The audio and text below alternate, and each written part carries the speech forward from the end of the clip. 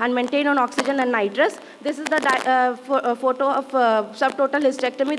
It shows the slimy layer. Placenta was deeply adhered to the uterine wall. Patient was put on injection noradrenaline, right subclavian central line was secured for fluid and blood transfusion. Urine output monitoring was started, and total approximately 3,500 to 4,000 ml of blood loss was occurred.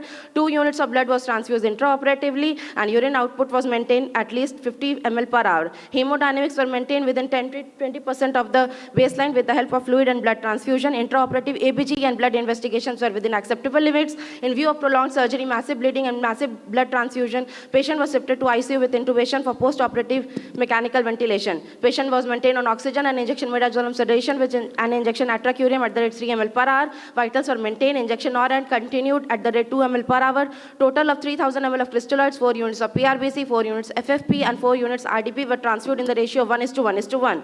ABG was within acceptable range and urine output maintained. Patient was weaned off from the ventilator on post-operative day 1. Extubation was done with reversal after proper sectioning. After reversal, vitals were maintained, and patient shifted to ward on post-operative day 2 with moist oxygen inhalation at 6 liters per minute and injection noradrenaline at the rate 2 ml per hour. Patient was discharged on post-operative day 10 with catheter in situ in a satisfactory condition with a healthy baby. Now the discussion: removal of the adherent placenta can lead to fatal hemorrhage. Placenta percreta can lead to bowel injury, bladder injury, life-threatening hemorrhage, coagulopathy, amniotic fluid embolism, and peripartum hysterectomy. Pre-operative preparation of patient with suspected placenta percreta is important given the potential for rapid and massive blood loss. Anesthetic management requires meticulous pre-operative planning, which includes optimization of hemoglobin, adequate IV access, availability of rapid IV infusers, hemodynamic monitoring, rapid availability of blood products, compression stockings, padding and positioning to prevent nerve compression, and avoidance and treatment of hypothermia.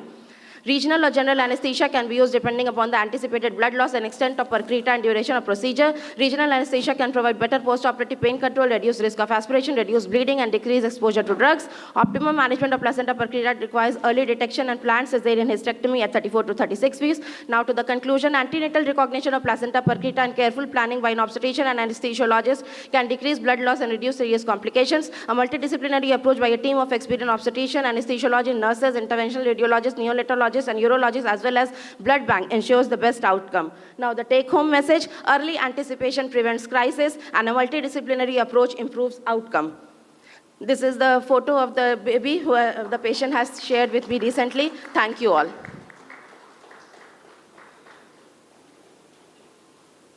Ma'am, in your case, there was painful vaginal bleeding or painless? No, ma'am, it was painless vaginal bleeding. So in which cases of placenta percreta there is painful bleeding? Ma'am, mostly in abruptio placenta. No, but that is not placenta percreta, no?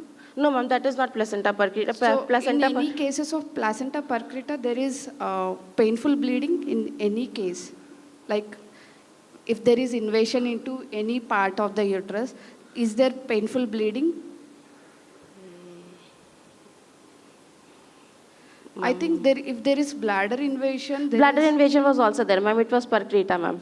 But in no case there is like painful bleeding in placenta percreta?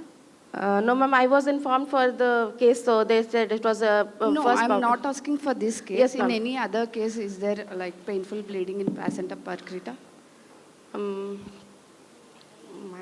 Might be. Okay. And why placenta percreta is more common in previous LSCS cases? Ma'am, because there is the decidua basalis failed to grow properly, and there is invasion of the netabush layer is destroyed in the previous history of cesarean section. Okay, thank you. Actually, madam. Yes, ma'am. Yes. Placenta percreta needs multi-specialty facility. Yes, sir. And is your area provide like this facility? No, sir, that's what I've presented this case because we managed such a case at our tertiary center itself. And it is it is a history of 1 month back because it was not diagnosed. Just I received the call for a routine emergency LSCS. That patient has presented with previous LSCS and she has to be taken for surgery. But we took it as a normal case, suspecting that might be the obstetrician informed that might be it is placenta previa.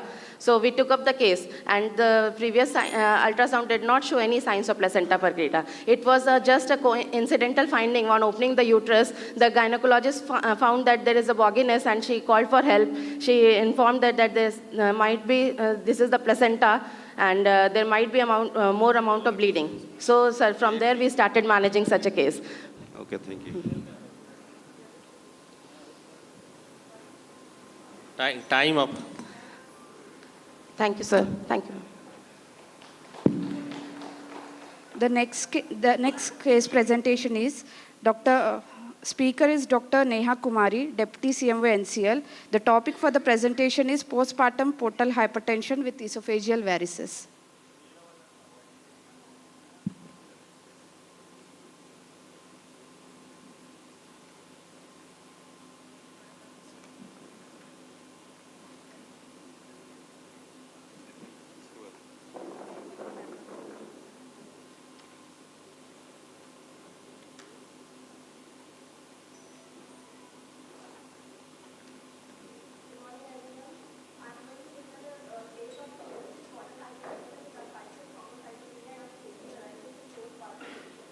CLD with portal hypertension in pregnancy is a high-risk situation. Physiological changes in adaptation to pregnancy and fetal needs leads to hyperdynamic circulation, which worsens portal hypertension, leading to recurrent variceal bleeding. My patient is Miss SX, 36-year-old. She is gravida for para 3, leaving 3. She presented with obstructed labor. Blood investigation showed thrombocytopenia. Vitals were within normal limit. Management was done by emergency LSCS under general anesthesia. Intraoperatively, we found there was moderate ascites, gross splenomegaly with postpartum hemorrhage. Bilateral uterine artery ligation was done along with oxytocin injection, Trenexa, blood and blood products. Then abdominal drain was placed. On day 1, drain output was 1000 ml. Ascites was present. Urine output was within normal limit. Blood investigation showed low albumin and total protein, hemoglobin 8.8, and thrombocytopenia. So a provisional diagnosis was made, investigations were done, which showed deranged coagulogram and CRP was raised along with thrombocytopenia. 2D echo showed left ventricular diastolic dysfunction. Ultrasound abdomen showed features of CLD with portal hypertension. CECT abdomen showed CLD with portal hypertension with moderate splenomegaly. Upper GI endoscopy was done, which showed esophageal varices grade 3 for so my final diagnosis is patient post LSCS with PPS, CLD, portal hypertension, ascites, thrombocytopenia, and esophageal varices. Post-operative management was done by IV antibiotics, IV almond, blood and blood products, injection vitamin K, ascitic tapping was done, and for esophageal varices banding, patient was referred to higher center. With increase in resistance to blood flow, there is liver damage, which leads to shunting of blood flow, thus development of extrahepatic collaterals, which leads to increase in portal pressure. This pathologic increase in portal pressure is portal hypertension, which is measured by hepatic venous pressure gradient. If it is more than 10, it leads to development of esophageal varices, and more than 12, it leads to bleeding of varices. Portal hypertension manifests in pregnancy as variceal bleeding, which is the most catastrophic one. The time of greatest risk is 2nd and 3rd trimester, 2nd stage of labor, mortality is high, and the mainstay of treatment is esophageal variceal ligation. Drugs can be given. Hepatic decompensation is next manifestation, which can occur in all trimester, which is most common after variceal bleeding. Mainstay of treatment is antihepatic coma regime. Other manifestations are severe anemia, spontaneous bacterial peritonitis, splenic artery aneurysm rupture, ascites, splenomegaly, hypersplenia, thrombocytopenia, and PPH. Perinatal complications include spontaneous abortion, preterm births, stillbirths, and perinatal deaths. Prognostic indicators are MELD and UKLD score at conception. If it is less than 5, there is minimal complication. If more than 10, then it is advised against pregnancy. Preconception counseling is very important. Blood investigation is sent. Surveillance endoscopy is done. And if variceal, esophageal varices are present, variceal banding is done. Antenatal checkup is done once in a month. Blood investigation is sent weekly. MTP is advised in case of severe hepatic decompensation. Compensated disease pregnancy is allowed till term. And early termination is advised for obstetric and progressive labor failure. LSCS is done only for obstetric indication. Intrapartum blood and blood blood products, antibiotic is given. Balloon tamponade is kept in hand for varicose bleeding. Volume and fluid overload is avoided. Epidural anesthesia is the preferred one. And we should cut the second stage of labor, and there should be active management of third stage to prevent the PPH, and oxytocin can also be used. Postpartum breastfeeding is allowed. Antibiotics are given. Antihepatic coma regime for hepatic decompensation. Contraception is very important in such patients. Barrier contraception, IUCD, and permanent sterilization is advised. Hormonal contraceptives are not advised. So my take-home message will be CLD with portal hypertension is a high-risk situation, so it should be managed in a tertiary care center with multidisciplinary approach. Maternal and perinatal complications are more severe in cirrhotic patients. NSAID, aspirin, and methergine is to be avoided. The current status of the patient is that she needs ascitic tapping weekly. She has been advised splenectomy, and she is a potential candidate for liver transplant. Thank you.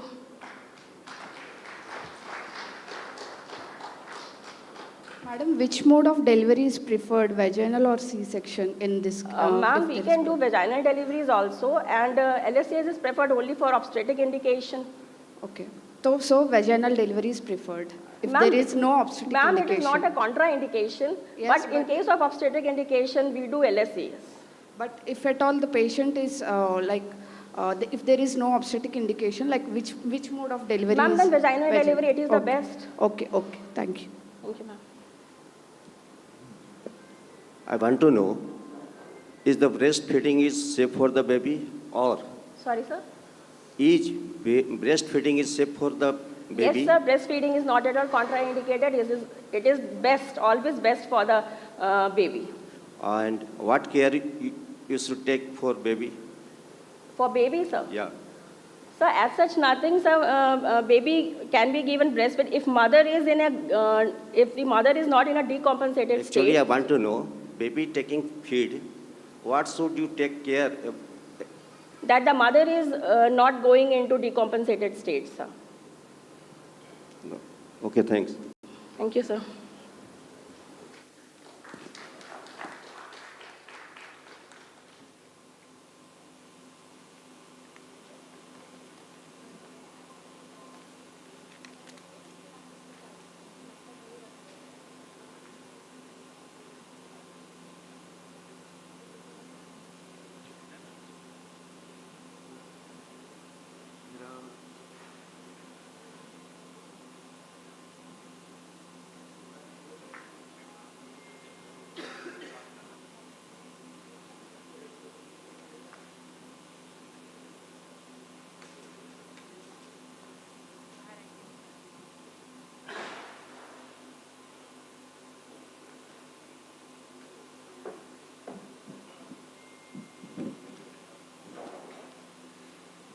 Next speaker is Dr. Shubham Vinesh Jaiswal, medical specialist WCL.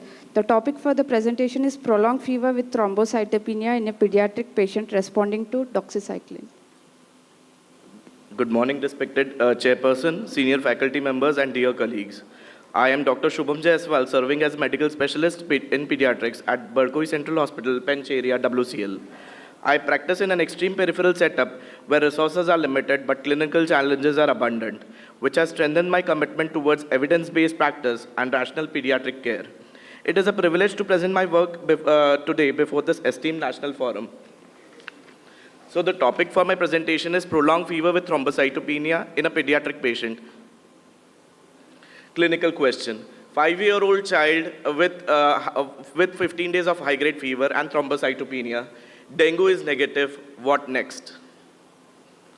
Background. Prolonged fever with thrombocytopenia is common in tropical India. Dengue frequently suspected but not always confirmed. Rickettsial infections are increasingly recognized. Case introduction.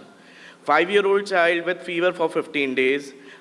Fever is high-grade and intermittent in nature with no rash and no bleeding. On examination, there is no lymphadenopathy, no localizing signs of infection. Child is ill-looking but hemodynamically stable. No organomegaly on systemic examination. So the child had brought this investigation with him on the day of presentation, in which CBC was suggestive of hemoglobin of 10 milligram per deciliter, WBC 2680 per microliter, platelets 90,000. So basically the child had pancytopenia. LFT was suggestive of, bilirubin was normal. SGOT was more than SGPT, which was suggestive of some infectious cause. 110 units per liter SGOT, and SGPT was 80 units per liter. CRPQ was 20. So differential diagnoses which were considered at the time of admission was dengue fever, enteric fever, malaria, rickettsial infection, and other atypical bacterial infections. Further investigations were done, in which dengue and serology was negative, malarial test was negative, Vidal was negative, Wheel Felix was negative, blood culture was sterile, urine culture was sterile, and sputum for CBNAT was negative. Why rickettsial infection? Prolonged fever more than 7 days, with leukopenia, with thrombocytopenia, dengue is negative, and the child responded rapidly to doxycycline, which we will be discussing further. So the platelet trends after on the day of presentation, it was 90,000. Within 24 hours, we had started with doxycycline at dose of 2 milligram per kg per day. On 4th, it was 119,000. On 6th, it was 183,000. So rapid recovery post doxycycline, we can see. In this graph, we can see that the same thing which I have said in the previous slide. On 6th, it was 90,000. 4th, 119,000, and 6th, it was 183,000. So this is the CBC comparison, which I have said. Academic discussion. Rickettsial evidence in India. Scrub typhus widely reported in Central and South India. Indian pediatric study shows 15 to 40% seropositivity. High prevalence in Central India. Laboratory findings are thrombocytopenia, leukopenia, and mild transaminitis. Rapid defervescence within the 48 hours of doxycycline. Why rickettsial infections are missed? Non-specific presentation, the absence of ISCHAR. This is very important. In adults, ISCHAR is the most common finding in rickettsial fever, whereas in pediatric patients, ISCHAR is absent. Limited confirmatory testing in peripheral centers like ours, poor sensitivity of Wheel Felix, limited access to IgM ELISA, overlap with the dengue profile. Evidence supporting early doxycycline. Indian Association of Pediatric recommends empirical doxycycline. WHO endorses early therapy in endemic regions. Delayed treatment linked with complications. Clinical response supports the diagnosis. Management and outcome. Empirical doxycycline was initiated. Child became afebrile. Platelet recovery was seen, and child was discharged on stable vitals. Clinical implication. Maintain suspicion if fever is more than 7 days. Do not rely on dengue serology. Start doxycycline when suspicion is high. Monitor platelet trend and response. Learning points for peripheral centers. Don't wait for confirmatory test in endemic zones. Doxycycline is safe even in children. Clinical response is diagnostic clue. What if doxycycline was delayed? It would have led to severe complications like ARDS, shock, encephalitis, and multi-organ dysfunction, which is very difficult to manage in pediatric patient. Clinical pearls, take-home message from this presentation. Fever more than 7 days with thrombocytopenia is not always dengue. Rickettsial infections under-recognized in India. Empirical doxycycline can prevent ICU admission. Early suspicion can save lives. I would like to thank AMO, Area Medical Officer, Central Hospital, Barkoi, all the nursing officers, and conference organizers.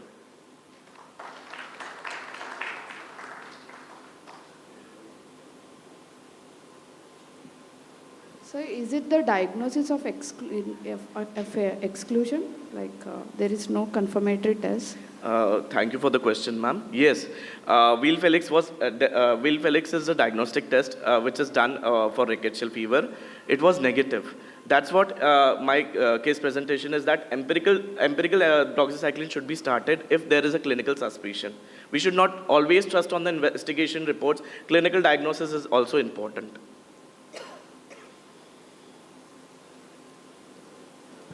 Okay.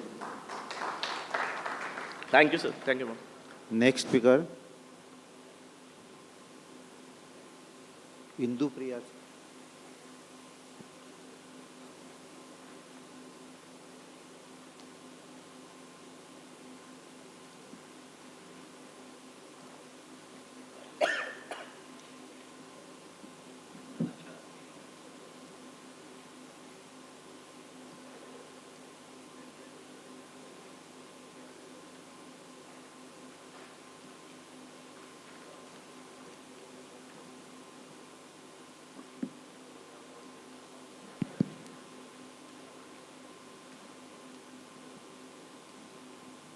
Hello.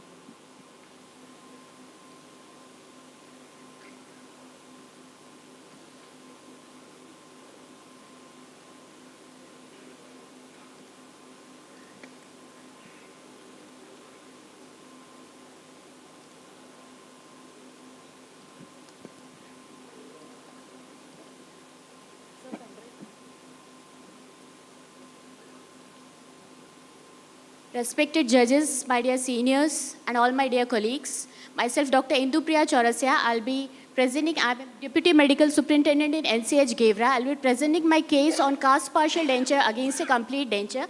It is a combination case. A combination case is a case in which there are various kind of processes. So what we need to do in this case is to balance the processes and to keep the biomechanics in such a way that the forces are neutralized in the processes. Now the introduction passed.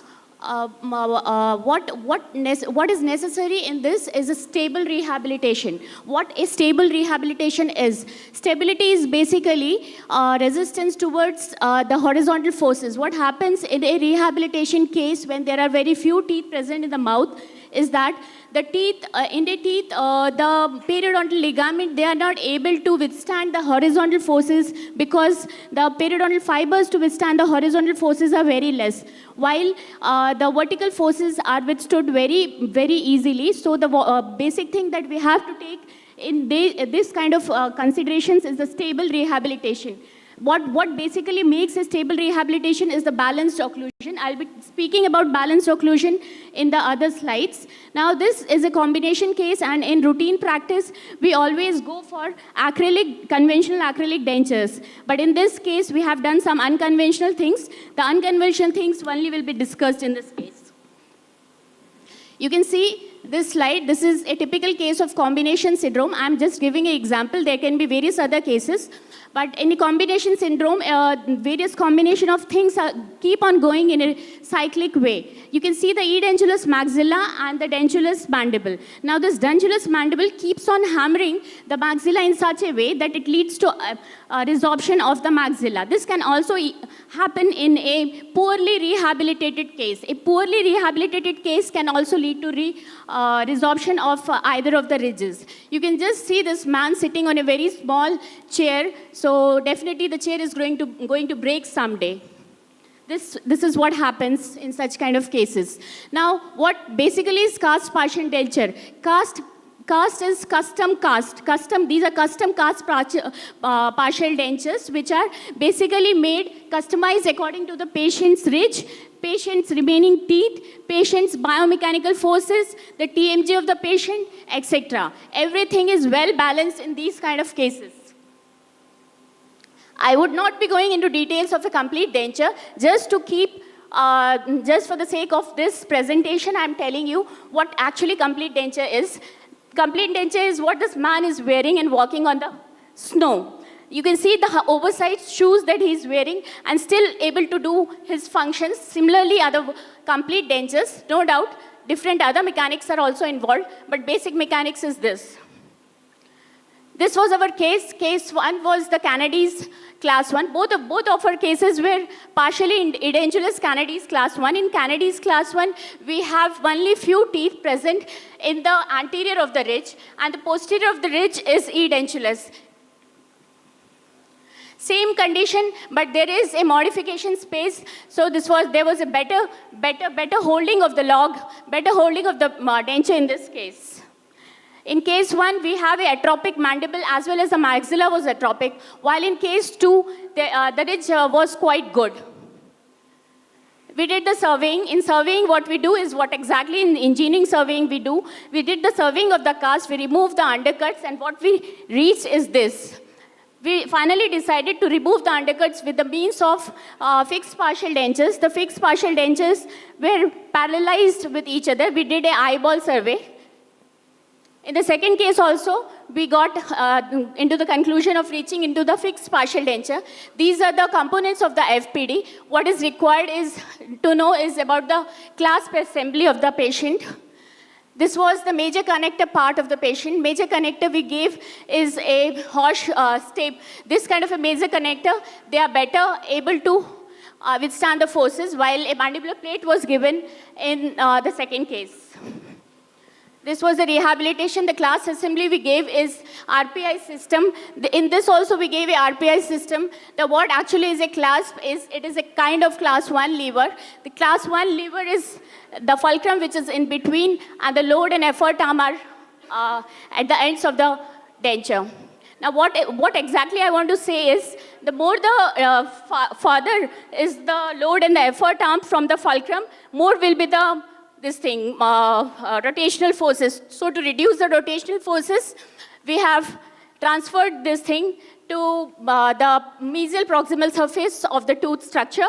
We can also give indirect retainers. This is what its proximal plate means. It is actually the bracing effect we have given. This was the RPI system. These are the impressions we made for the patient. This slide what actually shows is that we need to take the this thing in two parts. First is the part for the remaining natural teeth. Second is the part for the mucoperiosteum, because the mucoperiosteum cannot withstand the forces properly as compared to the tooth structure. So we need to take the impression in two parts. So we followed the dual arch impression technique. This was about the balanced occlusion. Balanced occlusion is completely different from the occlusion that is present in the mouth. It is very necessary to give balanced occlusion in these kind of cases for a stable entirety. Even if nothing is there in the ridge, even if very few teeth are present in the ridge, we need to follow the balanced occlusion. Yes, sir. Thank you.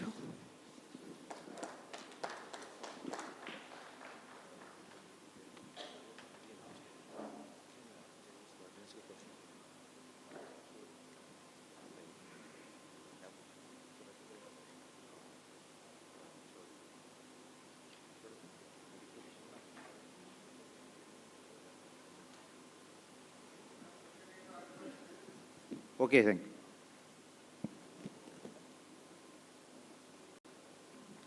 Sir, are there any questions? Ma'am, have you managed this case yourself? Is this your case? Yeah, exactly. This is my case.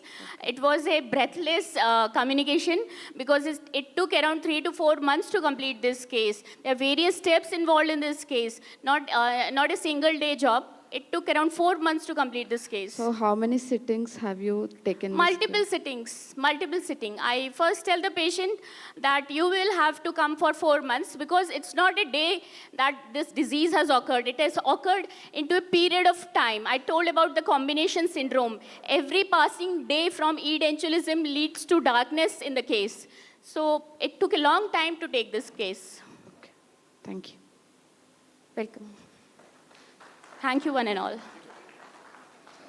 Next speaker, Dr. Kunal Yadav, Senior Medical Officer, Central Hospital, Pench area.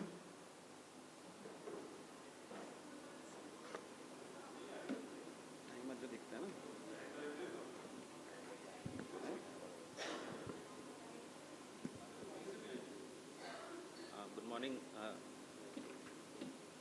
Shall we start?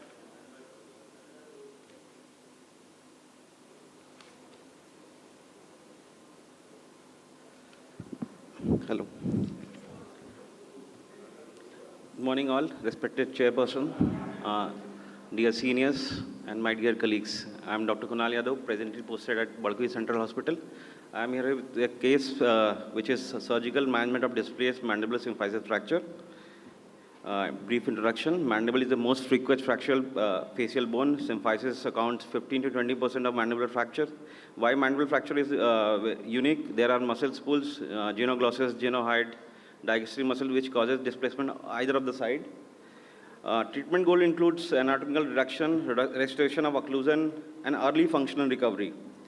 Here's my case. I'll give you the 45-year-old patient presented in our hospital with history of facial trauma following a road traffic accident. The patient complained was pain, swelling over chin region, difficulty in mouth opening, and deserved occlusion since the time of injury, classical sign of fracture.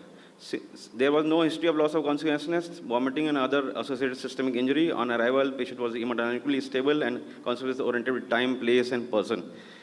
Here's the video of my patient. You can see the dissolved occlusion. The mandible is shifted towards right side.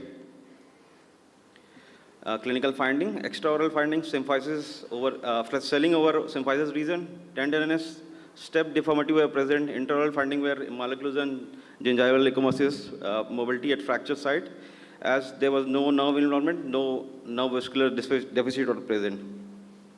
On OPG, it shows a linear oblique fracture running towards lower anterior toward the inferior border of mandible. As there was no associated fracture, like condylar fracture. Management rationale, why indication for surgery was the fracture was displaced, malocclusion was present, and functional impairment was there. The treatment of choice was open reduction internal fixation. Rationale, as open reduction internal fixation provide rigid fixation, early mobilization, and avoid prolonged intermaxillary fixation. Surgical technique, procedure was performed under local anesthesia with appropriate aseptic precaution, and an intraoral vestibular incision was placed in the lower anterior region to expose the symphysis fracture site. Subperiosteal dissection was carried out to identify and adequately visualize the fracture segment. Anatomical reduction was achieved, occlusion was assessed clinically. A rigid internal fixation superior border and two weld plates fixed with two screws at the superior border following the tension bend principle according to the Samfi ideal line of osteosynthesis. Hemostasis was achieved, layer was closed in the layer with observable suture. The procedure was completed uneventfully without intraoperative complication. While suturing, we have to consider the mentalis muscle. As we don't close the mentalis muscle, there will be ptosis of lower chin. The mandible will be dragged lower side. Chin will be dragged lower side. Biomechanical consideration, as mandible behaves as a curve being, superior border of mandible have a tension zone, inferior border have a compressive zone. Why two plate fixation? Two plate fixation provide superior plate act as a tension band, inferior plate act as a load sharing stability. Two plate fixation ensures prevention of rotational forces and maintenance of occlusion. Post-operative course, IV antibiotic analgesics, soft white, early jaw mobilization, outcome, stable occlusion, adequate mouth opening, no infection, no hardware failure as the IMF was done. It's all lead to uneventual recovery. Discussion. So, symphysis fracture is always associated with bilateral condyle fracture, but in this case, it was not seen. Open reduction internal fixation remains the gold standard for displaced fracture. Titanium mini plates always provide biocompatibility strength, lower infection rate. Early fixation prevents malocclusion, non-union, and speech and mastication problems. Conclusion, early diagnosis and anatomical reduction are crucial. Two-plate fixation offers biomechanical stability, and open reduction internal fixation always allow early functional recovery and excellent. Thank you.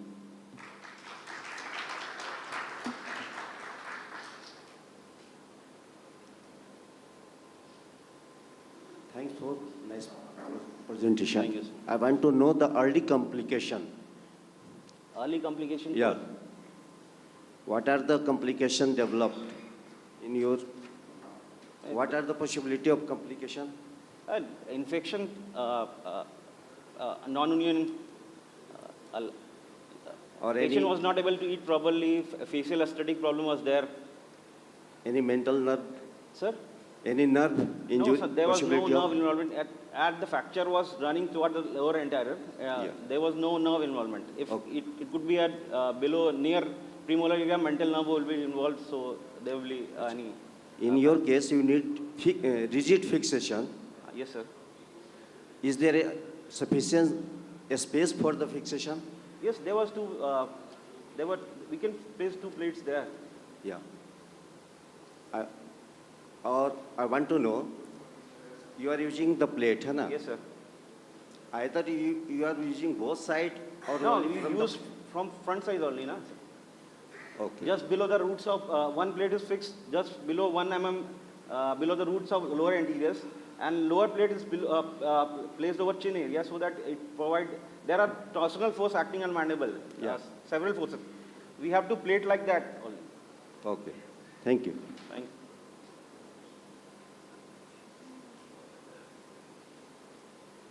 Sir, have you done the follow-up, like Yes, the sir, patient? Yes, sir. Like Yes, chewing ma'am. function and Yes, ma'am, I did all the things. Patient left the hospital second day, Okay. and he came after 21 days for IMF removals, in that immobilization part, and he was eating properly. Okay, oral foods are Oral allowed food, after yes. how many days, sir? In this sir? case, oral foods. After 21 days. He was on soft diet till 21 days. IMF was done, intermaxillary fixation was done, and that was open after 3 weeks, and he was able to eat after that, 7 days. Okay, thank you. Thank you.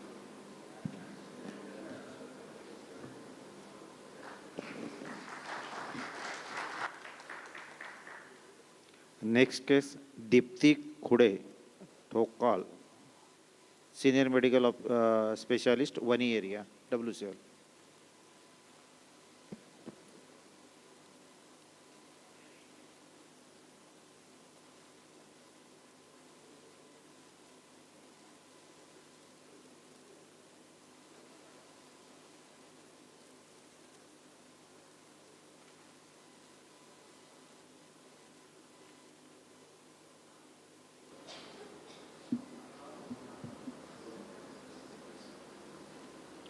Good morning all. Myself Dr. Dipti Khude from Rajiv Ratan Central Hospital Vani WCL, and I am a senior medical specialist OBGYN, and I am presenting a high risk pregnancy case, that is a sickle cell disease with pregnancy. So I'll be starting with some information about sickle cell disease. Sickle cell disease is the most common group of inherited hemoglobin-related blood disorders. Incidence is 3.3% across India. The prevalence rates are slightly higher in tribal populations. And the pathophysiology, due to polymerization of abnormal hemoglobin in low oxygen states, there is a formation of rigid and fragile sickle cell-shaped red cells. These cells are prone to breakdown, leading to hemolytic anemia and vaso-occlusion in small blood vessels, resulting in most of the complications of sickle cell disease. With pregnancy, sickle cell disease has following complications: preterm labor, fetal growth restriction, preeclampsia, vaso-occlusive crisis, high risk of maternal and fetal mortality. So when a female with sickle cell disease is met in OPD, we should ask for her pregnancy plans. If pregnancy is not intended, then contraception should be advised. Always test the spouse for hemoglobinopathies, because there is Mendelian transfer of sickle cell genes. So if he is having normal adult hemoglobin, there is 50% normal and 50% sickle cell trait offspring in the offspring. And if there is trait or major hemoglobinopathies, then they should be referred for genetic counseling, as there is higher incidence of sickle cell disease in offspring. Now, sickle cell disease is either homozygous state of sickle cells, or there is two genes, one is beta thalassemia and one is sickle cell. So only these two kind of hemoglobinopathies are classified as sickle cell disease. The care that is advised during antenatal period is the low oxygen stage should be avoided, that is dehydration, cold, hypoxia, overexertion, stress should be avoided. And there are some things that should be screened. There should be a 2D echo done of the mother, and the pulmonary hypertension should be excluded. The BP and urinalysis is used to identify hypertension and or proteinuria. There should be periodic testing of renal function test and liver function test to look for sickle cell neuropathy and deranged hepatic function. Also, there should be retinal screening to rule out proliferative retinopathy. There should be screening for iron overload through serum ferritin, most commonly, or T2 weighted cardiac MRI. The positive cases should be undergone iron chelation therapy before conception. Screening for red cell antibody is, if it's positive, there is increased risk of hemolytic disease of newborn. Sickle cell disease is prone to higher risk of infection by encapsulated bacteria such as Neisseria meningitidis, Streptococcus pneumoniae, and H. influenzae. The complication of sickle cell disease, there is vaso-occlusive crisis, there is acute chest syndrome, or there is risk of hepatobiliary tract complications. The disease-modifying therapy, that is hydroxyurea, which is contraindicated in pregnancy and breastfeeding, and donor RBC transfusion, which can be given as direct or as part of exchange transfusions. Now, our case, Mrs. LK, she is a 23-year-old female and husband works in Mongolia. And she had history of homozygous sickle cell anemia. And she had, on her OBS history, 1 8-month pregnancy loss, stillbirth, delivered vaginally at her Jharkhand village 6 months back. Husband and wife were both apprehensive when they visited me at 5 to 6 weeks pregnancy. And they were apprehensive whether they would have a similar obstetric outcome. And they were asking for termination of pregnancy, but I counseled them basis the hemoglobin electrophoresis done of the husband, which was found to be normal adult hemoglobin. So I explained to them the chance of 50% sickle cell trait and 50% normal baby. So this case was a sickle cell homozygous with bad obstetric history with pregnancy. The management was a team comprising of hematologist, gynecologist, and primary care physician. And counseling and care during pregnancy was advised to avoid sickle cell crisis. And concurrent hematology opinion was taken from 5th month onwards. And as per advice, twice exchange transfusion was undertaken in this patient till term. And she was taking tablet Folvite 5 mg and referred to higher centers. So the outcome, she delivered a healthy baby 2.75 kg, and there was no sickle cell crisis during entire pregnancy or puerperium. And complicated pregnancy like sickle cell disease can be managed well with timely care and intervention.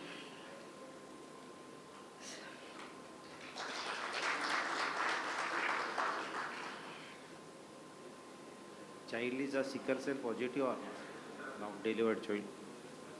Yes. Baby is, what is the status of baby?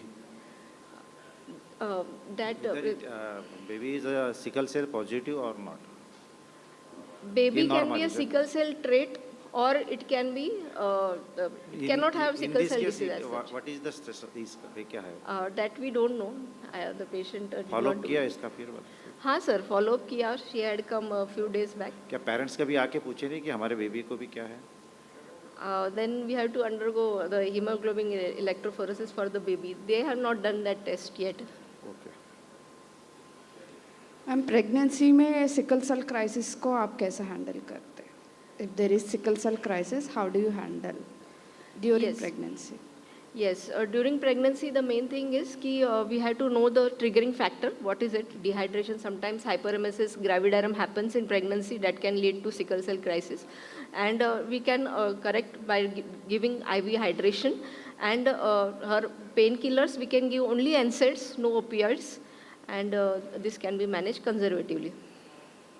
Do you do counseling to the unmarried patients who come with like trait and disease to you? Yes, we need to do genetic counseling of patients who are having sickle cell trait to not marry another spouse having a similar sickle cell trait or a major sickle cell disease person. Do you do that in your regular OPD counseling? OPD counseling? Yes, OPD counseling is done by me. Yes. Thank you so much. Thank you. Thank you. Next speaker is Dr. Firdaus Tadavi, Deputy MS, Chandrapur area, WCL.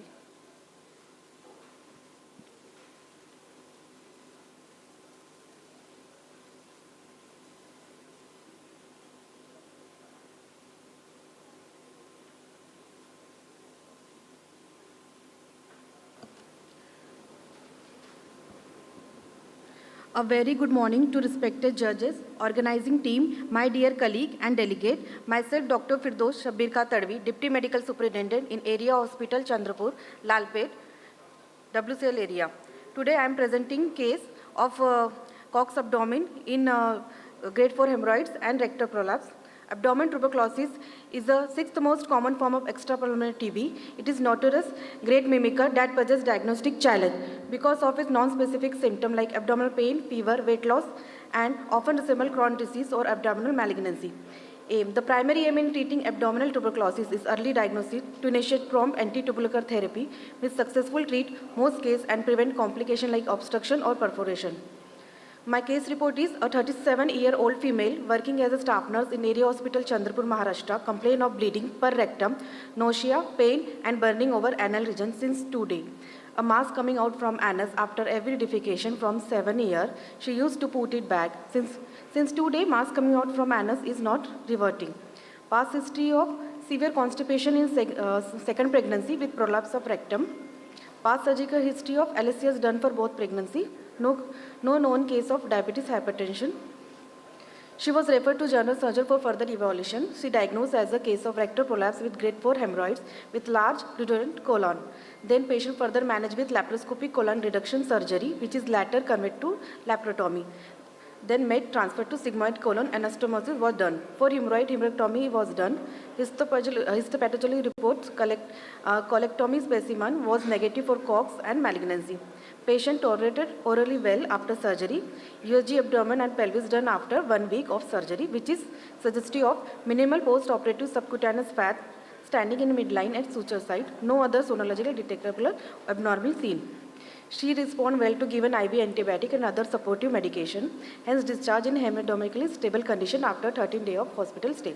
But after 10 days of post-discharge, she again developed constipation associated with multiple episodes of vomiting, pain and abdominal distension associated with decreased urinary output.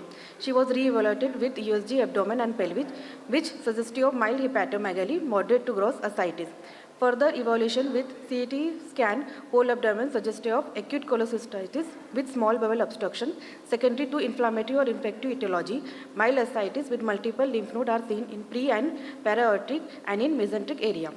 Then she again posted for diagnostic laparoscopy, which is then converted to the open laparotomy, and the procedure was uneventful. Laparotomy findings include free fluid in abdominal cavity along with internal herniation of bowel through mesentery.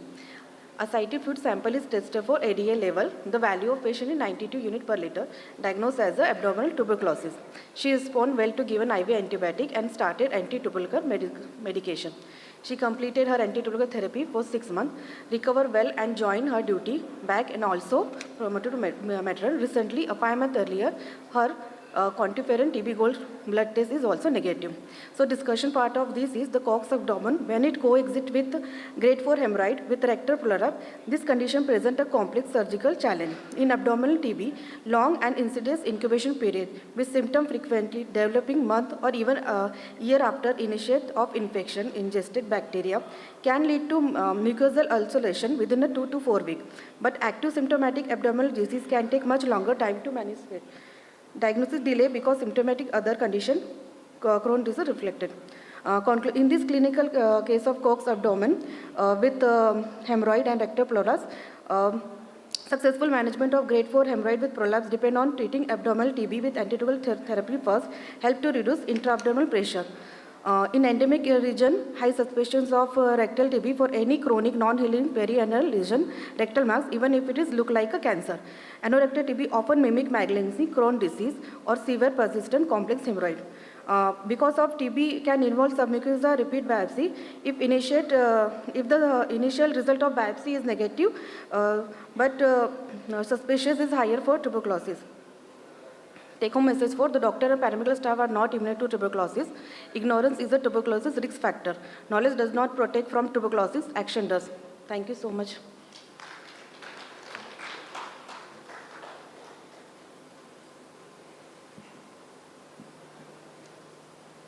Can you perform surgery in active phase of tuberculosis, like in this case? Like in this, if she diagnosed early, first it is necessary to treat tuberculosis with anti-tubercular therapy. It will help to reduce the mass and help No. for I just want to know, can you perform the surgery in active phase of tuberculosis?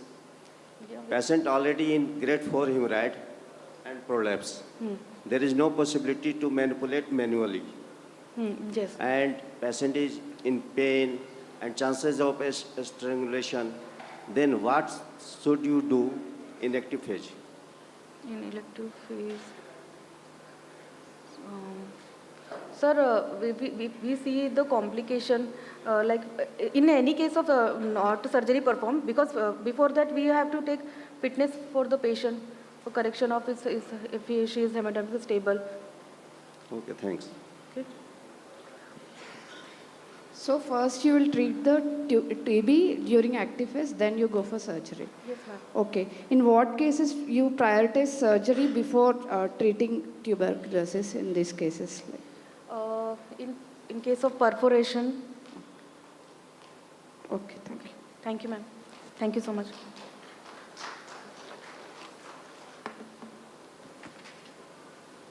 Next is Balakrishnam Naidu, Medical Superintendent, 1 area WCL.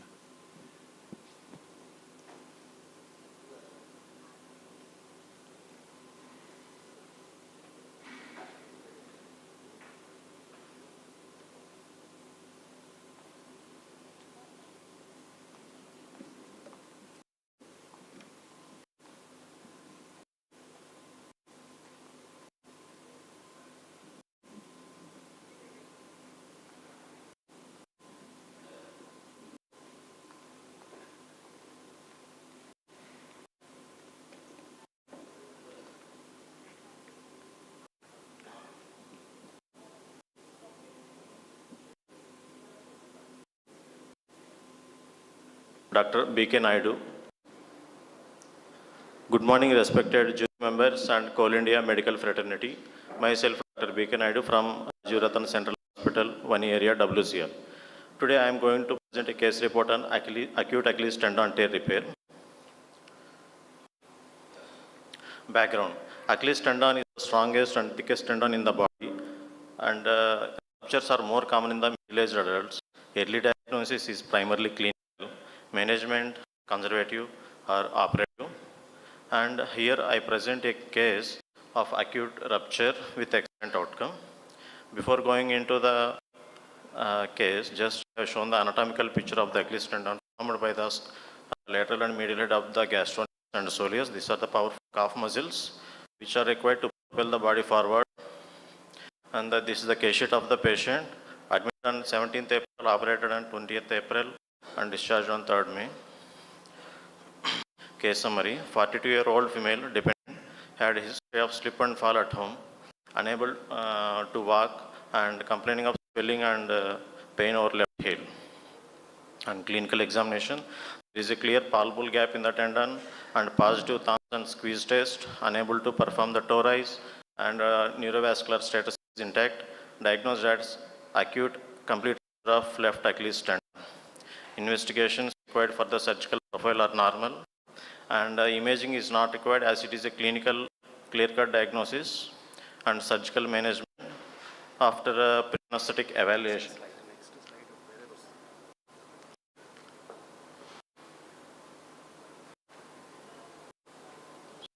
Okay, thank you, sir. After pre-operative evaluation, she is taken for the surgery, and in spinal anesthesia, patient is laid down on the prone position. After preparation of the surgical part, a skin incision of 10 centimeters medial to the medial border of the Achilles tendon is made. Subcutaneous tissue incised, and tendon is exposed after clearing the tendon sheath. Here you can see the both torn ends of the Achilles tendon, proximal part and the distal part, and it is managed with the help of crack suturing technique using non-absorbable ethibond, which is made of polybutylic acid. This is the crack suturing of the both torn ends. After suturing, this is the result of the tendon. This is the intraoperative video.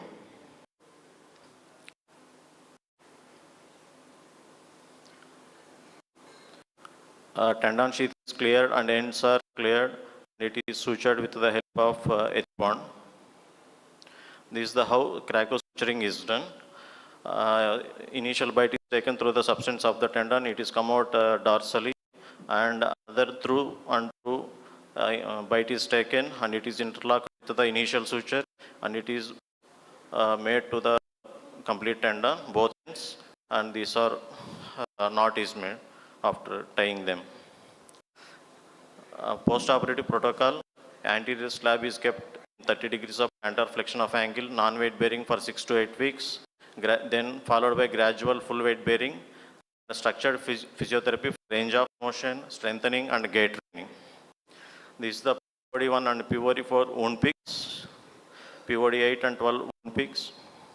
At 9 months follow-up, just before announcement of CIMECON, a good healthy surgical scar, and she regained a complete range of ankles and independent ambulation, returned to the daily activities. This is the healthy scar at 9 months, and this is the walking video and ankle movement video.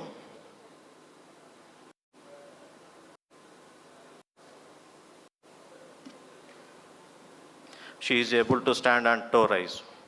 Discussion: watershed zone which has precarious blood supply 2 to 6 centimeters from the calcaneal tuberosity is the most site of the rupture.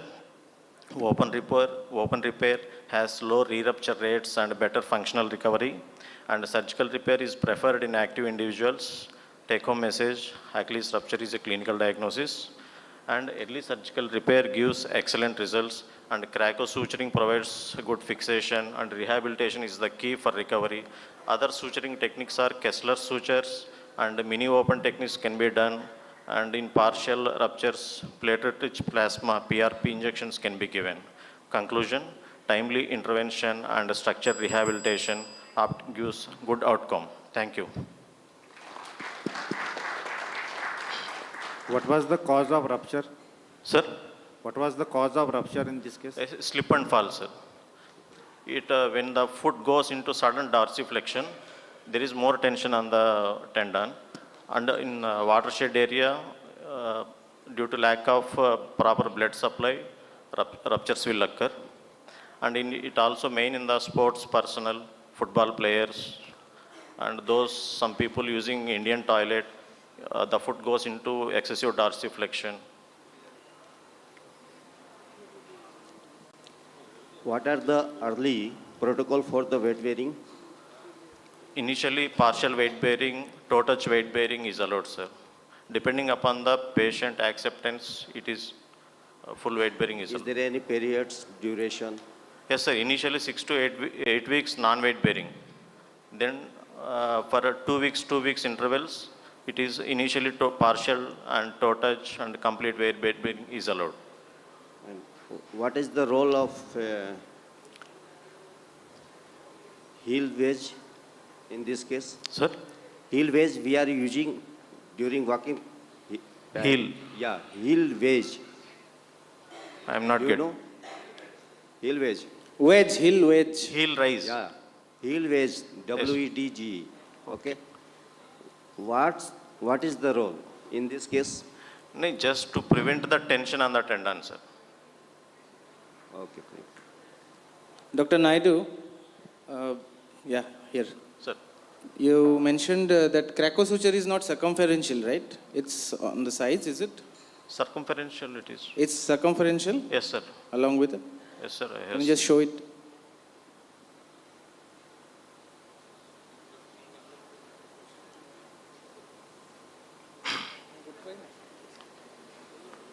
This is the picture, sir. Interest. Okay. This is the wound image showing circumferential suturing. Okay, okay. Thank you, sir. Thank you, sir.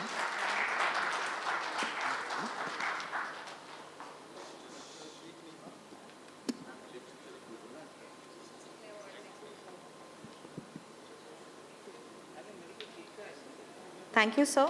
Now I request all the speakers of our today's case presentation session to kindly come on the stage, please. Dr. Monica Moni, Dr. Neha Kumari, Dr. Shubham, Dr. Indu Priya, Dr. Kunal Yadav, Dr. Deepti Khude, Dr. Firdaus, and Dr. Balkrishnan Naidu. I request our esteemed chairpersons to kindly felicitate our today's speakers of the case presentation session. Sir, please. Ma'am, please.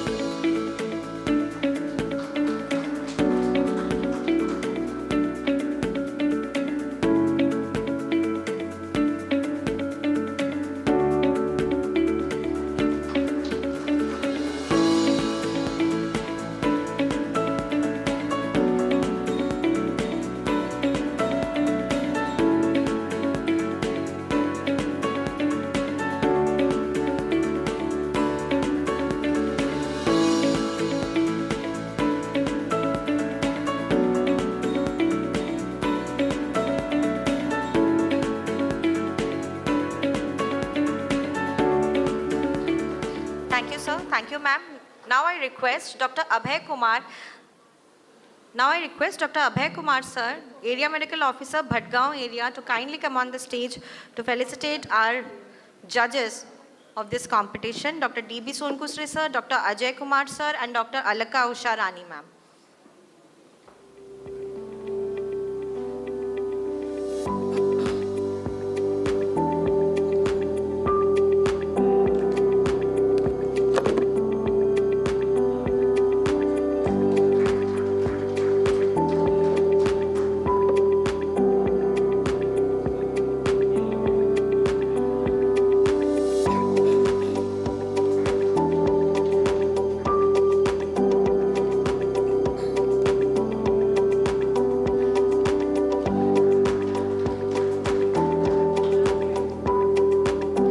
Thank you, sir. Thank you, ma'am.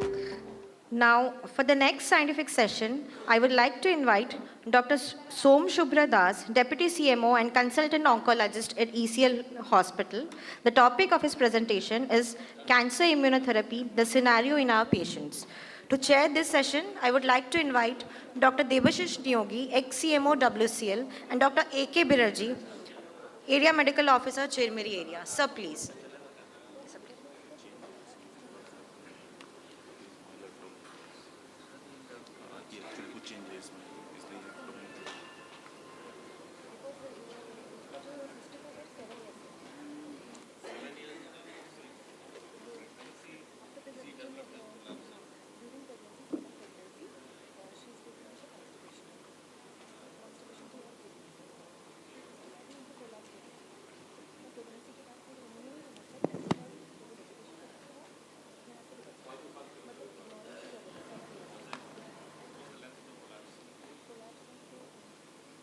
Now, as you know, our present speaker is Dr. Som Shubhra Das, Deputy CMO, Consultant Oncologist, Sanctuaria Hospital and Central Hospital, Kalla, Eastern Coalfield Limited. He is also member of Association of Radiation Oncologists of India, Indian Society of Oncologists, and American Society of Clinical Oncology. Now, you can start your topic. Thank you very much, sir, for the kind introduction. A very good morning to both of you. A very good morning to the assembled dignitaries from all the subsidiaries of Coal India, my seniors, colleagues, and friends. And I would like to extend my heartfelt thanks to the organizing committee and organizing chairman, Dr. Shrutidev Mishra, sir, to provide me this opportunity to talk on a trending topic, that is cancer immunotherapy. Before starting, I would just like to declare that there has been no conflict of interest and views are my personal, and the organizing committee has no responsibility in it. According to American Cancer Society, immunotherapy is a type of cancer therapy that helps the immune system find and attack the cancer cells. In 2016, there was a landmark article by Sofia Farcona, which ultimately concluded that checkpoint blockade immunotherapy or its combination with other modalities can lead to increased therapeutic success. As you can trace the key events of development in cancer immunotherapy, you can see that in 2011, ipilimumab was approved as an immunotherapeutic agent, 3 years later to be followed by pembrolizumab and nivolumab. And in 2018, it was a landmark year when Professors James K. Allison and Kazuke Honjo received Nobel Prize for cancer immunotherapy discoveries. This is the landmark date when a government medical college in West Bengal saw immunotherapy for the first time. The Apex Medical Institute of the state, IBJMER, and SSKM Hospital saw the use of nivolumab by Dr. Kaushik Chatterjee. And as a resident of the department at that time, I happened to be the part of the team. What are the treatment types? The adoptive cell therapy, out of which the chimeric antigen receptor T or the CAR T cell has been approved only nowadays for the treatment of large cell lymphomas. Cancer vaccines. Yesterday, Dr. Sai Lakshmi Dayana had elaborately explained the need for HPV vaccination. She also emphasized on hepatitis B vaccination. These are the preventive cancer vaccines, while Sipuleucel T and BCG are the therapeutic cancer vaccines approved till date. Recently, TVEC, the oncolytic virus, has received recommendation for use in melanomas. Our main area of discussion today will be that these two groups, immunomodulators and the targeted antibodies. Most immunomodulators, that is the checkpoint inhibitors, act by acting on the PD-1, PD-L1 pathway or the CTLA4 pathways. thereby creating a brake on the immune system, thereby increasing body's ability to destroy the cancer cell. If you see the classification of the targeted antibodies and immunomodulators, you can see there are the naked monoclonal antibodies. These are actually incorporated in daily chemotherapy regimens nowadays. But the ADCs, that is antibody drug conjugate, the bispecific antibodies or the checkpoint inhibitors, these are principal areas of concern due to high cost. Indications are always varied and widespread, mostly in advanced stage, treatment naive cases, treatment recurrence, treatment failure, metastatic disease. US FDA approval is nowadays a must for its use, and in India, an additional DCGI node is required. NCCN recommends treatment for different types of cancer, but with immunotherapy, NCCN has a drawback that sometimes it has recommended certain drugs for which a trial has been just commissioned in USA, or it is in early phase 2 trial.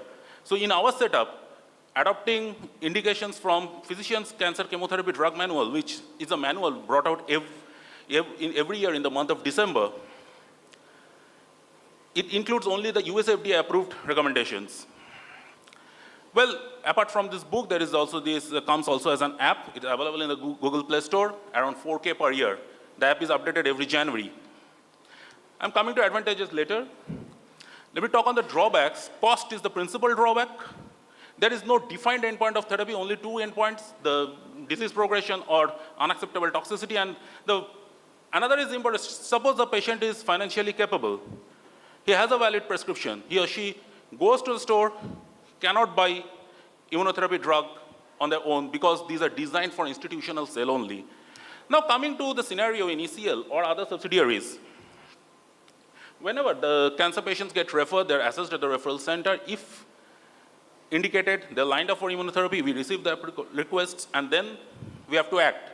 Well, most of the immunotherapy plans, these are as per recommendations, according to protocol, but sometimes we receive recommendations which are not approved by the FDA, which do not have DCGI node, only NCCN recommendation is there. In those cases, we feel we are in a real fix. Now, with the naked monoclonal antibodies and cytokines, these are in regular use. These have defined period of therapy. We do not face much difficulty except for pertuzumab and daratumumab. But principal area of concern are the checkpoint inhibitors due to high cost. Once again, I have already said that period of therapy is undefined. Absence of level 1 evidence in most of the cases. And now, unacceptable toxicity. But which toxicity is unacceptable? It is not mentioned anywhere. They have mentioned this toxicity is unacceptable, but that is very rare. So that endpoint is never met. And endpoints, I have put a query because sometimes these endpoints are ambiguous. I received one approval request from a hospital. I saw that the latest PET CT scan was showing new lesions, which is a sign of disease progression. When I countered, they said, no, those new lesions are not that, these were more than 1 centimeter new lesion. But they said, no, we will do a PET CT another month later, and then we can confirm. And another month later, that PET CT invariably brought out stable disease because it was compared with the PET CT a month ago, not 3 months ago. ADCs and bispecific antibodies sometimes benefits outweigh the risks. And once again, for all agents, if I see, cost is an issue. Issue number 1 to issue number 10 can be said as cost. There are communication gaps because sometimes we receive one-liner letters as approval. I ask for some more information, they send a 2-liner. That is not adequate information. Loss to follow-ups, we all know. I am not elaborating on the 4th point, external influence, we also all know in all the subsidiaries. And there are trust issues. Patient has a firm belief that our doctor doesn't know anything. I have also received threat from a patient that you will be held responsible, I will hold you responsible if my disease returns. I said that cancer, no one can say anything that this cancer will not return. Now, this is a figure of the cancer referrals in ECL over the last 2 calendar years, around 800. This is not the number of patients, this is the number of referrals, includes the new cases, revisits, multiple visits for the same patient. I've just put this figure up to explain one thing. Just imagine, even if 1/8 of these referrals, that is 100, received immunotherapy, 3 months per referral, that is at least 4 cycles per referral, 100 referrals, that is 400 cycles, each cycle costing 4.5 to 5.5 lakhs, you know simple mathematics. Now, is it worth it to spend so many? Early trials had shown OS and PFS benefits with ipilimumab. I'm not going to all the trials due to paucity of time, though I would have loved to. I'm just mentioning Keynote 564, which was pembrolizumab in clear cell RCC, which showed an overall survival rate of 91.2%, but most importantly, a disease-free survival of around 10% more than the placebo group. And TOPAZ 1 is a very landmark trial. It has revolutionized the treatment of advanced biliary tract cancers when durvalumab added to gemcitabine and cisplatin in cases of advanced unresectable or metastatic biliary tract cancer has a 24-month overall survival rate, more than 15% compared to the control. Thus, immunotherapy heals and cures. It is effective in disease control, prolongs overall survival, has improvement in DFS and PFS, that is disease-free and progression-free survivals, enhances quality of life, has less severe adverse effect, but cost is an obstacle, and especially in a limited resource country like us. I'll just give you 4 case reports, 2 showing how immunotherapy has helped, and 2 where immunotherapy has succumbed to the aggressiveness of disease. This was a 35-year-old underground loader who had sudden loss of consciousness while on duty. A CT brain showed an SOL in the right temporoparietal area. There was certain suspicion, so a whole body PET CT scan was done. It showed an unresectable right renal mass. Craniotomy with near total resection of the brain SOL was done. Now, unresectable renal mass, it has no systemic therapy available, only immunotherapy and targeted therapy. And pembrolizumab and axitinib was started. Patient received 69 cycles till August 25. There was disease progression after 69 cycles, but just imagine 5 years. Without therapy, this patient would have lived for 1 or 1.5 years. With pembrolizumab, this patient got 3 to 3.5 more years. He had time to plan, he had time to live his life, he had time to design a future for his family. And so the quality of life was also improved. A 40-year-old homemaker presented with a renal mass. She was operated in 2001. It came out to be chromophobe cell RCC. Pulmonary recurrence in 2013, following which she was given 69 weeks of temsirolimus. Then started on pazopanib. And then there was early signs of progression in 2024. However, she declined immunotherapy. Without immunotherapy, nothing was the option available now. She declined till August 25. But then finally agreed. Nivolumab 200 mg 2 weekly was started. She received the latest dose on 16th of February 2026. Even I couldn't believe how magically she improved symptomatically. When she came for a dose of zoledronic acid to me in August 25, she couldn't walk, she couldn't stand, she couldn't even sit properly in a wheelchair. And when she came for a dose in February, she came walking steadily, even refusing a walking stick. This is a very unfortunate case. Retired staff nurse of our hospital had carcinosarcoma of endometrium, very aggressive disease. A taxane and platinum-based chemotherapy for 4 cycles, followed by CRS, followed by another 2 cycles of the same therapy. Developed with liver mets in June. Now 6 months had elapsed since the previous therapy, so the same regimen along with pembrolizumab was started. But there was progression of disease post 3rd cycle. Liposomal doxorubicin, 3 cycles, once again progression. Then pembrolizumab single agent was restarted in December. She couldn't continue after 1st cycle and ultimately succumbed in the month of January. And this is the most unfortunate case. A 57-year-old doctor. He had pleural effusion, pleural fluids showed atypical cells, evaluated and was diagnosed with enteric type of adenocarcinoma of lung with METs. Very rare and very aggressive histology. Pemetrexed carboplatin was started, then assessing response, pembrolizumab was added from 3rd cycle. Post cycle 4, there was complete metabolic response. Now, here's the point that complete metabolic response in the first evaluation in an aggressive disease is a very, very, very bad sign. It's just like water receding before a tsunami. And same thing happened here. 4 cycles of maintenance with pembro and bevacizumab, extensive bone mets and disease recurrence. 3 cycles of docetaxel ramucirumab, progressive disease. He received palliative radiation in 3 sittings, once in vertebra, once in ribs, once in brain. Single agent gemcitabine was tried as a last resort. 3 cycles were planned. He couldn't continue after 2. He's on best supportive care, and as I say, I'm sorry to say that he's just waiting. So what's ahead? Before commenting anything, we must accept that immunotherapy is the future of medical oncology. Because in oncology practice, surgical and radiation oncology do hold their position, will hold their position, but in medical oncology, all researches are being directed towards immunotherapy. The last conventional chemotherapy molecule discovered was 8 to 10 years back. Costs are high, but prices are going down once the patents are expiring. Well, benefits do outweigh the costs in number of cases. Judicious use is to be encouraged, but this goes without saying that injudicious use must be prevented. Immunotherapy versus best supportive care, as shown in the trial results.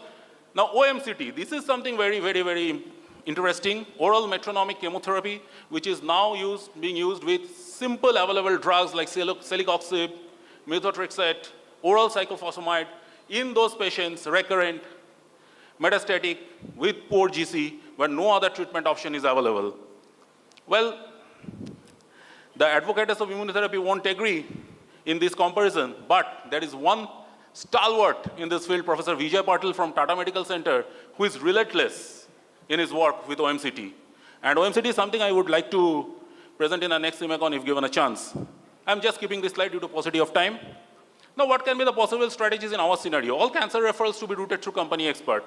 Okay, Dr. Das, in ECL you were there, but in other subsidiaries, where is an oncologist? Well, there is no oncologist, but there are certain other specialists of the concerned disciplines who can decide on which cancer cases are to be referred.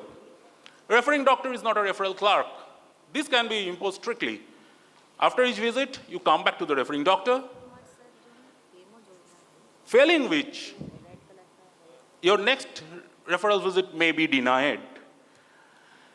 Maintenance of a cancer patient database in company CRC, I have just started formulating an SOP for it. This is not that very difficult, I guess. Immunotherapy approvals only if indication matches with PCCDM.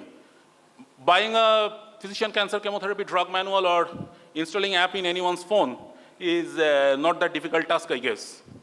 PAP support option. Each and every drug comes with a PAP support, patient assistance program support. You buy one dose, get the next dose free. All molecules come with it, but the manufacturers don't reveal unless asked for. Referral centers to be thoroughly instructed regarding proper communication, which I've already said, not one-liners, a detailed summary. Periodic review by expert panel, the same expert panel as in point 1. I don't know how much it is possible, so I'm not, and this is, I think, impossible. So I have put a note of interrogation, that is imposing a ceiling on immunotherapy costs. And this one, institutional purchase of drugs and administration in-house, well, once again, in ECL, you are there, Dr. Das, but who will administer the drug in other subsidiaries? But I was tempted to add this line, but after what happened 7 days back, I started with a date. I will, at the fag end of the presentation, I am ending with a date, that is 7 days back, the 23rd of February, 2026, when it was a historic first in ECL, as well as in entire Coal India, I guess, when Saktoria Hospital witnessed immunotherapy with an antibody drug conjugate, FAM trastuzumab deruxtecan was administered to a metastatic CA breast patient. I called the son of patient last night, and he said, mother is doing fine. I would just like to extend my sincere thanks to CMSIC, Dr. S.N. Shah sir, and CMOIC ECL, Dr. Shomir Poddar sir, who are very much instrumental and actively made the drug available. Even they convinced the Amrit Pharmacy to provide the drug on credit. So the onus lies on them. Thank you, sir. I won't repeat this take-home message slide, I think, because I have said everything. Immunotherapy is the future of medical oncology. Benefits often outweigh cost. Judicious use to be advocated. Once again, goes without saying that injudicious use must be prevented. Our scenario obviously demands revamping of strategies, like which I said something, enforcement of stricter guidelines, and of course interdepartmental coordination. PAP support option, please, please, please, please.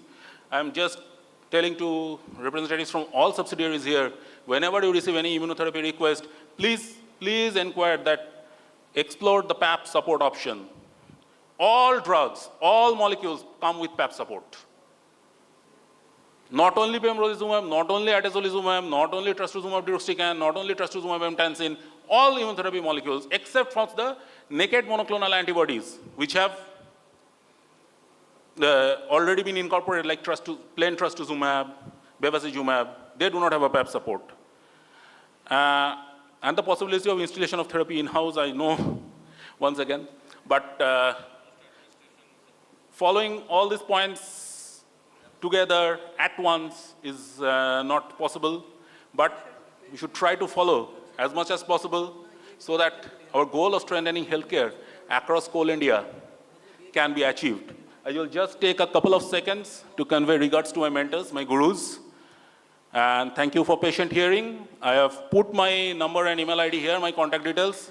Feel free to contact whenever you like. Whenever you have any doubts with a cancer patient, I am available 24/7. You can contact, feel free to contact.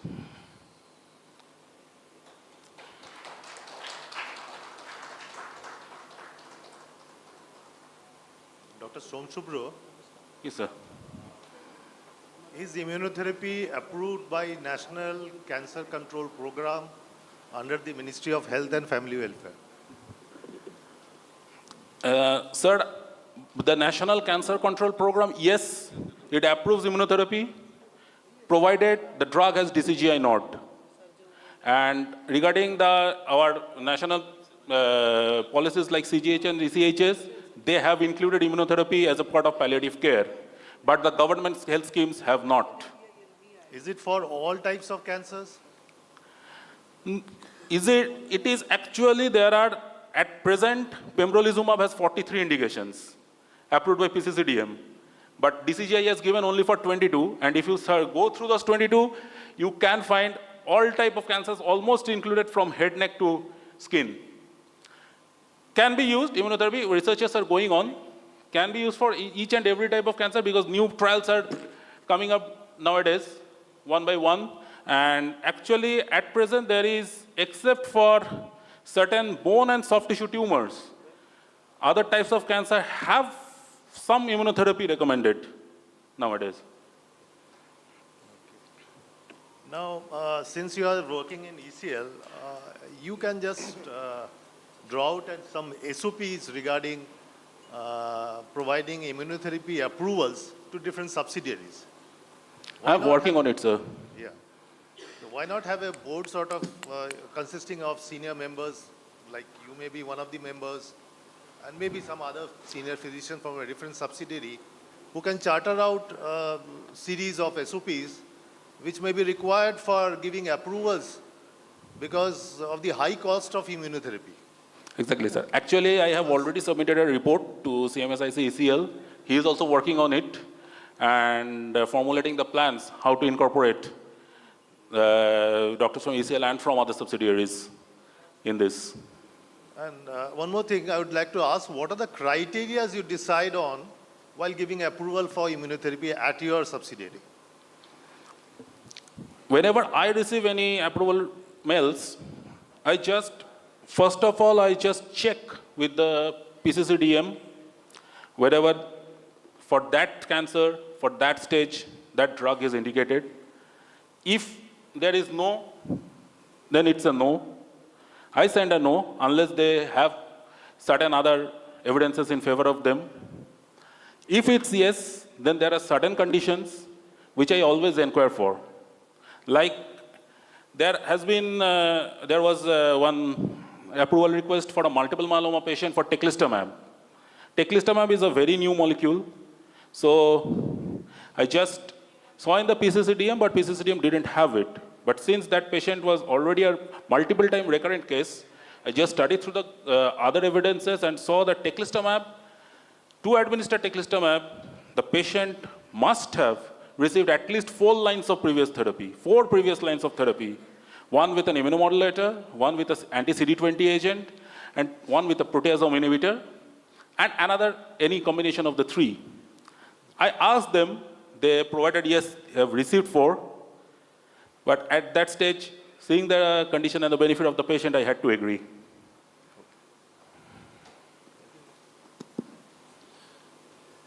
Any question from audience side? Do they respect your verdict which you give? Sir, first time they do not. They send their own opinion.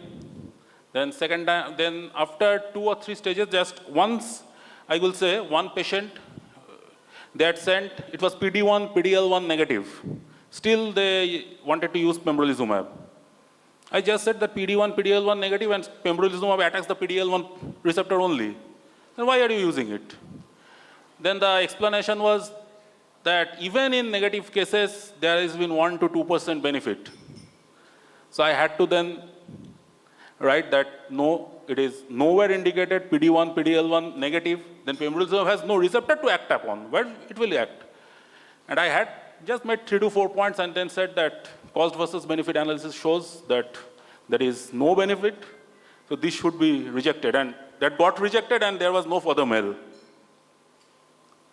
Thank you, you could respond to them and they respected your verdict. But I doubt this is all marketing gimmicks is also added to all these things at the end of the day. Exactly, I agree. And that's escalating our cost from our subsidiaries and Coal India. Exactly, I agree. Actually, the cost, the marketing gimmick is, they do not reveal that they have a PAP support option. Atezolizumab has a PAP support option. 1 dose costs 6 lakhs. But they have PAP support option. You buy 1 dose, get 1 dose free. But they do not reveal, unless asked for.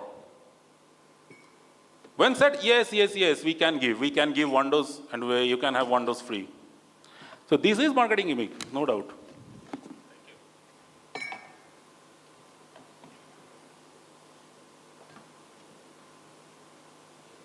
Thank you, Dr. Som Subra. Thank you very much, sir. Nice presentation. Thank you. Thank you very much, sir.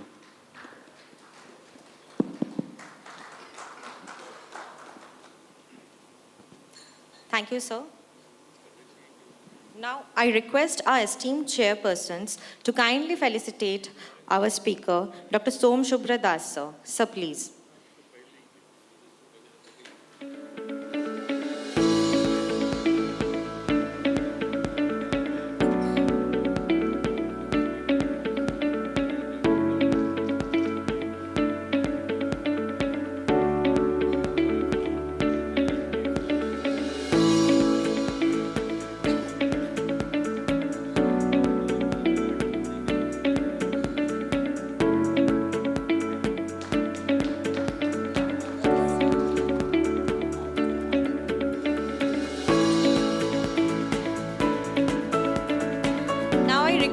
Dr. Sunil Kumar sir, AMO Johila, to kindly come on the stage to felicitate our chairpersons, Dr. Debashish Niyogi sir and Dr. Sunil and Dr. A.K. Biraji sir. Sir, please.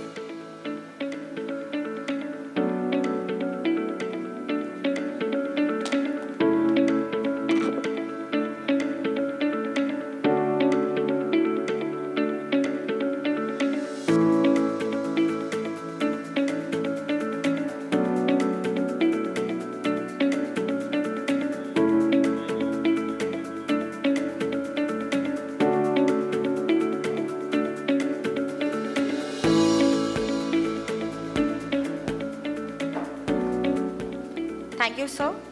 Now, for the next session, I would like to invite Dr. V. Arvind Kumar, Consultant Neurosurgeon, Apollo Hospitals, Bilaspur, to come over the stage to present his session on initial assessment and early management of head injury, what every doctor should know.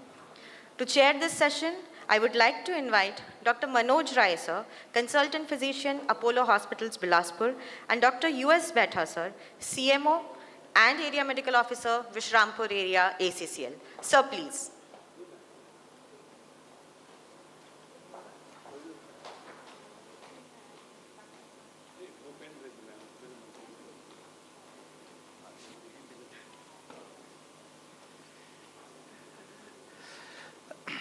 I think we all understand the importance of golden hour in the treatment of most of the diseases, and trauma is no exception. Head injury, again, it's very important. So what we are going to learn for our young and dynamic speaker, Dr. V. Arvind Kumar, who belongs to our institute where I work, that is Apollo Hospitals Bilaspur. He's a neurosurgeon. He has 5 years of experience in neurosurgery and performed over 1,000 brain and spine surgeries. Special interest in MIS, spine surgery, skull-based surgery. He has been awarded University Award for highest marks in physiology and has presented many papers in national and international neurosurgery conferences. So now I invite Dr. V. Arvind Kumar for his deliberation.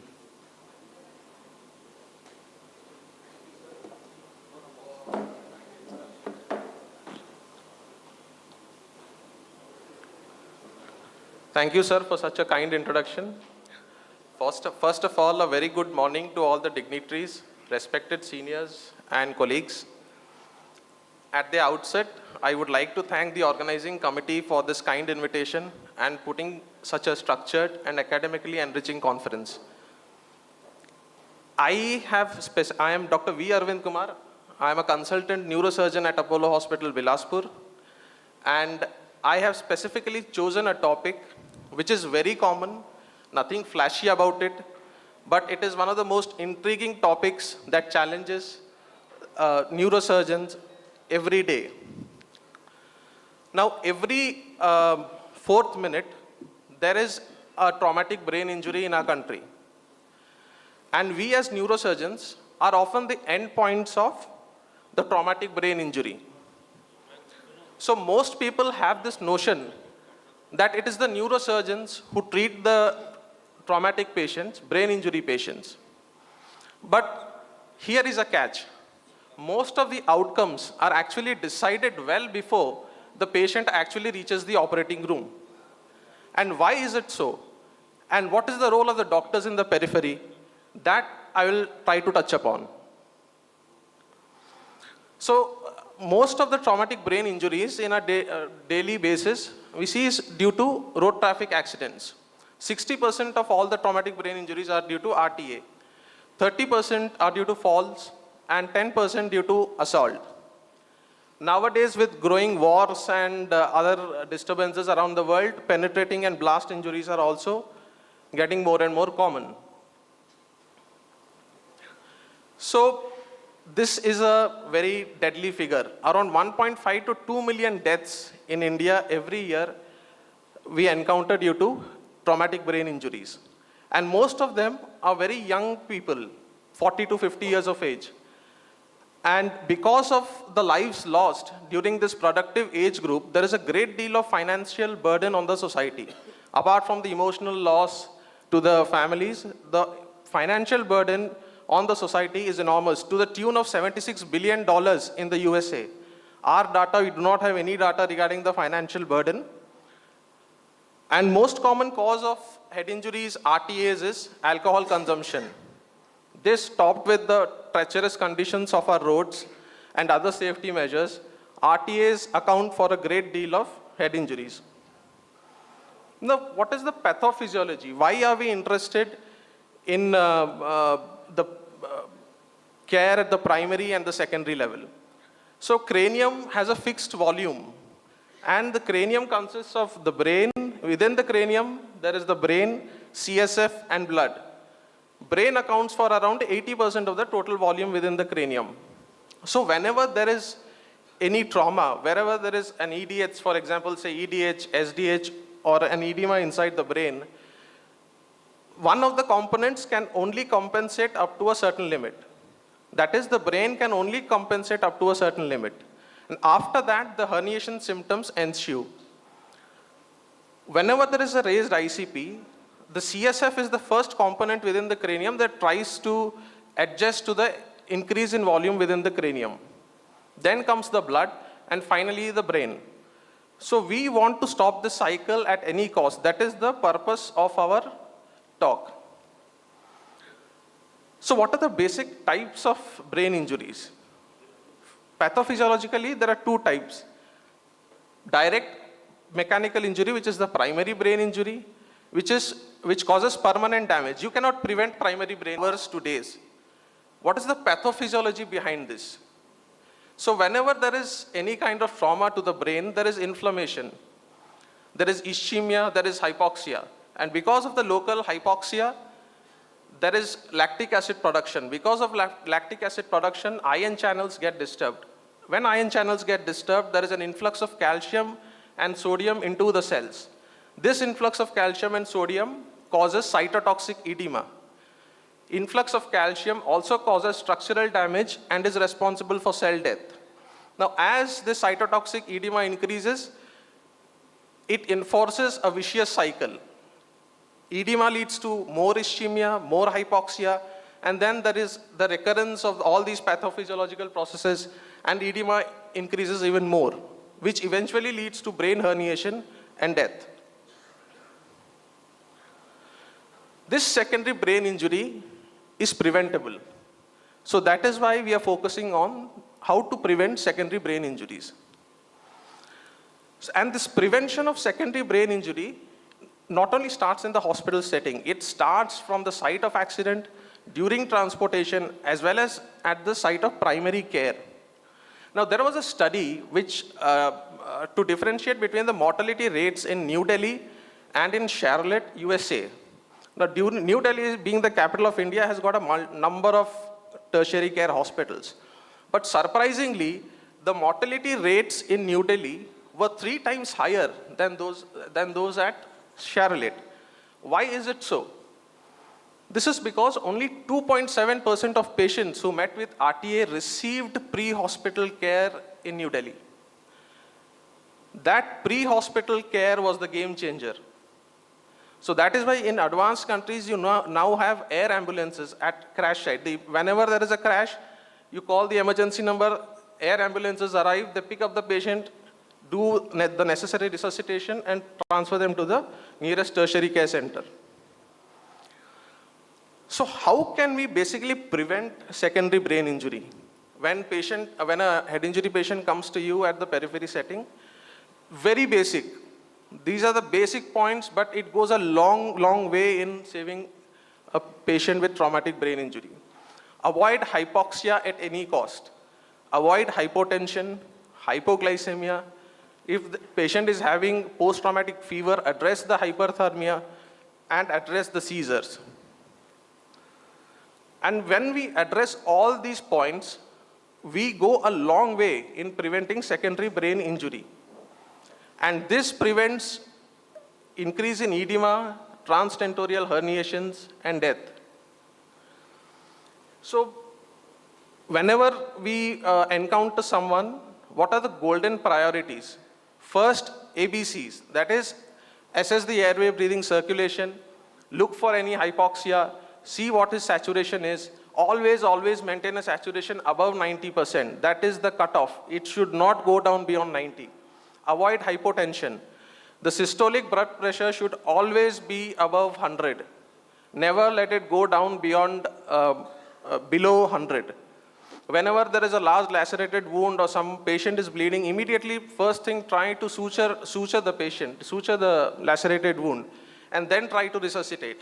Because when there is active bleeding and we just put a bandage and refer him, then the bleeding doesn't stop and the shock doesn't improve. Assess GCS, see for the pupils, eyeball movements, decide on CT, whether CT needs to be done or not, and then refer. Hypoxia and hypotension is a deadly combination. This doubles mortality.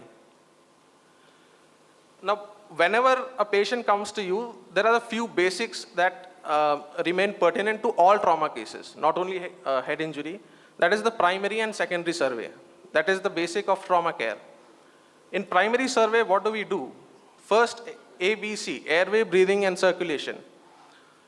Whenever a patient is unconscious, he's having secretions in his throat, or he has vomited, always make sure that his airway is clear. If the patient is unconscious, intubate the patient to make sure that the airway obstruction is avoided. Breathing, always see for his pattern of breathing, oxygen saturation. Whether there is any flail chest, look for clinical signs of hemothorax or pneumothorax and manage accordingly. And circulation, avoid hypotension. BP should always be maintained above 100. After ABC survey, then we go for secondary survey. We look for other long bone injuries, facial injuries, chest and abdominal injuries, which can be the possible cause of hypoxia and hypotension. So at the peripheral setting, our basic idea is to prevent hypoxia and hypotension and to look for the causes of hypoxia and hypotension. How can neurological assessment, everyone knows how to do it. GCS assessment, I believe everyone has an idea about it. Motor, look for any motor or sensory deficits, whether there are any focal neurological signs.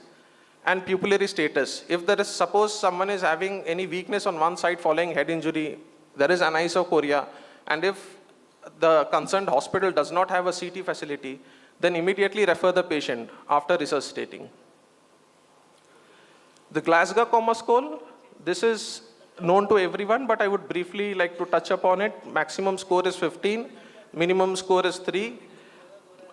This actually helps us to quantify the grade of traumatic brain injury and the neurological scale of the patient.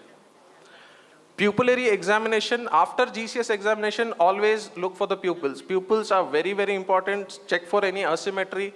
Up to 1 mm is normal. Do not worry if the left side is 3 mm and the right side is 2 mm. Beyond 1 mm, it's a sign to worry. So how do we classify TBI depending on the GCS score? Mild, moderate, and severe. 13 to 15 is a mild gray variety of head injury. 9 to 12 GCS is moderate, and less than 8 is severe. But always, always repeat GCS assessment. This is where we go wrong. One GCS assessment is not foolproof. We always, after 15 to 30 minutes, reassess the GCS. If there is a drop in GCS, then there is a big reason to worry. We need to immediately do a CT scan and do the needful. When to intubate?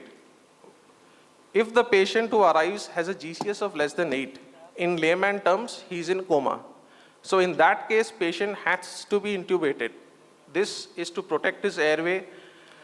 If the patient is having vomiting and has signs of aspiration, then intubate.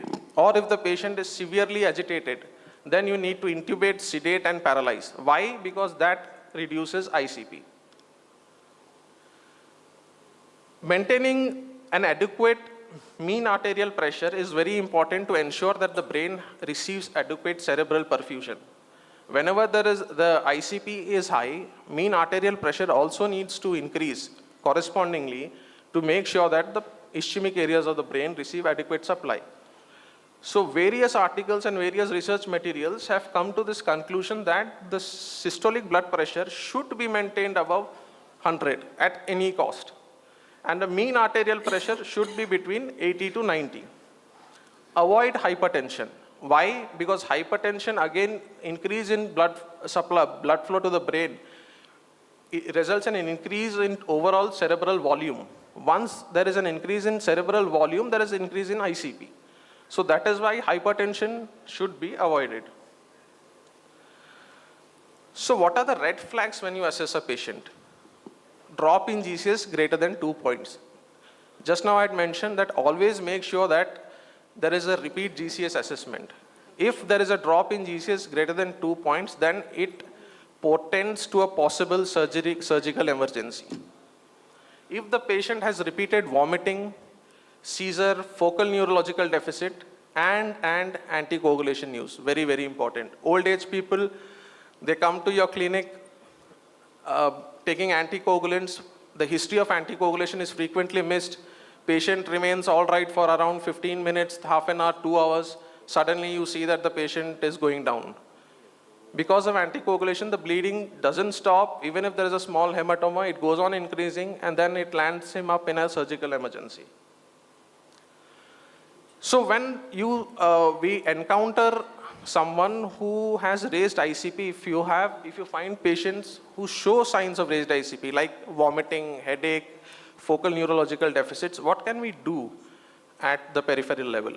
Elevate the head end up to 30 degrees, keep his neck absolutely neutral, avoid twisting and turning of neck to avoid kinking of the neck vessels, which reduces the venous outflow and results in raised ICP. Intubate, oxygenate the patient, and you can give mannitol and hypertonic saline. Both of them are equally efficient. Road trauma Brain Foundation guidelines have shown that both of them are equally effective. But if someone is in shock, has low BP, then it's better to use hypertonic saline. Hypertonic saline also results in a more sustained control of ICP, whereas mannitol results in a faster reduction in ICP. And EtCO2, which is the end tidal volume carbon dioxide, should be maintained between 30 to 35 millimeter of mercury. Hyperventilation, prophylactic hyperventilation is not recommended and should not be done because it leads to ischemic brain injuries. Now, seizure management. How do you manage someone who presents with seizures? Ideally, what the foundation guidelines say is that if someone is having seizure, only then should an antiepileptic be administered, phenytoin, and it has no role beyond 7 days. That is, post-traumatic seizures is considered up to a limit of 7 days. Beyond that, there is no role of antiepileptics. That is what the Brain Trauma Foundation guidelines say. But in our day-to-day practice, we often prophylactically use antiepileptics, especially if we find some contusion or a bleed on CT scans. And we frequently continue the use of antiepileptics up to around 1 year.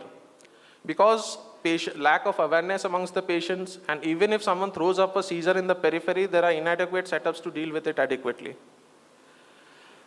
Now, when to do CT scans? If the GCS is less than 12 or there is a drop of GCS of greater than 2 points after 2 hours, if there is suspected skull fracture, means if he has history of ENT bleed, he has history of seizures, or has one episode of vomiting. This is how a depressed skull fracture looks like on CT scan. The image on the left is of that of EDH. On the right, SDH, you can see excessive midline shift in the CT scans. This is how a contusion looks like, and this is what a gunshot injury looks like. So when to refer urgently? When you do a CT scan, you find any of these features: intracranial bleed, midline shift, open skull fractures, anisocoria, and rapidly deteriorating GCS, resuscitate, immediately refer. When to discharge? Patient is absolutely fine, no positive history of LOC, vomiting, seizures, normal CT scan, patient can be safely sent home, but always do mention the red flag signs. When to come back to hospital if he undergoes any of those symptoms. What are those warning signs? Persistent vomiting, if he's drowsy, if he's having persistent severe headache, any new onset weakness, confusion, motor deficits, or CSF leak. What are the common mistakes that are done at the periphery? Oversedation before assessing the GCS, not repeating the GCS assessment after half an hour, 1 hour, inadequate history regarding anticoagulation, delayed CT scans, and hence delay in referral. This is a basic practical algorithm. Head injury, primary and secondary survey has to be done. GCS and pupillary assessments have to be done. If there are any red flag signs, do a CT scan. If you find any positive thing on the CT, immediately refer. Key take-home messages: oxygen and blood pressure are life-saving. Always remember this. Repeat neurological examination, repeat assessment of GCS after half an hour, 1 hour, or 2 hours is very important. Identify the red flags if the patient has any, and early referral. Thank you.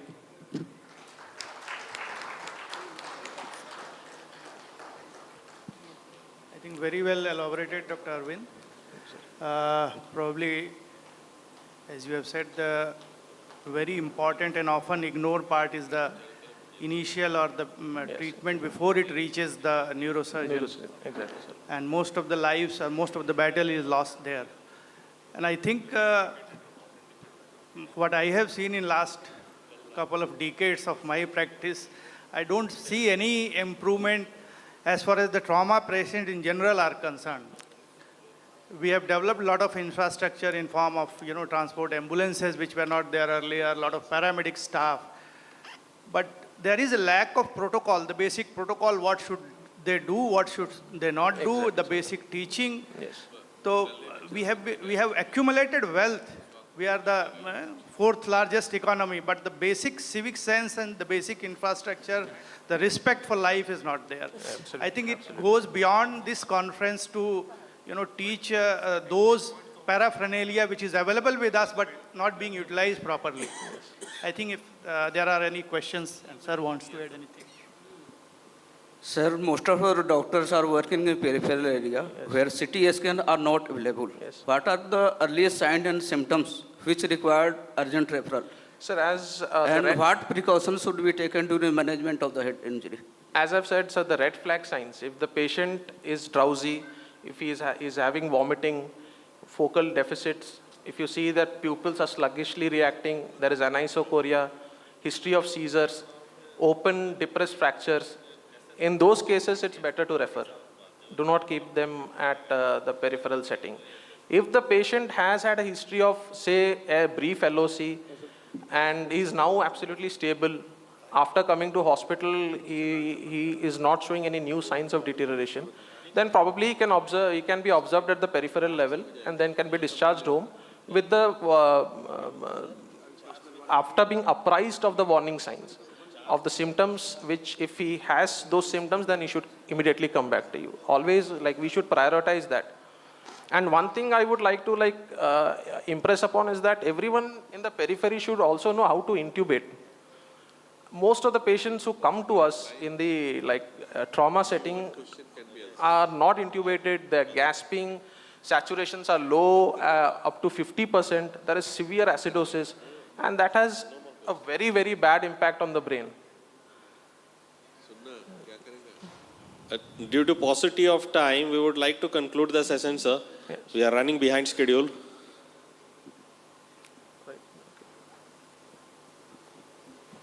Thank you for your nice presentation. Thank you, sir. Thank you. Thank you, sir.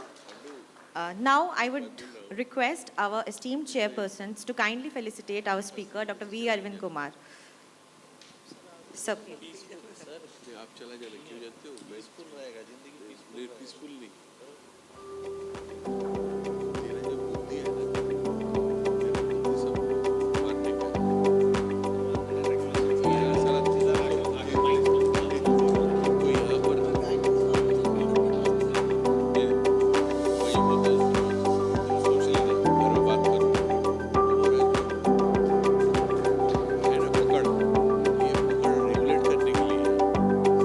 I request Dr. Neetu Borgharia, Medical Superintendent and Pathologist, Indira Vihar Health Center, Bilaspur, ACCL, to kindly felicitate our esteemed chairpersons, Dr. Manoj Raya, sir, and Dr. U.S. Betha, sir. Ma'am, please.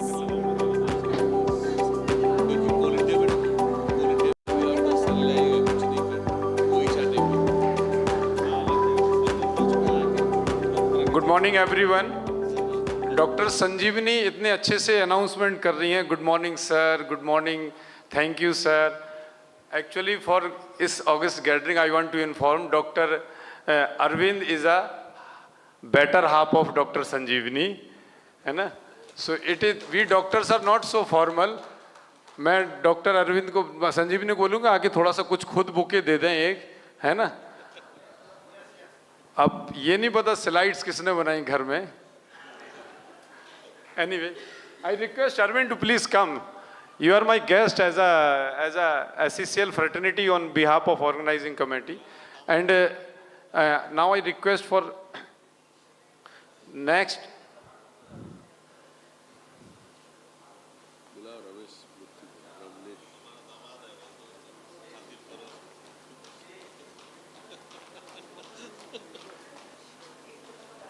एक नहीं, दो photo बनती हैं और it is live telecast. You can watch all the slides, all the presentation right from day first.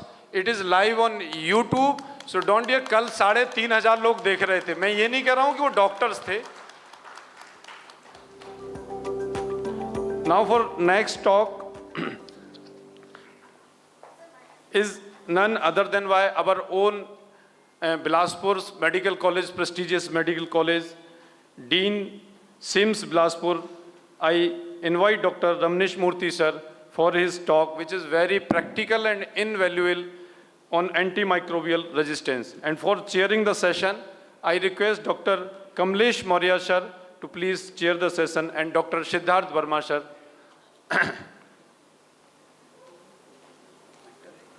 Yes, sir.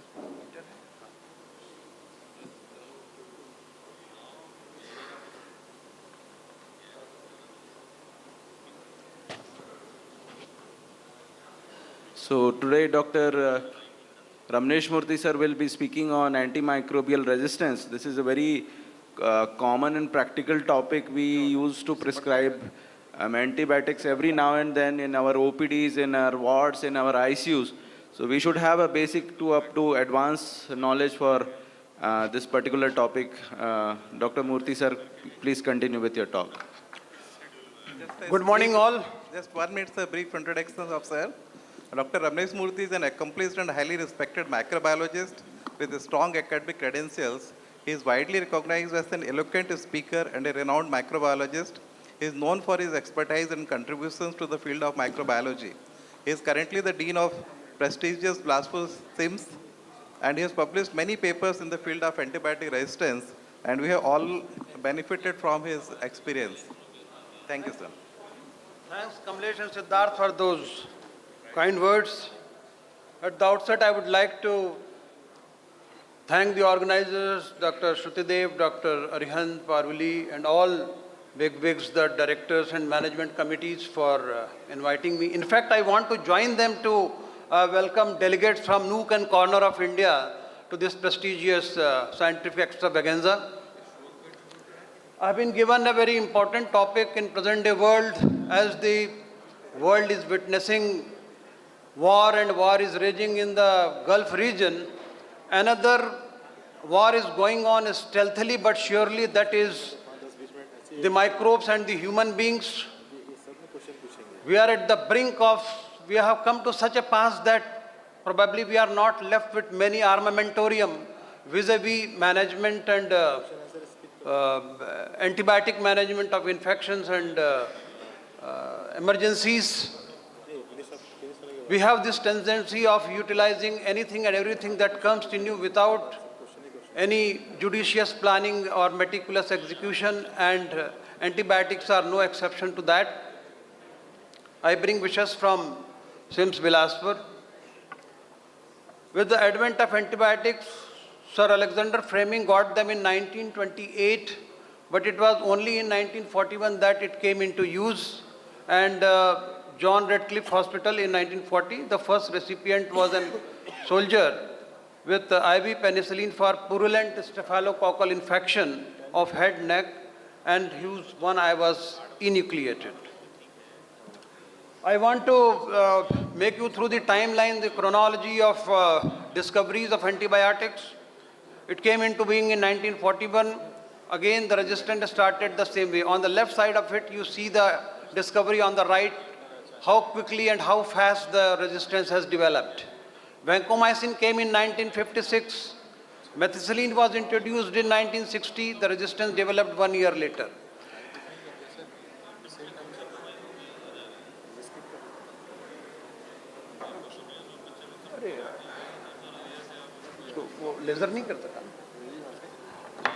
Anyway, so in between 1975 and 76, the Merck company came with much sought after scientific product, imipenem, 1975. While imipenem and celestine, they were approved for use only in 1985. So we are into the 40th year of carbapenems. And then gradually I can see the linezolid came in 2000, resistance developed in 2001. Daptomycin came in 2003, resistance soon after, and tigecycline 2005, and again resistance. We are left with no option but to go back and have a recluse. I mean, our hands are tied now. We have used them all injudiciously, indiscriminately. So my call will be, the writing antibiotic or a prescription is both an art and science. It cannot be somebody's whims and fancies or somebody's liking and disliking. And certainly a non-medico teaching you something how to write and what prescriptions to write, it doesn't augur well for the antibiotics.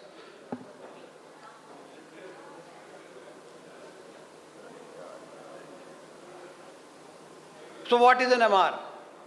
It is, the bacteria have evolved strategies and the survival instinct to survive against the armamentarium of antibiotics. It is the ability of microorganisms to cause disease and withstand or thwart the attack by the antimicrobial medicines. Couple of jargons, couple of they are used very profusely nowadays. They are MDR, multi-drug resistant, not sensitive to at least one agent. You remember only one agent of one category, 3 or of more categories. So it is 1 by 3. One agent not working out of 3.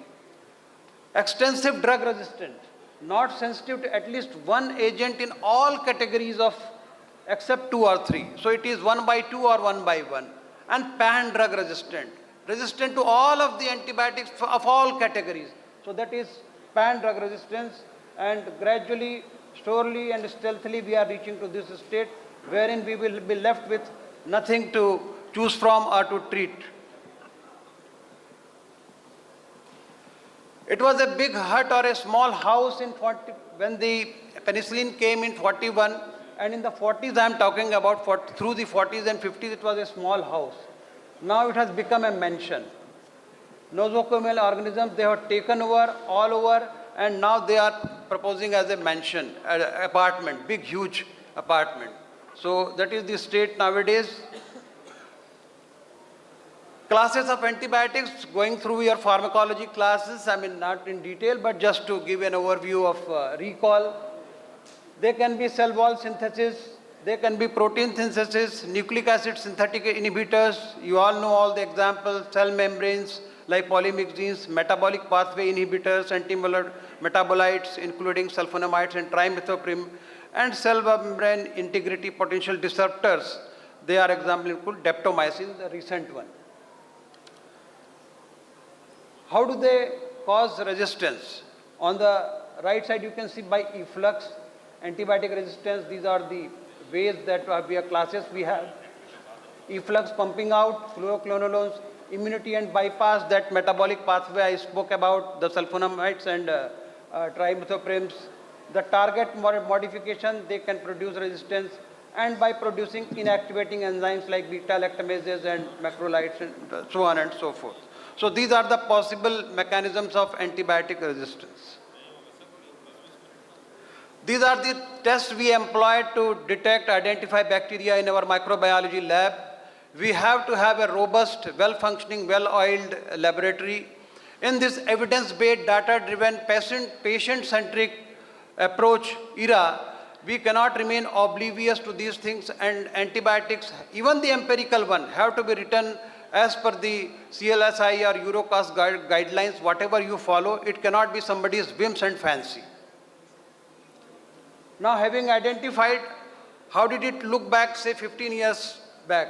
It looks so good. All were sensitive. You see the zone of inhibitions, the clearing of things. And now we have come that hardly 1 or 2 are left. All other colony is growing up to the disc. Colony is growing up to the disc. So this is the state of high drug resistance. So it looked back in 2010, and now it is 25. In 15 years, what have we done to our, writing prescriptions and antibiotic therapy? The very idea is to give you an insight into our own development. I want to tell this August gathering that there is no point in, looking or referring to Scandinavian or a European journal. You have to have a local, your antibiogram to base your diagnosis and your antibiotic treatment on. So for last 2025, from 1st January to 31st, I have gathered all the details that we have gone through. And mind you, we are not being a tertiary care medical college hospital, we are not the first ones to see our patients or prescribe antibiotics or any medicine for that matter. He has had all those antibiotics before he comes to us. Half, full, 3/4, whatever. Poor patient compliance, poor doctor compliance, both of them making it a hell. So these are our, culture and sensitivity things and isolations. Different samples were tested in microbiology lab: pus, blood, CSF, sputum, urine, body fluids, and throat, 12 of them. Total 11,148 samples were tested, of which 2,142 isolates came out, making it almost 20%. The gram negative, they predominated by 1608 and followed by gram positive organisms, and there were mixed isolates too in 89. So out of 11,000 isolates, we had a total of 20% isolation from the clinical specimen. Now frequency of organisms sample wise. In UTI, you can see there were bacterial isolates 638 out of 4,770 samples. Again, gram positive, commonly organism E. coli, Klebsiella, Proteus, so on and so forth were there. And gram negative again preceded, and they were predominant isolates, 498. And gram positive side, they were Enterococci, varieties of Staphylococcus, the Saprophyticus, Epidermidis, and aureus. And the rate may seem less. I'm telling you, we are not the first one to see. So again, they have had antibiotics, so cultures may be negative. And other factors that can lead to recession in sensitivity or isolation is isolation of mixed bacterial flora, asking for a new sample, insignificant bacterial count, or yeast. We have not accounted for them because these are the bacterial isolates. Again, they account for 3 to 4%, making it total 17 to 18% of all samples. In RTI, of the 936 samples that were processed or worked up, 97 isolates, on gram negative sites 82 and 15. Again, we had mixed bacterial flora, inappropriate sampling, saliva in place of sputum. Again, that will no good to your reporting or your processing. And fungus like Candida and Aspergillus, they accounted for 5 to 7, making it 17% in RTI isolates. Frequency in pus, why I'm telling you, I mean different samples, they give different pictures of antibiotic pattern, and then when I assimilate them, you will be able to come to know. On pus side, we had 32% sample isolation, again plethora of gram negatives, almost 3 times the gram positives, 503 compared to 152 of gram positives. In blood, again septicemia, bacteremias, fevers, POs and all, 634 samples were, isolates were isolated from 1836 samples, making it 34.53, pretty good high, satisfactory kind of isolation rates. Again, gram negative preceded or predominantly they were isolated as compared to gram positive 166. Now, here comes the catch. Now, let's go through. This is our own generated antibiotic pattern. This can be somebody's pride also, a hospital's requirement as well as pride. Linezolid in our case for vis-a-vis gram positive cocci, linezolid 100%, daptomycin 100%, teicoplanin 99.9, vancomycin 98. As you go down it, the age-old antibiotic ampicillin sulbactam 67, fluoroquinolone 55, amoxicillin or any plain ampicillin or amoxicillin only 44. So you please keep this in mind, amoxi plain 44, while along with sulbactam it is 67. I'll talk about it later why I'm highlighting it. Gram negative, the highest was seen with ceftazidime avibactam 100% as of now, because we began this giving this antibiotic in our hospital setup only 6 to 8 months back only. So we are in the process. Maybe next time when I present, some resistance might have crept in. Cholesterol 90%, polymyxine whenever chosen 99. Imipenem celastine you see. It was the best possible armamentarium available almost 5 years back. Now it is only 83. Please be aware of that. Amikacin plain 81, tigecycline ye. Phosphomycin only in urine 77. Cephalosporin sulbactam 66. You are very fond of writing this, I know. Imipenem plain 63 only, while with celastine it is 83. Fluoroquinolone, ciprofloxacin 63.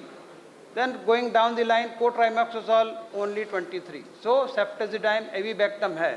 But just by seeing here, don't prescribing it, it should be done by the sensitivity pattern based on the report.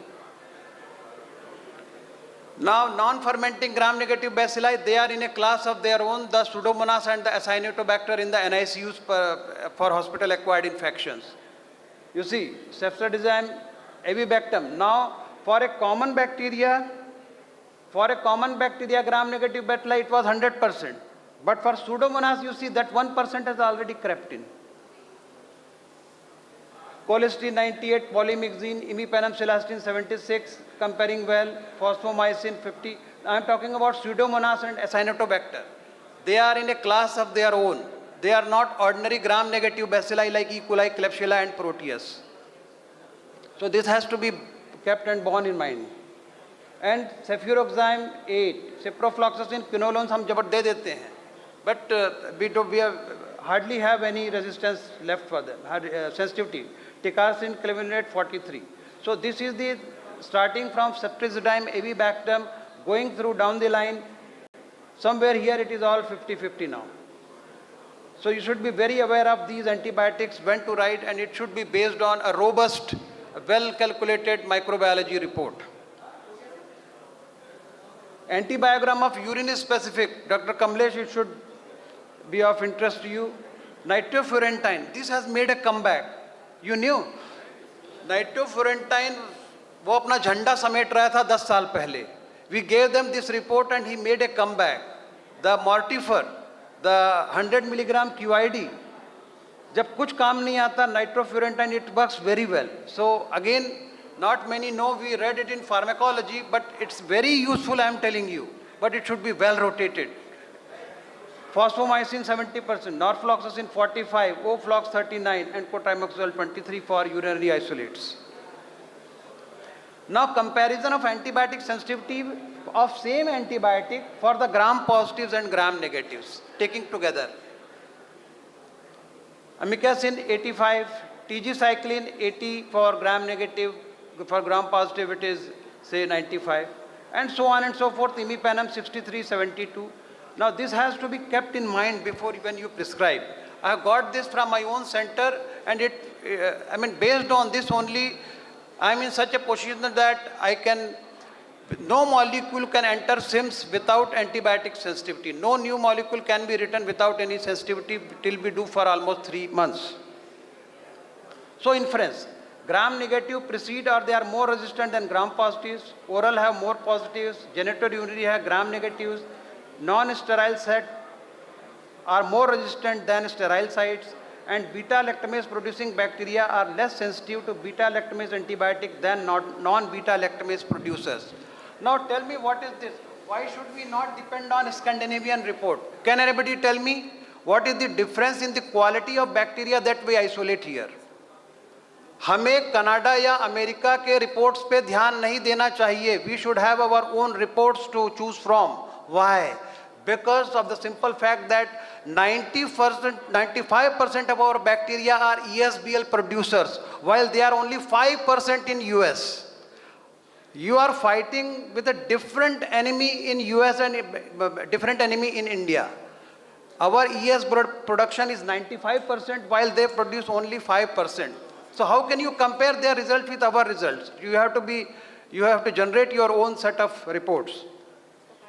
Addition of clavulinate and sulbactam, it enhances the efficacy of beta-lactam antibiotics. We can see 28 to 43 for negative, and so on and so forth. Sulbactam also for ampicillin 39 to 67 gram.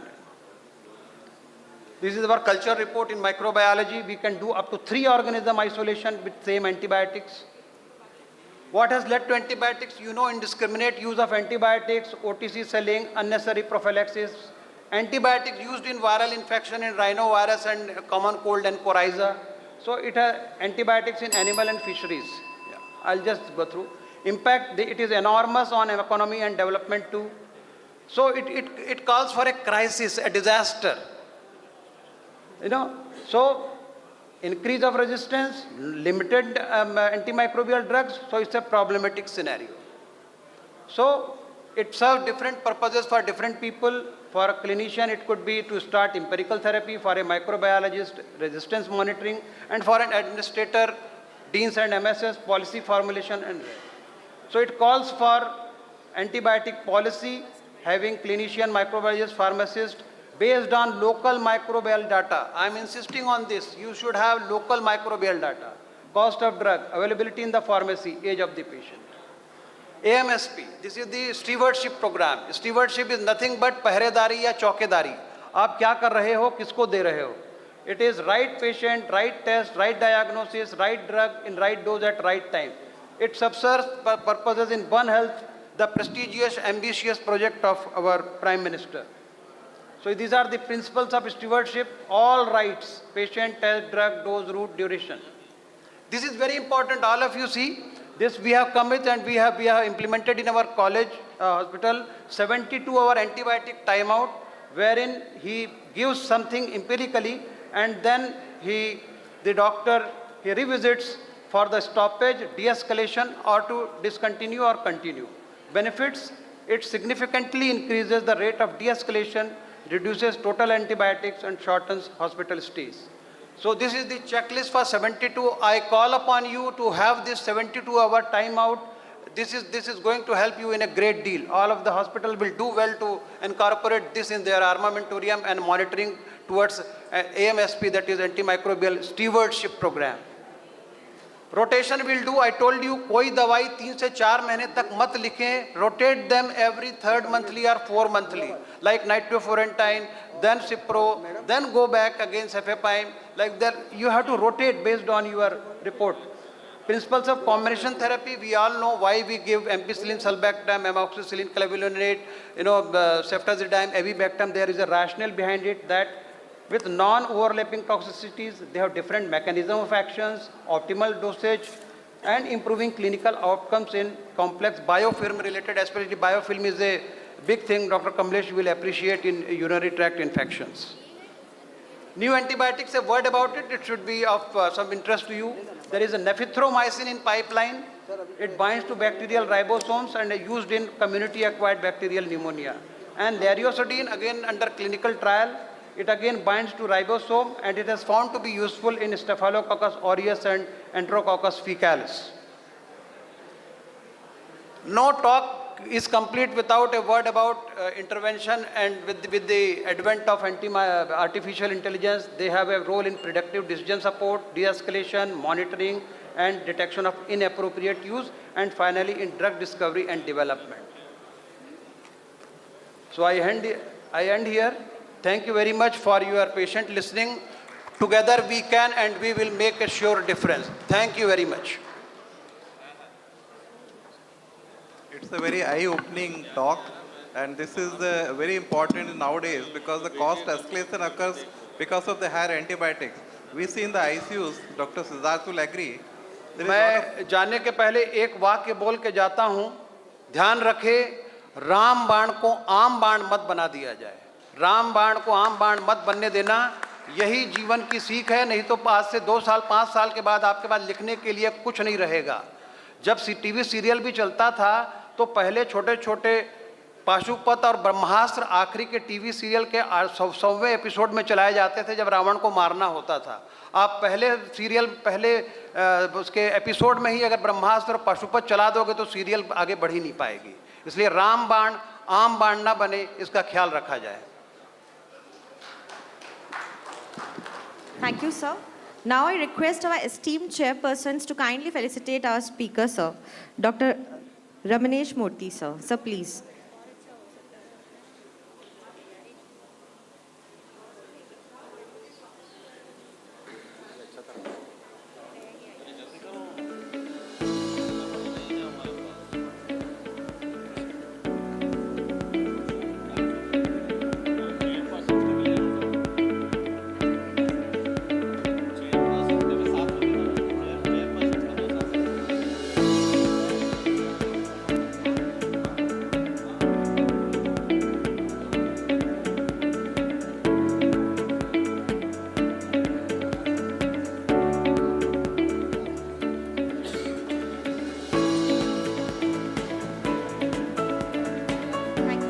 Thank you, sir. Now I request our organizing secretary, Dr. Arhan Sharan Jain, sir, to kindly felicitate our chairpersons, Dr. Kamlesh Maurya, sir, and Dr. Siddharth Verma, sir.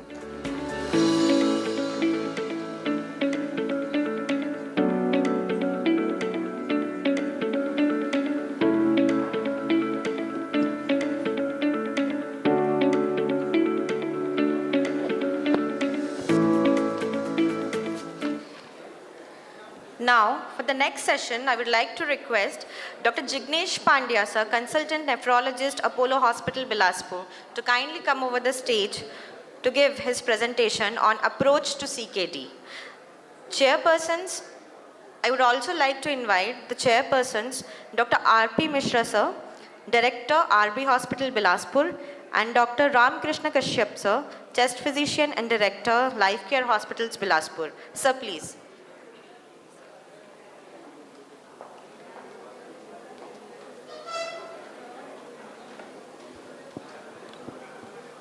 Very good morning to Good morning, everyone. Yeah. I welcome you all the delegates and Dr. Pandya. Dr. Pandya, you know, he is the most senior person, nephrologist in Bilaspur. He has selected a very common and interesting topic. Dr. Jignesh Pandya is MD DNB, Senior Consultant HOD Nephrology Department, Apollo Hospital, founder and CEO, Renexel Kidney Care. He has 21 year more experience, performed 700 plus kidney transplant. Founded North Chhattisgarh First Renal Transplant Program. He is the president of Nephron Health Society, an award-winning nephrologist with national and international affiliations. So I invite Dr. Pandya for his talk. Thank you, sir, for your kind words. Respected seniors, my dear colleagues, good morning, all of you. I feel very proud and privileged to speak in front of you. Especially, I've been part of Apollo and thus SECL since last 20 years. And this journey has been wonderful. We have seen thousands of patients related to kidney diseases. And I really thank all of you because I believe that SECL is our professional lifeline. So with these words, I would like to present my talk. And this is regarding chronic kidney disease. Now, this is quite a basic overview of chronic kidney disease. We'll just touch the subject very superficially in this 15 to 20 minutes. The purpose of this talk is to orient you, everybody, all clinicians, regarding the concept of CKD, so that no patient should be missed on diagnosis, and the patient can be should be referred on time. So what we'll do, we'll just define the CKD. After that, we'll talk about what is not CKD, that is AKI or some other disease. Then staging of CKD, and we'll take couple of cases, and we'll touch upon the broad management principles. So,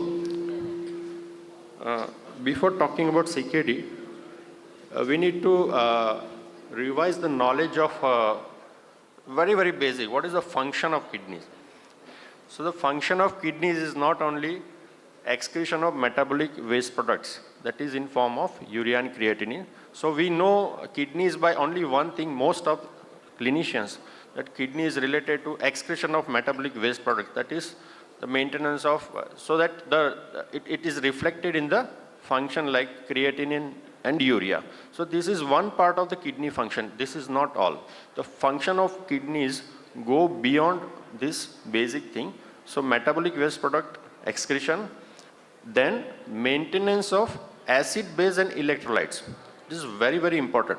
So any patient suffering with persistent metabolic abnormalities like electrolyte abnormalities or acid base abnormalities, then also the kidney is there. So this is also part of kidney function. Another function is maintenance of homeostasis of salt and water. So this is very important. And kidney has got synthetic function in form of production of three main hormones, that is erythropoietin, renin and vitamin D3. So it is also indirectly, it is responsible for regulation of blood pressure and maintenance of hemoglobin in the body. So with this basic review, what is CKD?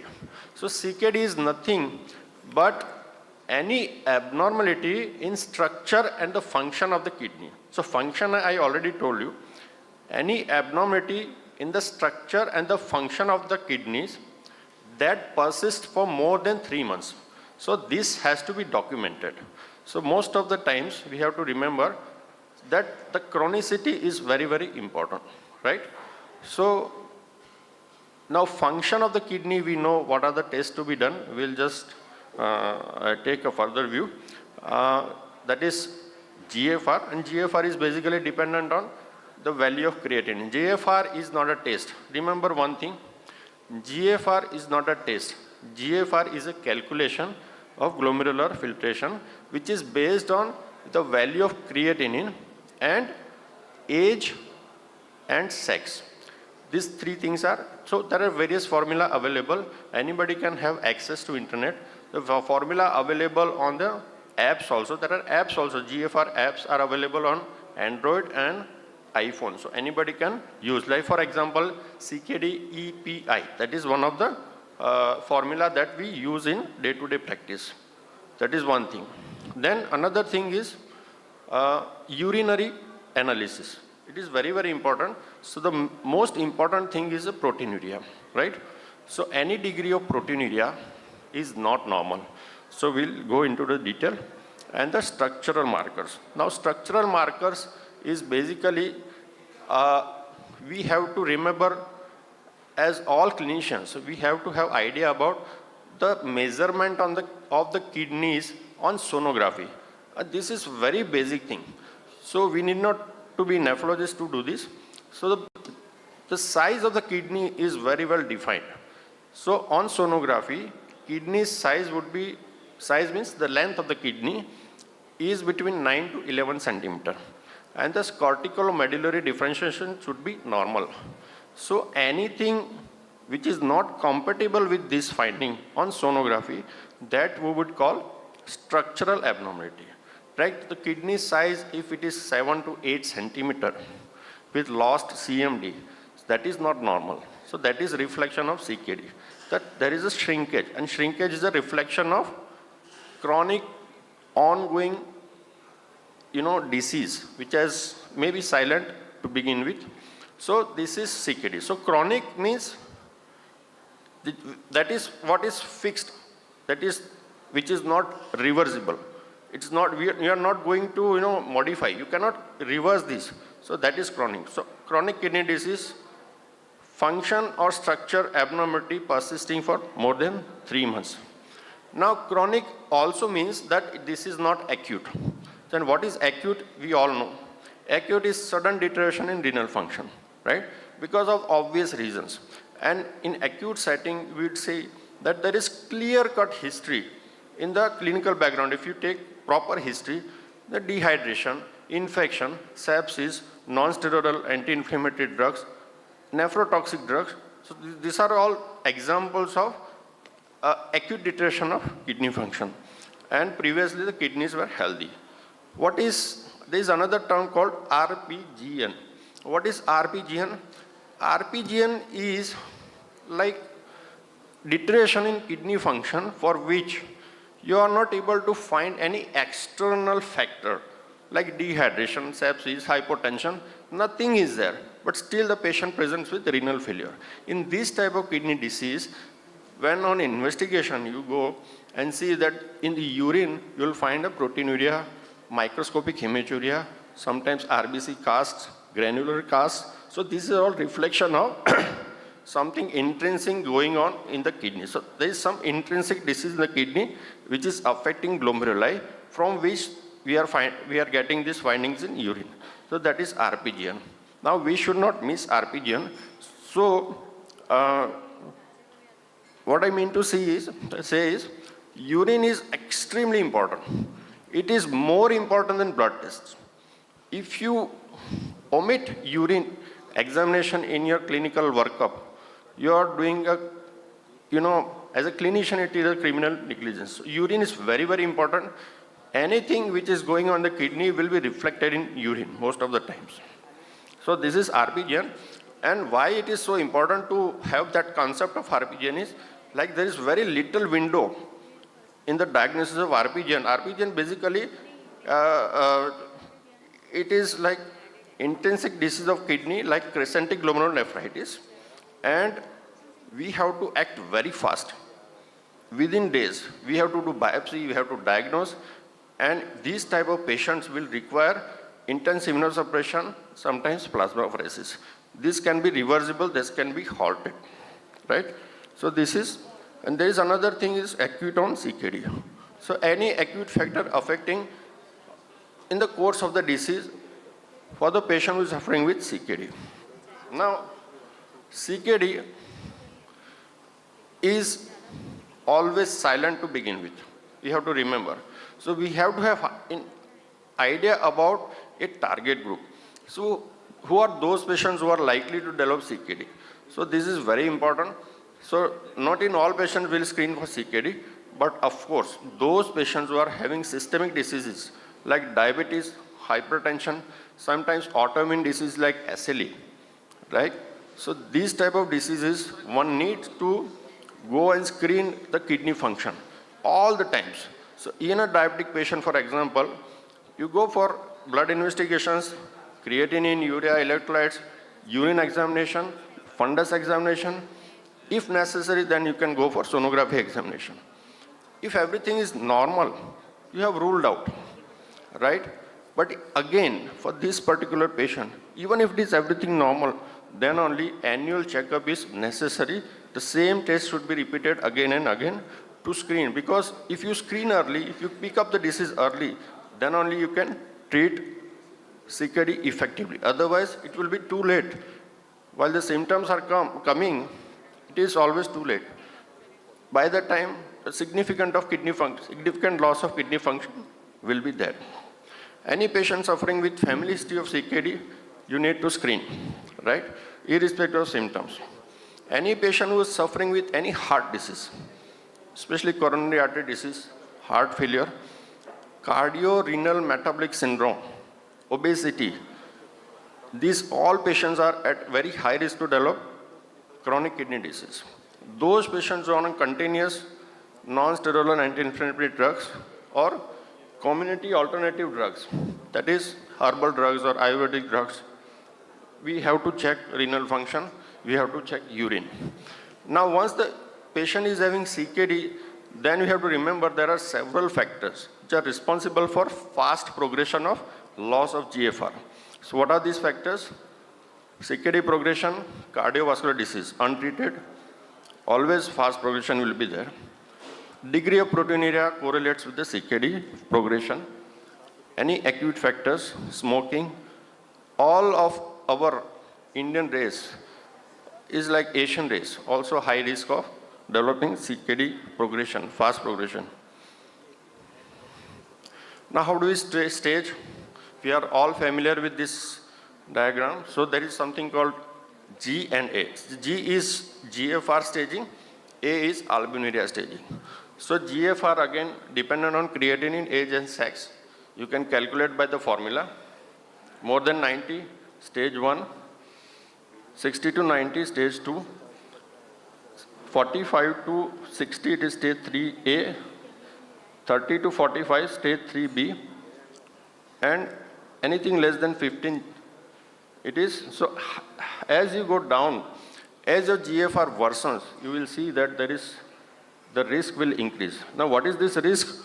This risk is nothing but this risk is the risk to develop the progression to end-stage kidney disease. Not only that, this risk is directly proportional to cardiovascular mortality. So creatinine is just an iceberg. A little rise in creatinine, maybe 1.5, and we are not bothered. But again, if this patient, if they're having high degree of proteinuria, that is A1, A2, and A3, and this proteinuria is not a dipstick proteinuria, this is urinary albumin creatinine ratio, right? So normal ratio is less than 30 milligram per gram. 30 to 300 milligram per gram is called moderate increased protein leak, that is albuminuria, A2, and more than 300, A3. So remember, albuminuria is most important marker. It is more important than GFR itself. So you will see that patient having stage G2, like G2 is here.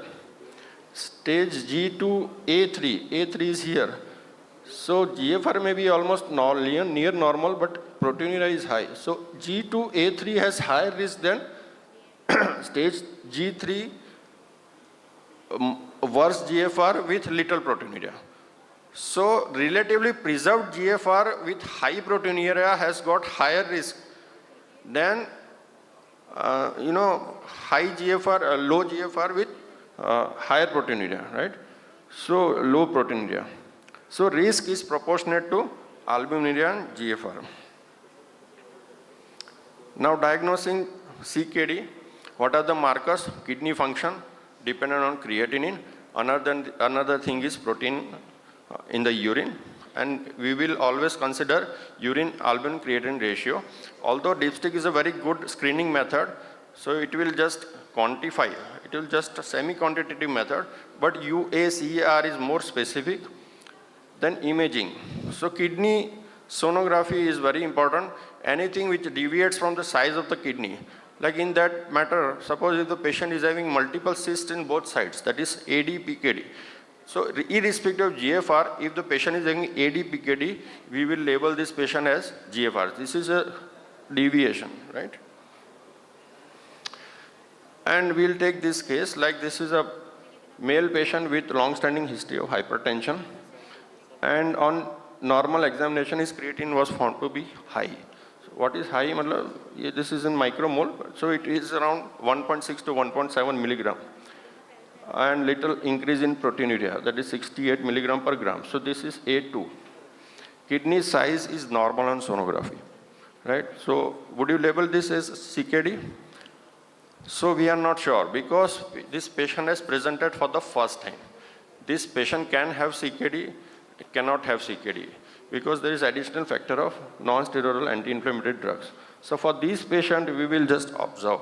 Any patient with having any abnormality to begin with, it needs exclusion of all acute factors, control of BP and sugar, and then repeatedly you check again after 1 month or 2 months. And then if it is persisting for more than 3 months, then you can call it. But for any patient who is presenting for the first time, long-standing hypertension, some vague symptoms, we have done some test, the creatinine is 4 and kidney size is 7, right, on sonography. So what is this?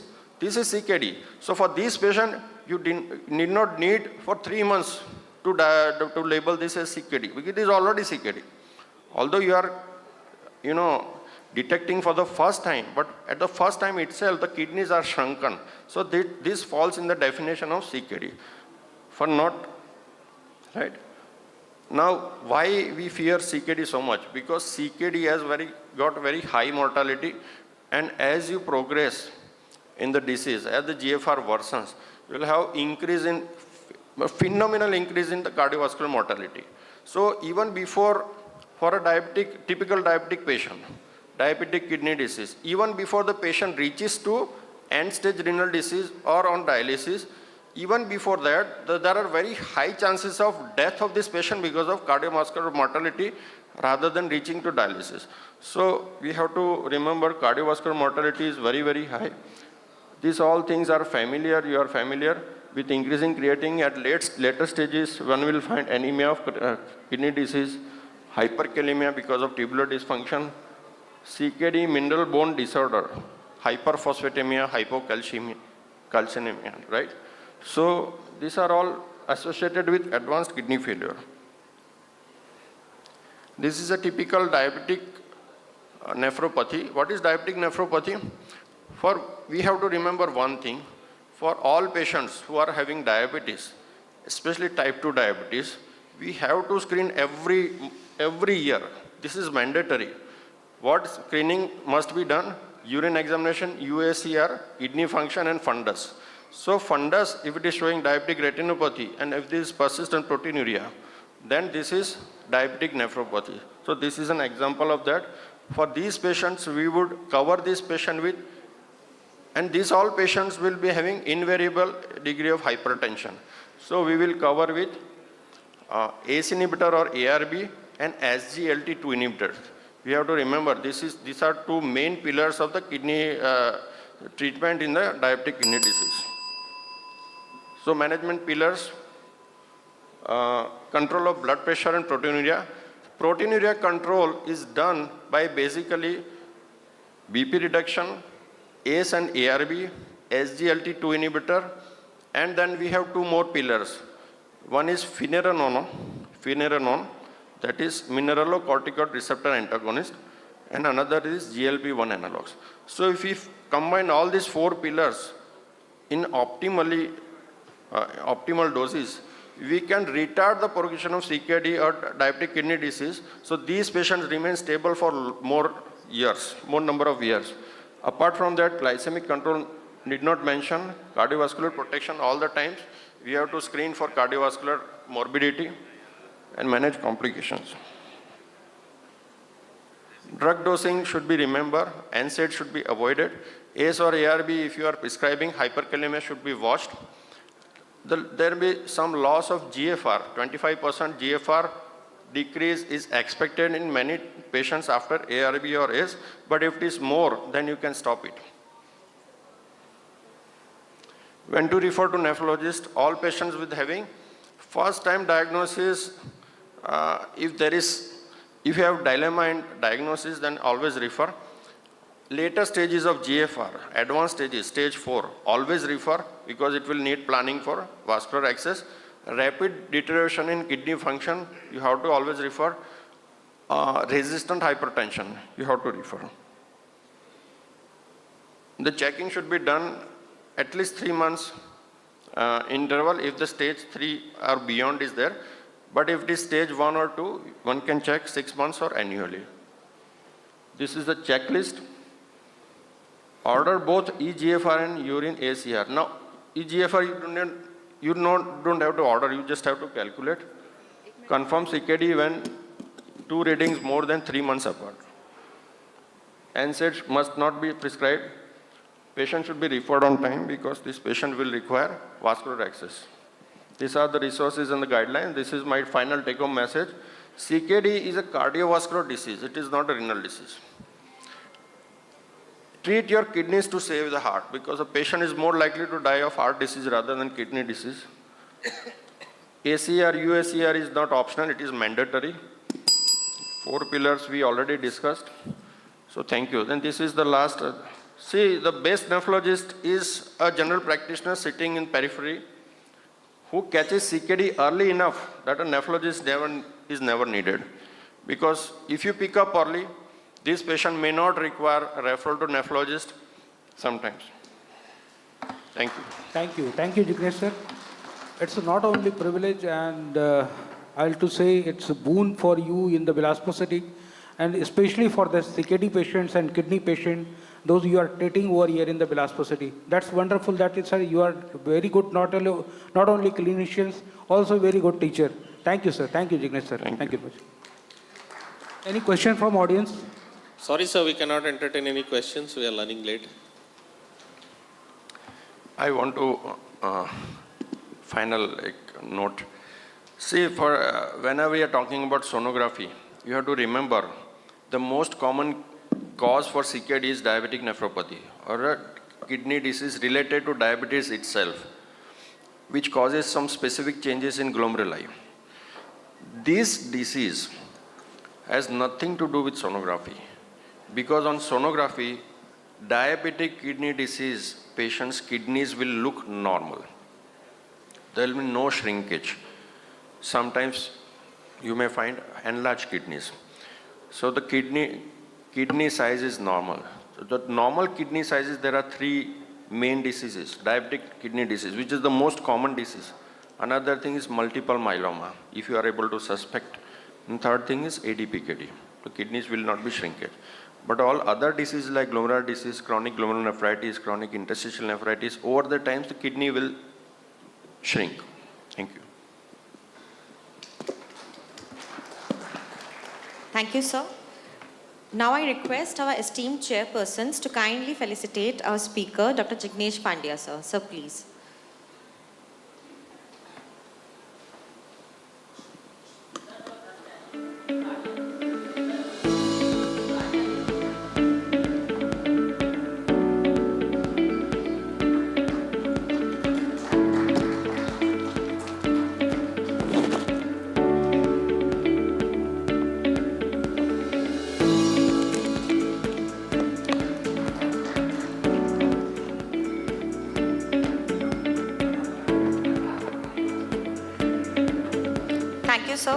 Now I request Dr. Paruli Sahu, Deputy Medical Superintendent and Head of the Console Team, CIMECON 2026, to kindly felicitate our esteemed chairpersons, Dr. R.P. Mishra sir and Dr. Ramakrishna Kashyap sir.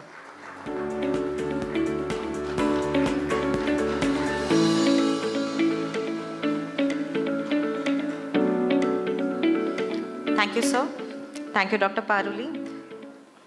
Now, for the next session, I would like to invite Dr. Abhijit Royzada, Director Sai Baba Hospital, Bilaspur, to deliver his session on Pearls of Diabetes and Hypertension Management. To chair this session, I would like to invite Dr. Rajiv Lochan Bhanja, Consultant Cardiologist, Arpa Medicity Hospital, Bilaspur, and Dr. G.P. Gupta, sir, CMO and Area Medical Officer, Raigad Area, ACCL. Sir, please.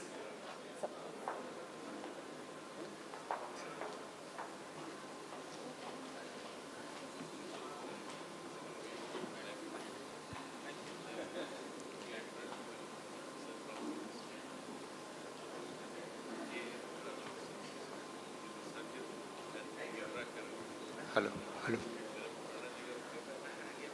Thank you. At the outset, organizer Dr. Aryan Jain, Dr. Mishra and team Coal India, thanks for the wonderful opportunity.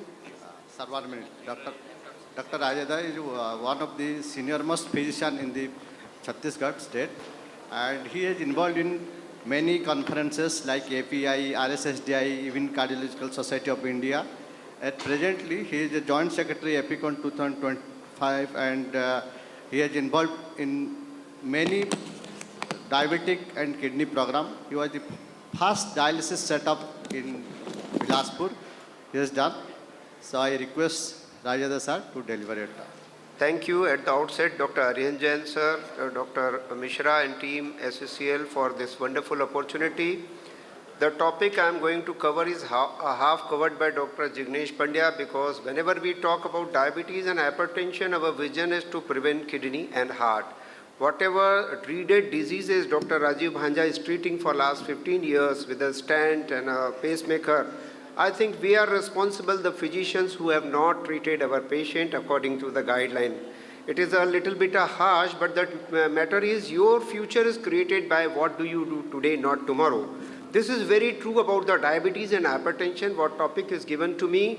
Practically everybody who is treating any of the patient of a stroke, head injury, dialysis, transplant, they have to tackle almost 40 to 50% of them, either they are diabetes or hypertension. As Dr. Jignesh has nicely said that almost 50% of our diabetic nephropathy and almost 2/3 of them, they will going to die because of heart failure, intracerebral bleed, or for that matter, ischemic stroke. Dr. Rajneesh Pandey is there tackling hundreds of stroke because of the poor control of hypertension.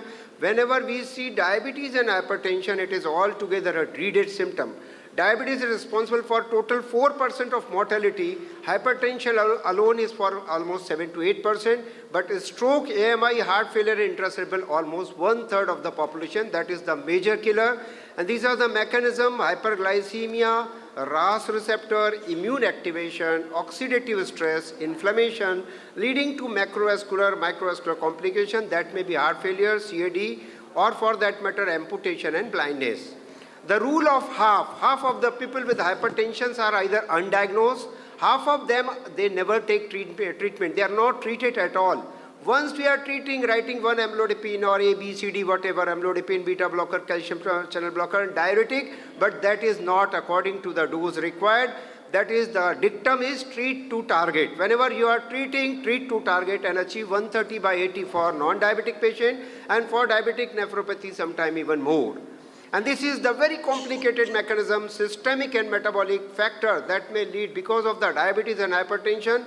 In simple word, we say cardiometabolic syndrome that affects the brain, that affects the left ventricular hypertrophy, impaired coronary blood flow because of atherosclerosis, diastolic relaxation, later on heart failure, leading to atherosclerotic renovascular disease, CKD, dialysis, and whatnot. The glycemic control, Dr. Parihar is there, he knows since last 40 years, UK PDS trial is the gold standard. Each 1% reduction of A1C, 14% reduction of AMI, 21% diabetic foot, and 37% of microvascular complication. Once we say diabetes CKD, 17%, see 17 years of precious life, that means a 80-year person who dies of diabetes and CKD, he will live only 64 years. So treat to target early as possible. CVD burden. Whenever we see diabetic patient, 2 to 3 times higher risk of cardiovascular event, higher rate of hospitalization, angioplasty, poor survival rate.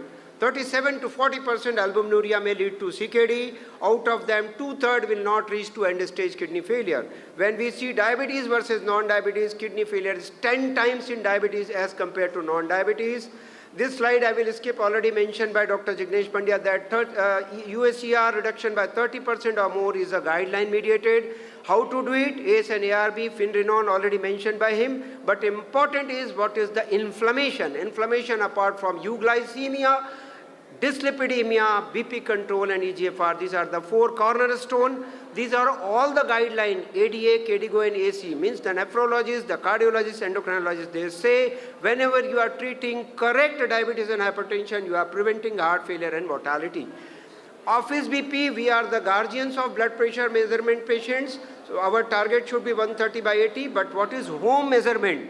We have got a huge number of crores of patients. So home treatment is very, very important. Train their educated population so that they can get a home BP, which is a better, sometime better than the office BP.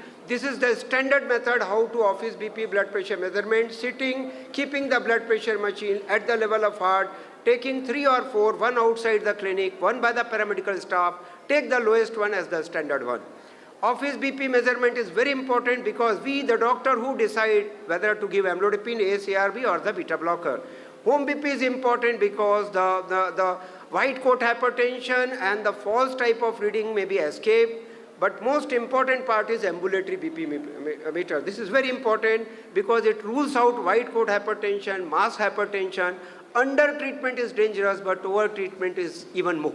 So nighttime readings are very, very important. If an educated wife of a hypertensive patient is getting a nighttime hypotension, we can reduce the dose. That is very, very important. And home BP is very, very important for taking average. If a person is coming 30 days, once in a 30 days, we can get 30 doses early morning and nighttime, which are very, very important. This slide is showing what the disaster diabetes and hypertension, if uncontrolled, can cause because of increased susceptibility of insulin, RAS, and sympathetic nervous system that may lead to arrhythmias, heart failure, sudden cardiac death, and end-stage kidney failure. I'm not going into the detail of the mechanism, but important is diet. And diet, when it should be started, prior to the diabetes and hypertension, rather anti-obesity diet, which include veggies, fruits, low salt, and grains, and low trans fat must be prescribed at the school age. Aim for 30 minutes of exercise. That is wonderful for prevention of hypertension and arrhythmia. Stress management in form of yoga, meditation, and deep breathing must be as a primary, secondary, and tertiary prevention of hypertension. Weight is wonderful example. Whenever we reduce 5 to 7 kg, we can prevent the kidney disease, heart failure, at the same time good glycemic control.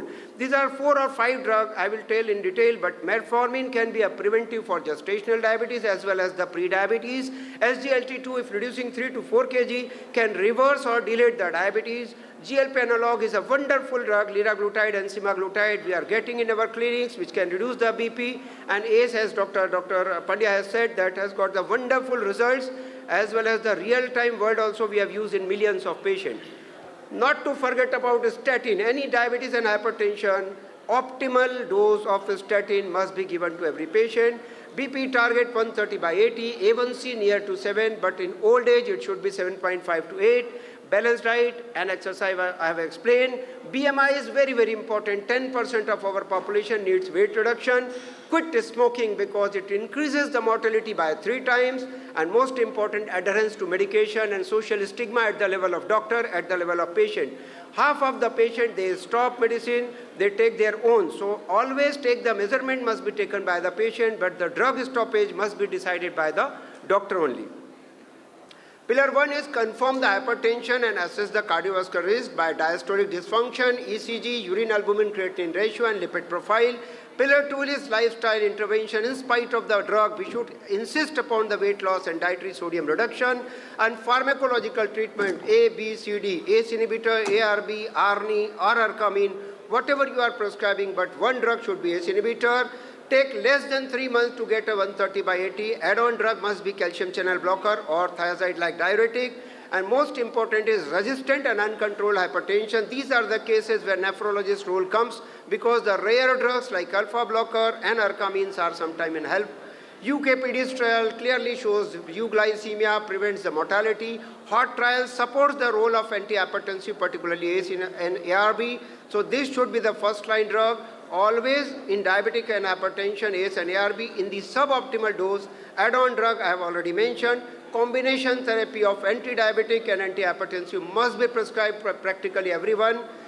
The kidney protection, because it creates the nephropathy, simultaneously dialysis and cardiovascular mortality. Most important is sick day rule about the ACE and ARB. Whenever it's dehydration, shock, or for that matter, patient is in ICU, never start ACE inhibitor.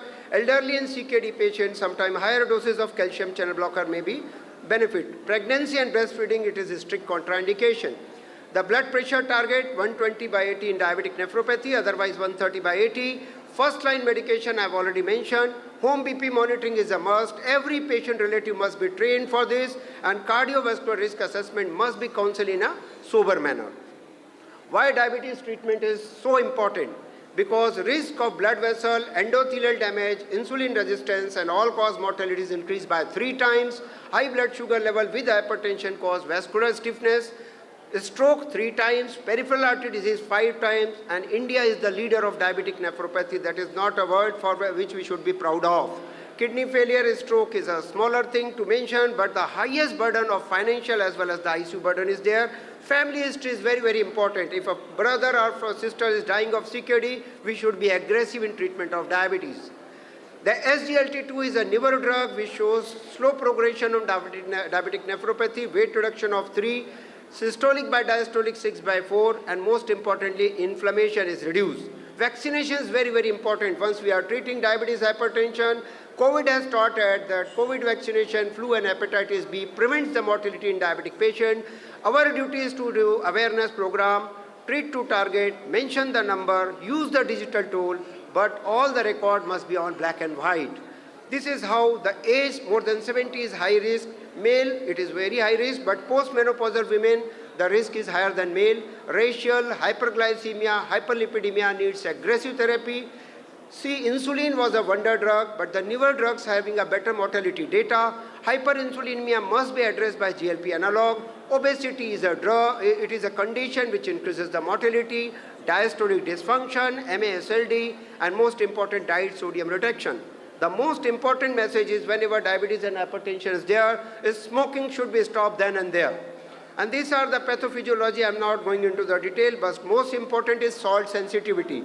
Indian population taking junk food, excessive salt, and ready-made food and not doing exercise is the region. We are high salt sensitive, lean and thin, but higher risk of mortality is there.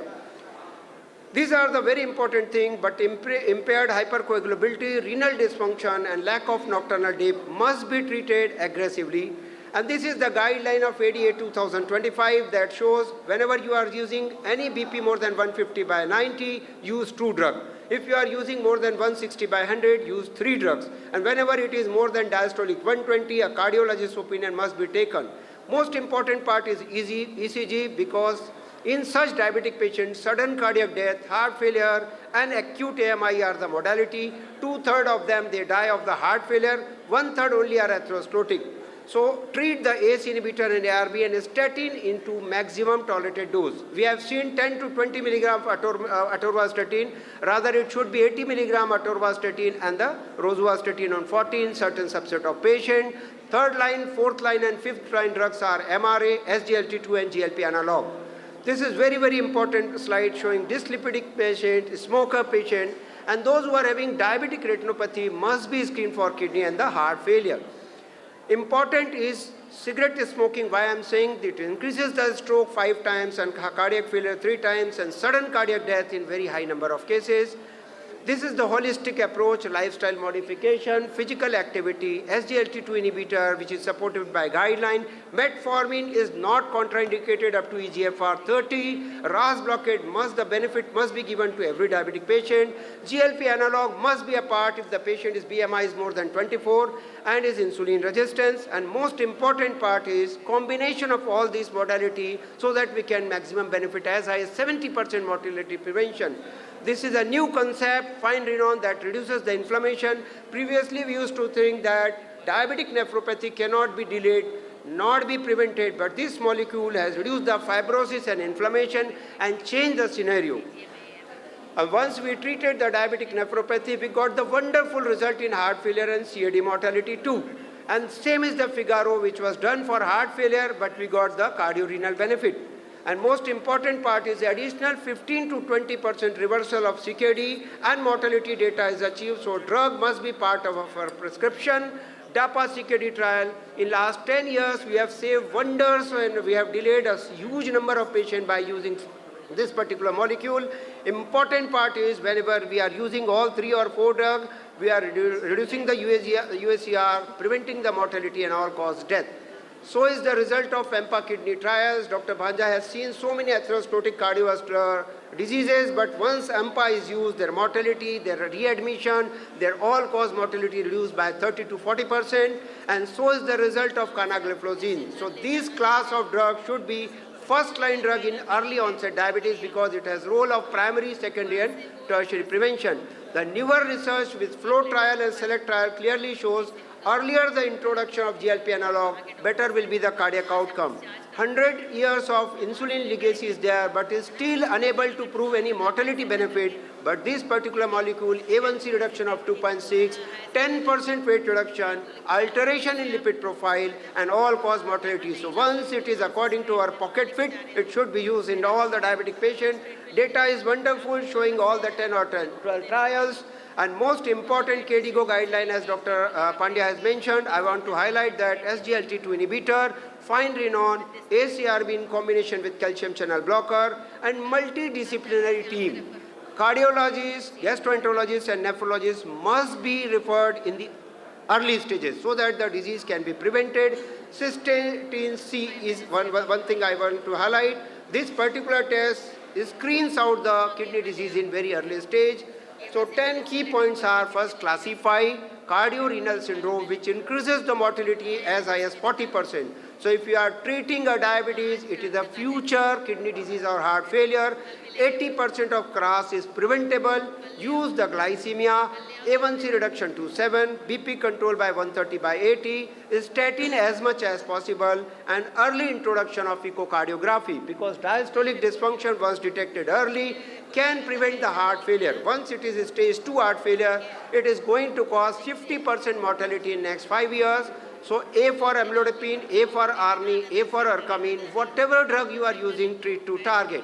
This is MR overactivation. I am not going into the detail, but this molecule, once introduction, it can cause myocardial hypertrophy, heart failure, inflammation, as well as the renal mortality data. This is the slide how we should treat and what to prevent. Proteinuria must be prevented, weight reduction and lipid must be according to the target. BP target should be less than 130/80, weight reduction of 3 to 4 kgs additional for the resistant hypertension, and most important part is RAS blockade, SGLT2, Finrenon, and GLP analog in one patient so that hemodynamic perturbation, prevention of inflammation and fibrosis and metabolic dysregulation can be prevented simultaneously. So this is showing in the DAPA CKD trial. This is again showing in the DAPA kidney trial. This is showing again Fidelio DKD and Figaro trial.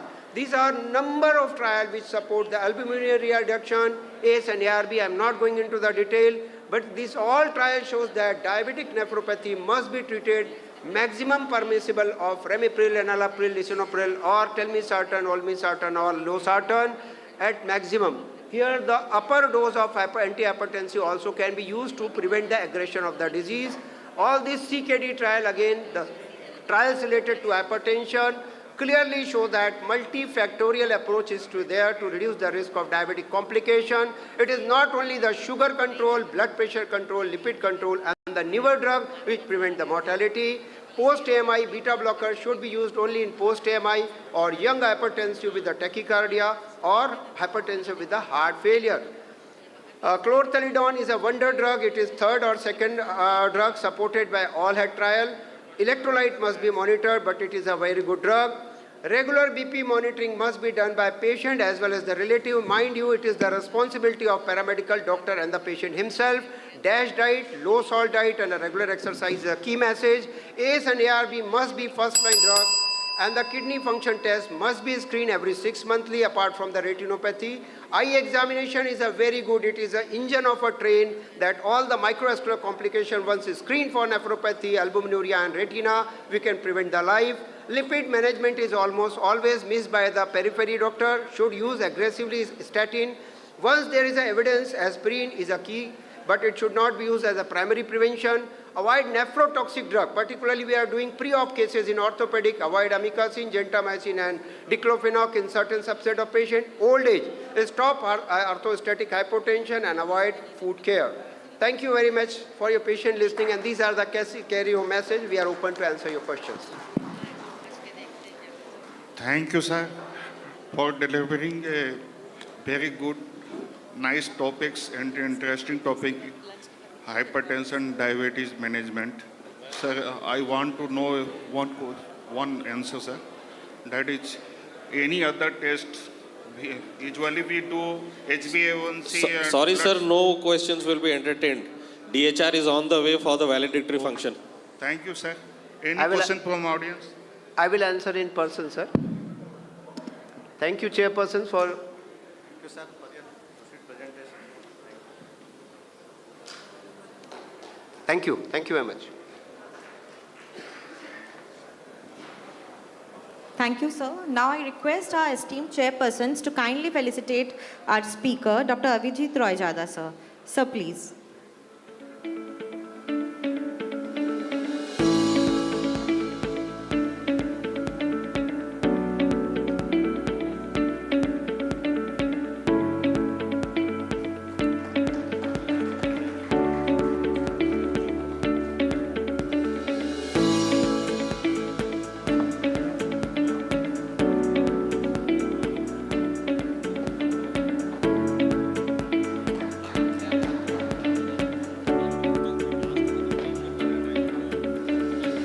Now I request Dr. C.H. Vikram Reddy, Senior Medical Officer and Coordinator, CIMECON 2026, to kindly felicitate Dr. Rajiv Lochan Bhanjar, sir. Sir, please. Sir, please.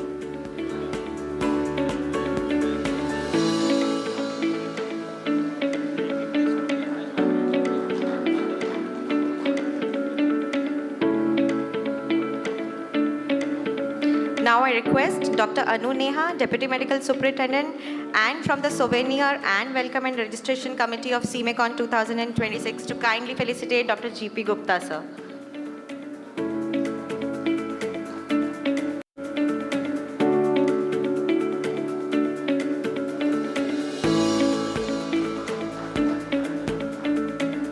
Thank you, sir. Thank you, ma'am. Now, for the next topic, I would like to invite our next speaker, Dr. Shubhankar Chakrabarti, Consultant Interventional Pulmonologist from Ruby General Hospital, Kolkata. The topic of his presentation is Transforming the Landscape of Management of COPD.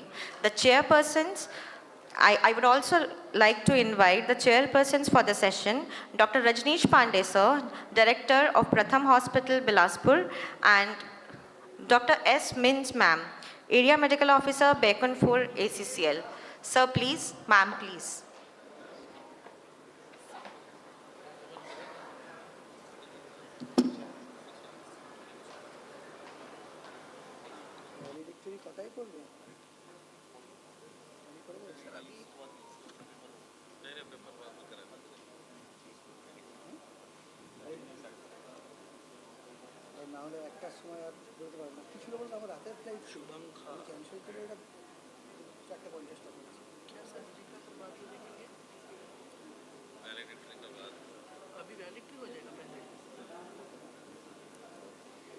So, Dr. Shubhankar Chakrabarti Dada, MBBS and MD Respiratory Medicine Gold Medalist. He also completed DNB Respiratory Medicine, DM Pulmonary Medicine and Critical Care, VPCI Delhi, and Fellowship in Sleep Medicine. And at present, he is working as a consultant interventional pulmonologist at Ruby General Hospital, Kolkata. So, welcome, sir. Thank you. Thank you, organizing committee, for inviting me here. So, I'll be the last speaker. So, last में बोलने का नतीजा दो हो सकता है. तो this gentleman, if you know, this is Courtney Walsh. He holds the world record of most number of test ducks. He used to bat in number 11. Or like in the fashion movie, like Kangana Ranaut as a showstopper. So, देखते हैं. So, first go through a case scenario. A 60-year-old female resident of Murshidabad, housewife, presented to our hospital with gradually progressive exertional shortness of breath for last 3 years, history of wheezing, and chronic cough with whitish sputum expectoration, and no history of orthopnea, PND, or pedal edema was there. So he was a never smoker, no alcohol abuse, and she had a significant history of indoor biomass fuel exposure for last 30 years. And he had a cooking with firewood and cow dung cakes in rural areas. And she lived in a poorly ventilated room with single room kitchen with no chimneys, and exposure duration per day was 4 to 5 hours per day.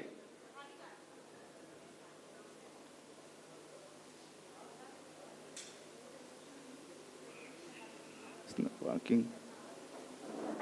So, how many of you in this case scenario will consider this patient as COPD?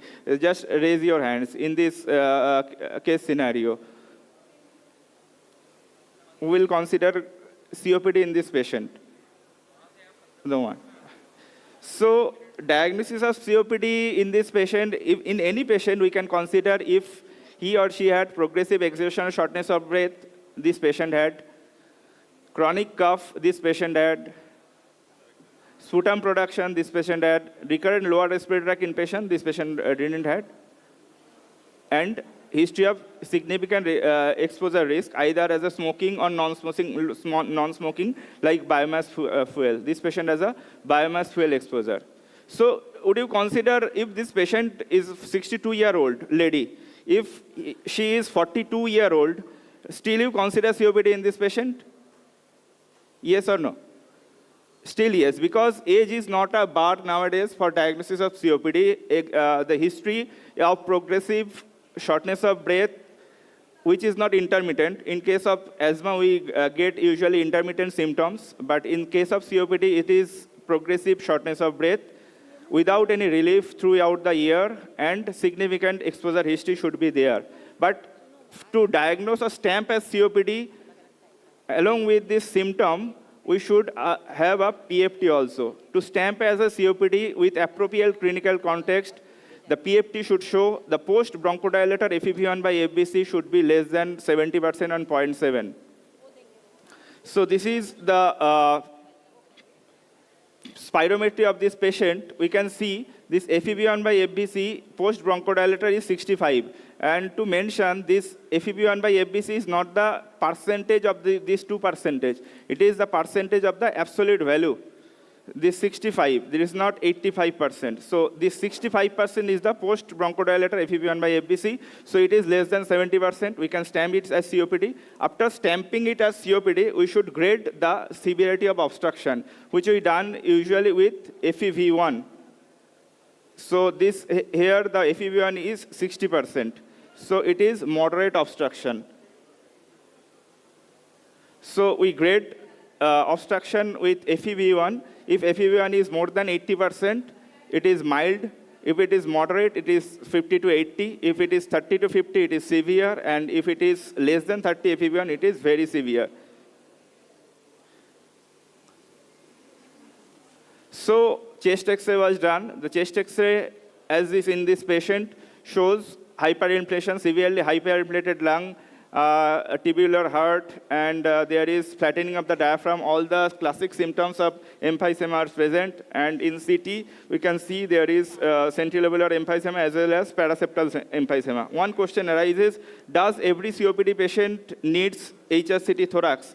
In your practice, if you have the leisure of doing HRCT, usually you do HRCT in every COPD patient, yes or no? So not every patient of COPD don't need HRCT thorax. If the patient is persistently, disproportionately symptomatic in spite of therapy, if the patient is having any coexistent bronchiectasis, if the patient is having severely hyperinflated lung, to quantify emphysema, you can do HRCT thorax. So the treatment got radical change in last 4 to 5 years. Initially, it was a blanket therapy. COPD meant giving inhalers, but not nowadays. It is individualized treatment, and we say one size doesn't fit for all, and all COPD patient doesn't need only prescribe the inhalers. So presently, it is the COPD Gold Guideline says they divide the patient in a group A, B, E. We call this ABE classification. So here we can see this group A and B. The x-axis denotes the symptom burden of the patient, and y-axis denotes the exacerbation burden of the patient. Previously, तो ये दिमाग में आता है तो where is B, C and D? There is no C and D in new classification. Previously, it was A, B, C, and D. And this C and D group clubbed together to form this group E patients. So why? It is important because previously it was thought that the symptom burden, the group A patient has less symptoms and less exacerbations or zero exacerbations. These group B patients had more symptoms and less exacerbations. While in group C and D, group C patient initially was more exacerbation but less symptoms. It was in the left side, so less symptoms. And group D patient, previous group D patients has more symptoms and more exacerbation. But nowadays, it is thought that more than symptoms, the exacerbation predicts patient's mortality more closely. So exacerbation risk, even if the patient is less symptomatic, if the patient is having frequent exacerbations, so this should be taken as a concern, and this C and D group club together and make it as a group E. So what is the treatment strategy here? In group A patient was a less symptoms and no exacerbation in last 1 year, so we can use any of the bronchodilators like LAVA or LAMA. But in our India, only LAMA, single LAMA is given because it is single LAVA is not available. So here we can give only LAMA in group A patients, that is tiotropium or glycopyrronium. In group B patients who have more symptoms but no exacerbation in previous 1 year, we can corroborate LAVA and LAMA, that is this combination, long-acting muscarinic antagonist and long-acting beta-2 agonist. And group E patient who had a history of exacerbation, we can give LAVA, LAMA, or if we see the absolute eosinophil count of the patient in blood, if it is more than 300, we can add ICS, inhaled corticosteroids, in these patients, not in all patients. So our patient didn't have any history of exacerbation, so and less symptoms. So she was a group A patient and started on LAMA or inhaled tiotropium and followed up. So on further course, the patient's dyspnea persisted even after 3 months of treatment. And we first checked the inhaler technique, it was right or not, and the patient's inhaler technique was right. So what to do next if even patient is symptomatic? So if the patient is on LAVA or LAMA, here in case our patient was on LAMA, so we should have to add LAVA, even if the patient is in group A. So long-acting beta-2 agonist, we should add. So consider switching other measures we can do, that consider switching inhaler devices. So if the patient is using DPI, we can use metadose inhaler with spacer, or autohalers we can switch to. or escalate to non-pharmacological treatment because we should think of any occult heart failure is present or not in this patient, or any bronchiectasis is present or not, any GARD is present or not. We should treat it and consider adding ensifentrine. This is a new entry in recent guideline, 2025 and 26 will come into later. It is a nebulized drug and it should be given in group A or group B patients and treat other causes. So there are newer modifications here we can use in these patients who are not controlled well as spacer with mask. With Acuhelar, it is preloaded DPI device, Synchrobid or Autohelar. We don't need any use of spacers because it is breath actuated. When you inhale, only the dose will be released. And another newer technology, it is Brachy Aerosphere. Here we can, because in COPD patients, we mainly have a significant small airway component. So many of the drugs will not reach to up to these small airways. So this new technology will deliver the drug up to the small airways, this Aerosphere technology. So this ensifentrine, this is a new kid in the block. It is a dual PDE3 and PDE4 inhibitor. PDE3 has a smooth muscle relaxation property, so it acts as a bronchodilator, and PDE4 acts as an anti-inflammatory. And it is a nebulized drug used as a 300 milligram BD dose and as a maintenance therapy in group A and B, and still not available in India. The cost of therapy is very high, around $3,000 US per month. So further course of the disease, the patient symptomatically initially improved and came few months later presented with worsening dyspnea with 5 days, increased sputum volumes and purulence. Patient GCS was all right, but patient was tachypneic, tachycardic. Room air saturation was 80%, and on auscultation, patient was wheezy. So this is acute exacerbation of COPD.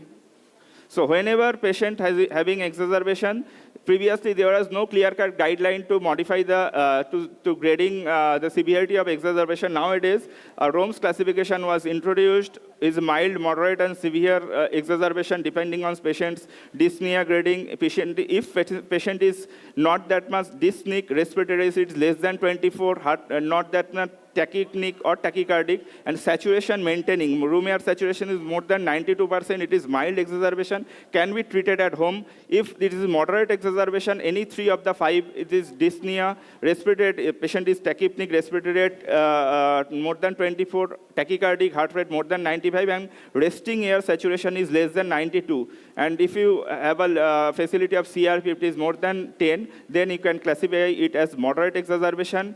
But if in ABG, if there is hypoxia, this is PO2 less than 60.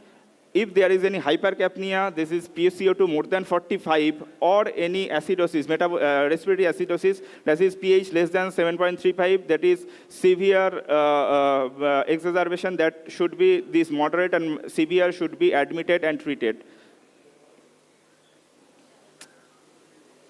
So what bronchodilators usually we use? Inhaled short-acting bronchodilators, that is levosalbutamol during exacerbation, initially hourly in 2 to 3 doses, then every 4 to 6 hours. And previously we used intravenous theophylline or aminophylline, but nowadays due to significant side effects, it is not recommended. Glucocorticoids in ACOPD, it should be, though usually in COPD we don't encourage the use of steroids, but in case of acute exacerbation you should use steroids. So it shortens the recovery time, improve lung function, and shortens the hospital stay. And another misnomer is that whenever patient is admitted with ACOPD, you should use IV steroids. It is not that. In different trials, it has shown that even a short course of oral steroid equivalent acts equally good in patients. Even if the patient is very sick on ventilator, then you can use these IV steroids. And nebulized budesonide can also be added in acute exacerbations. So antibiotics should also be given, usually amoxicillin, clavulanate, or fluoroquinolones. Usually you don't prefer in Indian scenario due to high burden of tuberculosis. But in certain cases, you should give also the Pseudomonas coverage, particularly who have previous history of Pseudomonas infection or severe COPD patient, particularly who have FEV1 less than 30%, they usually have Pseudomonas colonization, so it should be eradicated or anti-Pseudomonas coverage should be given. So other measures, we can use mucolytics, supportive care, and in ICU patient, we should use the thromboprophylaxis. So another buzz is that single inhaler triple therapy. Previously, we used to give LAVA ICS in our inhaler and another is in a LAMA. So fair for patient convenience, this triple therapy can, in a single inhaler, it is used either in a BD dose, and newer concept is coming in a single dose, single inhaler, once daily dosing. So this is called SIT therapy or single inhaler triple therapy. So the options in India are vilanterol, umeclidinium, fluticasone combination, once daily dosing, vilanterol, glycopyranum, fluticasone, once daily dosing. These are available in India. And previous like formoterol, glycopyranum, fluticasone, and formoterol, glycopyranum, budesonide, twice daily dosing. These are the SIT combinations available in India nowadays.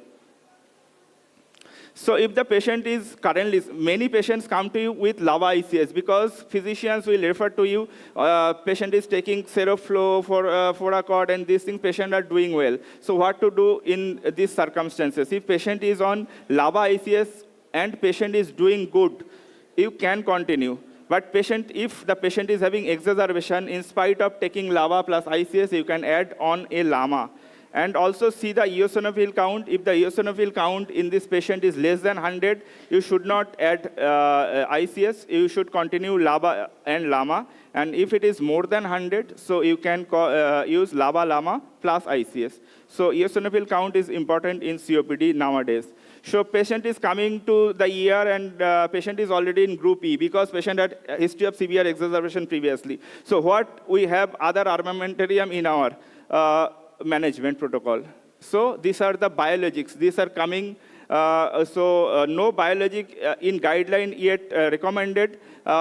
In 2026 and 25, dupilumab and is mostly recommended. So these are IL-5, IL-4 inhibitors, and dupilumab is IL-4, IL-13 inhibitor. These are the monoclonal antibodies and decreases the eosinophil production. So mainly this patient who have a frequent exacerbation phenotype and a absolute eosinophil count of more than 300 and requires multiple steroids course, short course, 3 to 4 times steroid course in last 1 year, they should be considered for biologic therapy. The available biologics in our Indian market are mepolizumab, initially used, but nowadays in COPD not much promising. Benralizumab also used. It is promising. It is available in India, but mostly recommended nowadays is dupilumab.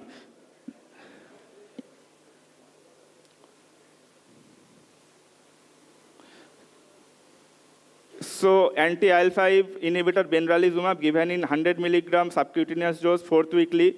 And these trials, Galathea and Taranoma, they have primary endpoint, that is exacerbation frequency, reduction in exacerbation frequency. Recent trials came out to be negative. So these are nowadays not that much recommended. So the most promising is dupilumab. It is used as 300 milligram subcutaneously bi-weekly dosing. And in Indian scenario, it is still the cost is high, around 45,000 to 1 lakh per dose. So the newer interventions that are coming in COPD, that is the bronchoscopic lung volume reduction surgeries.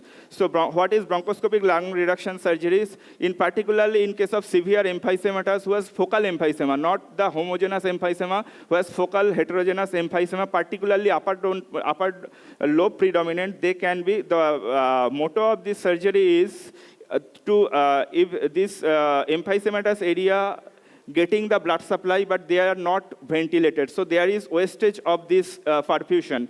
So there is more perfusion, ventilation perfusion mismatching. So if I collapse this segment, which is not getting ventilated, so perfusion will be diverted to the more normal lung. So this is the mechanism of action of these interventions. So the indication is if FEV1 is more for 15 to 45%, and residual volume, that is the air trapping is there or hyperinflation is there. I'm speaking. So what we do is two types of bronchoscopic lung volume reduction surgeries are available in India. One is the valve placement of the Zephyr valve. This valve, what it does, air comes out, but it cannot enter through the valve. And ultimately, this portion collapses. And another is bronchoscopic thermal vapor ablation. So we give thermal energy via a vapor, and scarring of the segment occurs. So these two type of thing is available. And another is vaccination. So different vaccinations are available. Previously, pneumococcal vaccination, and nowadays PCV20 is available, one shot dose, more than 65 years of age, and another is influenza vaccination every yearly. But new addition is RSV vaccination and herpes zoster vaccination. The shingles vaccination in more than 50 years of age, 2-dose schedule, first dose followed by second dose in 2 to 6 months, and one single dose of RSV vaccine, because nowadays this RSV virus is coming in a severe COPD patient. So Sir, another, we would like you to conclude. two slides. Another component is pulmonary rehab. It improves survival benefit and quality of life by giving other pharmacotherapies and mental benefits and others. And patients some patients can be given long-term oxygen therapy, particularly who has having in ABG PO2 less than 55 or saturation less than 88%.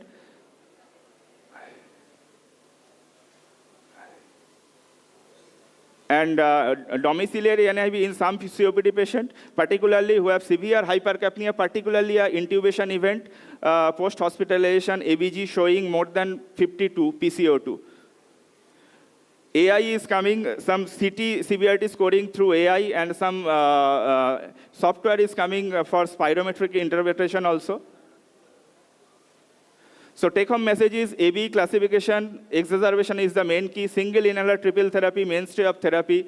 Ensifentrine is coming soon in India, dupilumab having promising future. AI may ease the diagnosis of COPD, and pneumonia influenza vaccination should be given for all patients of COPD. Thank you. Thank you, SECL and Coal India, for giving me the opportunity.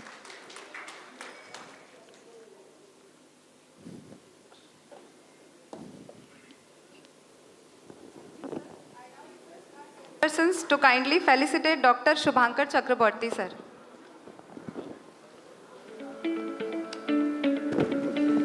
This is for attention of everyone. There's a slight change in the program. We will have the valedictory function now. Our Director HR CIL, Dr. Vinay Ranjan, is on the way.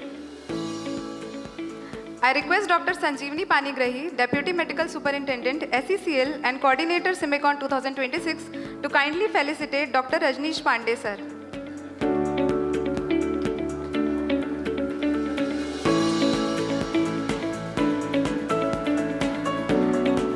I request Dr. Anand Shri Gyan, sir, CMO Korba, Chairman Welcome and Registration Committee, CIMECON 2026 to kindly felicitate Dr. S. Mins, ma'am.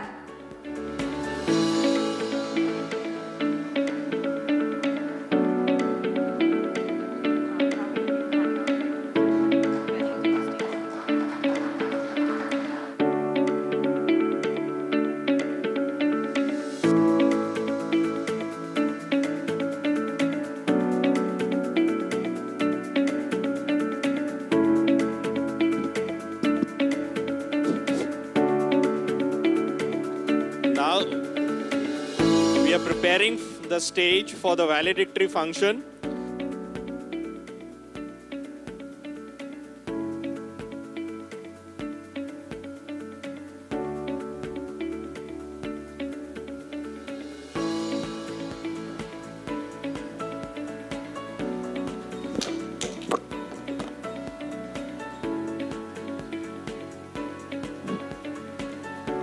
Now we are going to have the valedictory function. Our director HR CIL is on the way. So we are preparing accordingly. The dais is being prepared. In the meantime, you all can have a tea break. Subsequent to the valedictory function, we will conduct the free paper presentation. Sorry for the change in the program. I hope everybody will consider it.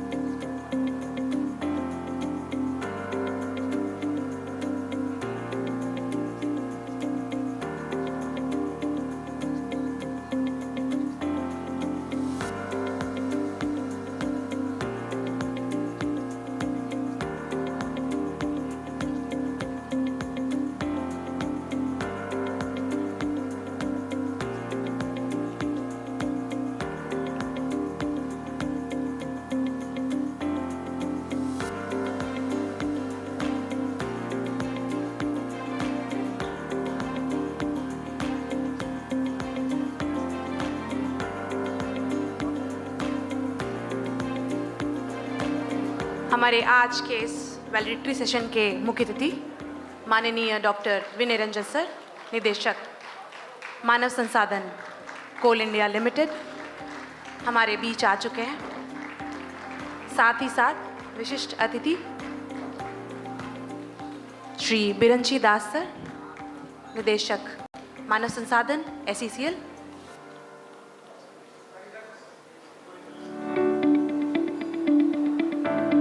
मैं सभी विशिष्ट अतिथियों से निवेदन करूंगी अपना अपना स्थान कृपया मंच पर ग्रहण करें।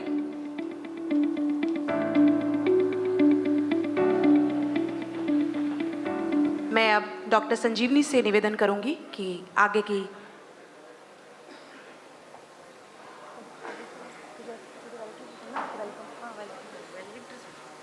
मैं निवेदन करना चाहूंगी डॉक्टर संजीवनी से कि आगे के कार्यक्रम के लिए माइक को ले लें।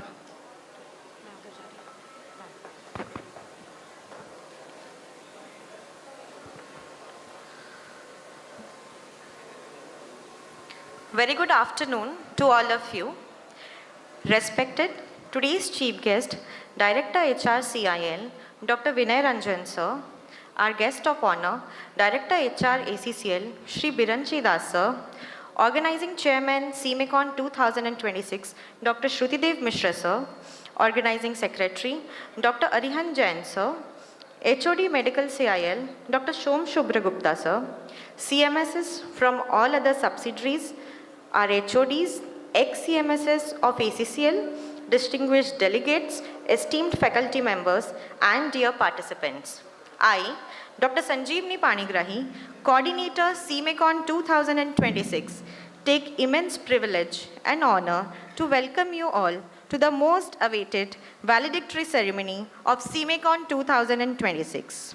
This year, we gathered under the powerful and purposeful theme, Healthy Minds, Healthy Nation, Strengthening Healthcare across Coal India, which reflects our collective commitment towards advancing occupational health services and safeguarding the well-being of our workforce.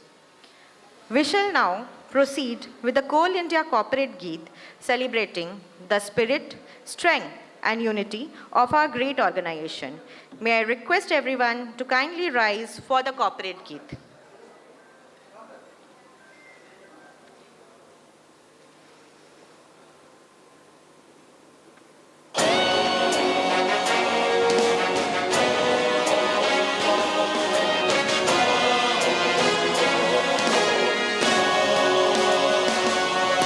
हमारे मिले कदम, हमारा चौड़ा सीना, विशाल कंधे हमारे, हाथ फौलाद हमारे। हम हैं आग, हम हैं बिजली, हम हैं शक्ति की खान, हम हैं कोल इंडिया, कोल इंडिया हम।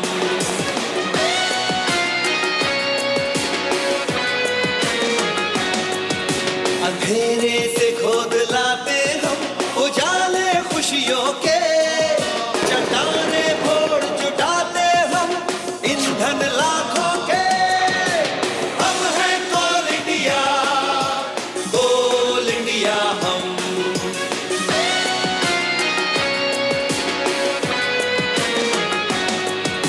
कदम मिले चले ताल मिलाकर, साथ पकड़ कर बाहें हम लाए काला हीरा, हमसे उज्जवल देश की राहें। हम हैं आग, हम हैं बिजली, हम एकता की खान, हम हैं कोल इंडिया, कोल इंडिया हम। Thank you everyone. Please kindly be seated. Now, I request our Director HR ACCL, respected Shri Biranchi Das sir, to kindly welcome respected Director HR CIL, Dr. Vinay Ranjan sir, with a shawl, shriffle and a bouquet. Sir, please.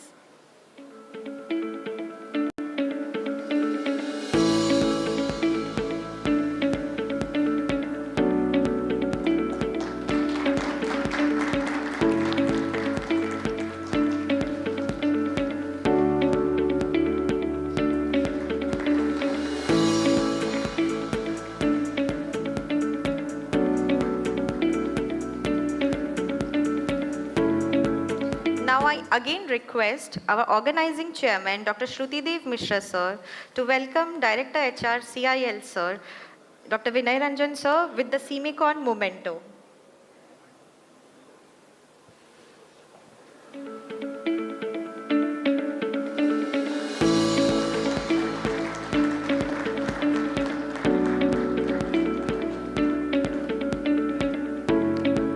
Thank you, sir. Now I request our organizing secretary, CIMECON 2026, Dr. Arhan Sharan Jain, sir, to kindly welcome our Director HR ACCL, respected Shri Biranji Das, sir, with a flower bouquet. Sir, please.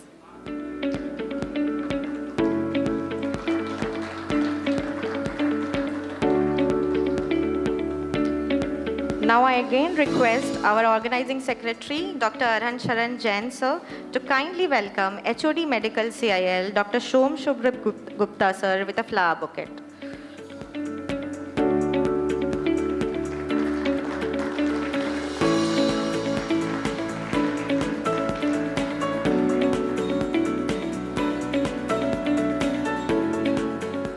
Now, it is my proud privilege to invite the organizing chairman, CIMECON 2026, to deliver the welcome address. Sir, may I request you to kindly address the gathering. Sir, please.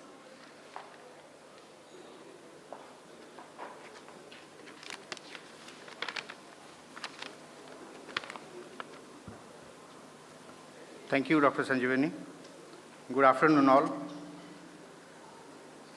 Respected Chief Guest, Honorable Director HR Coal India Limited, Vinay Ranjan sir, respected guest of honor, Director HR SECL Biranji Das sir, distinguished dignitaries on the dais, esteemed faculty members and delegates. As we arrive in the valedictory function of CIMECON 2026, it fills me with immense pride and satisfaction to reflect upon the enriching journey of the past 3 days. This year, under the powerful theme, Healthy Minds, Healthy Nation, Strengthening Healthcare Across Coal India, we witnessed not just academic deliberations, but a true spirit of collaboration, learning, and commitment towards strengthening occupational health services across our subsidiaries. Over the last 2 days, CIMECON 2026 has been a vibrant platform of knowledge exchange, and skill enhancement. We successfully conducted workshops on ECG interpretation, spirometry, ILO chest radiography. These workshops are designed to enhance practical competencies, particularly in occupational health surveillance, a cornerstone of mining healthcare. We are privileged to have participations from 200 delegates representing subsidiaries from across the country, making this conference a truly national academic gathering. We had the honor of learning from 22 eminent speakers whose expertise and insights enriched every scientific session. Our academic deliberations included prestigious chairman's paper hour session, DNB academic session, clinical case presentations, enthusiastic free paper presentations where doctors from various subsidiaries showcased their research and field experiences.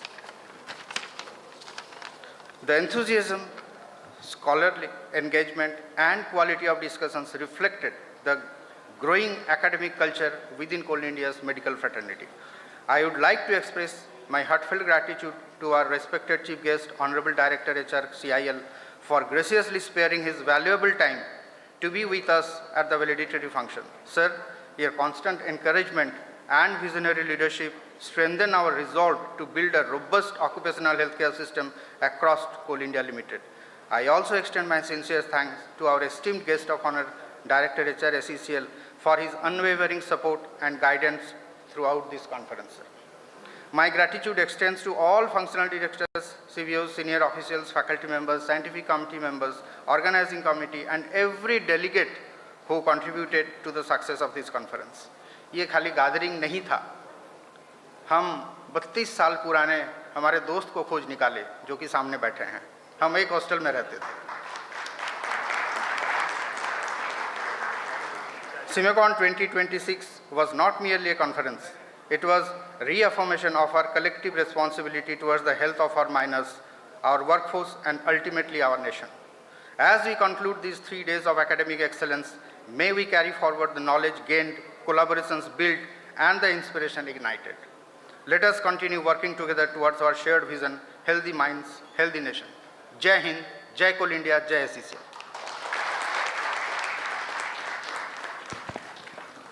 Thank you, sir.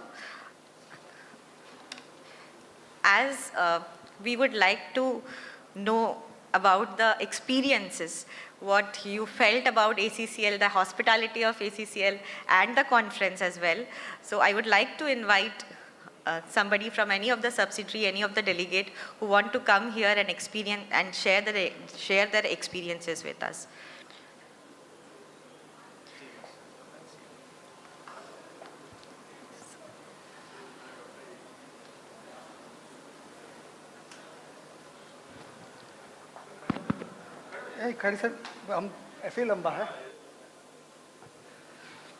Good afternoon.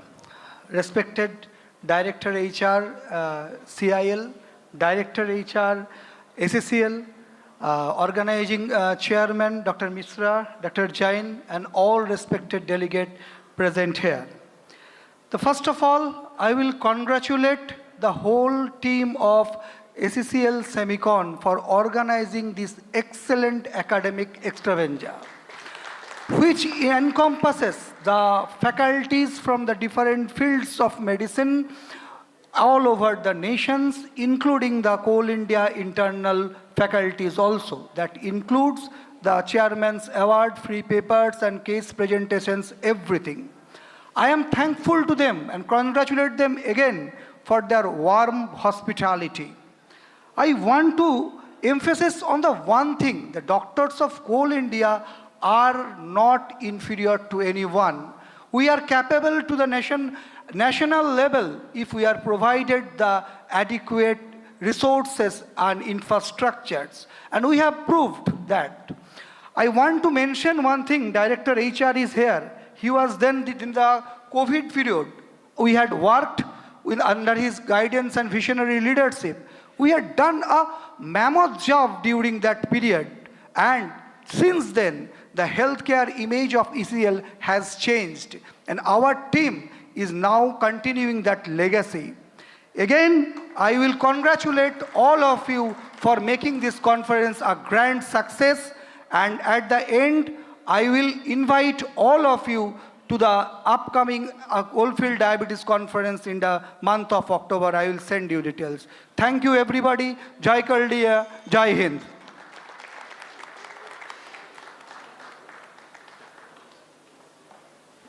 Thank you, sir, for your kind words. Now I would like to request Dr. Neeta Prakash ma'am from MCL to share her experiences. Ma'am, please.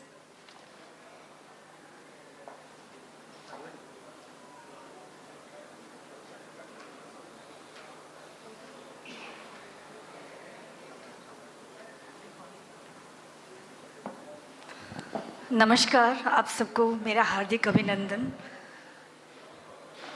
आदरणीय director HR CIL, Niranjan sir, director SECL, Das sir, CMS SECL sir, and all dignitaries and all the invitees present here. I am Dr. Neeta Prakash from MCL. And for this CIMECON, this time I have attended for the first time in SECL. And it was a huge, successful program. I really appreciate the SECL team and congratulate all the SECL that you have done a great job from your hospitality, everything, from the very beginning we were received in railway station, and everywhere we have got a very good hospitality. And the classes where the things were that was put for the conference, it was really awesome and national and international level.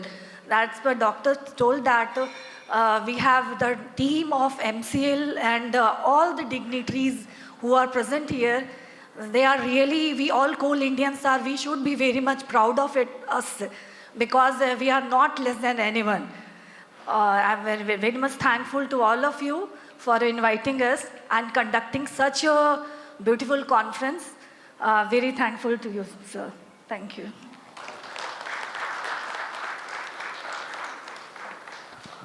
Thank you, ma'am.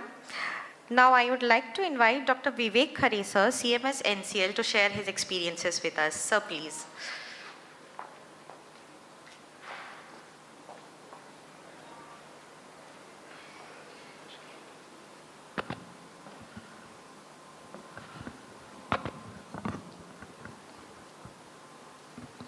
Very good afternoon. On the dais, respected our DPCIL, Director HR, Director HR, SECL, our most dynamic CMS, Dr. Chutidev Mishra, our HOD CIL, Dr. Gupta, and Organizing Secretary, Mr. Harian. First of all, greetings from the NCL, Northern Courses Limited. Our team of 10 delegates have arrived yesterday, about 2 days back on 27th evening. And at the outset, I would like to congratulate all of you and a wonderful team for organizing such an excellent, wonderful workshop. A big hands to all your team.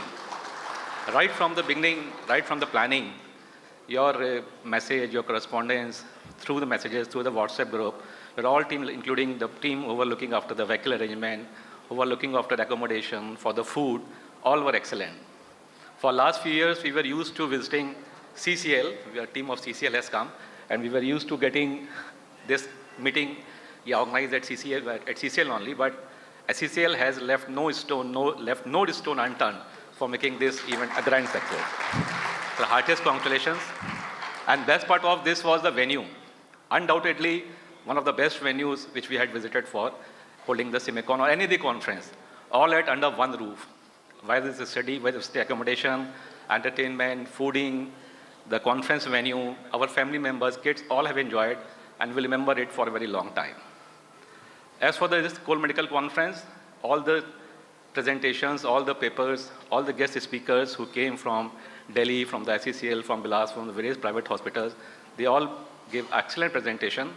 And I think barring eye and ENT, no part of the system was left unattended. We had talk on brain, neurosurgery, we had talk on heart, we had talk on pulmonology, we had talk on CKD, we had talk on ankle, orthopedics.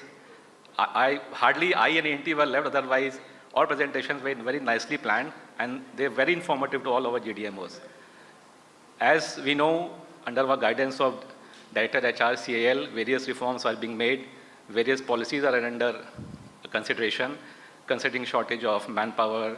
Recently, last year, a consolidated NCL audit, a whole audit of CL has taken place, and extensive audit has taken place under guidance of our Director HR. And a lot of recommendations have come. Work is on forming some Swasth portal. One DMS, dispensary management system, is already going on in WCL. And a lot of things are going on.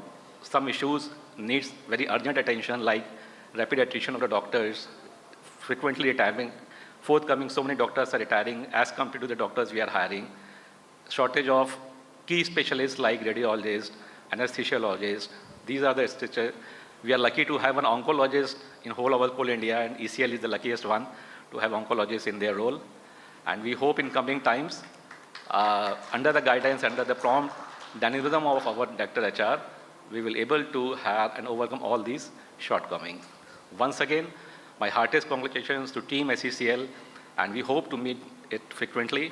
And with the theme, Healthy Minds, Healthy Nation, together we will and together we can strive all the challenges as a coal industry, as a coal industry doctors. Thank you.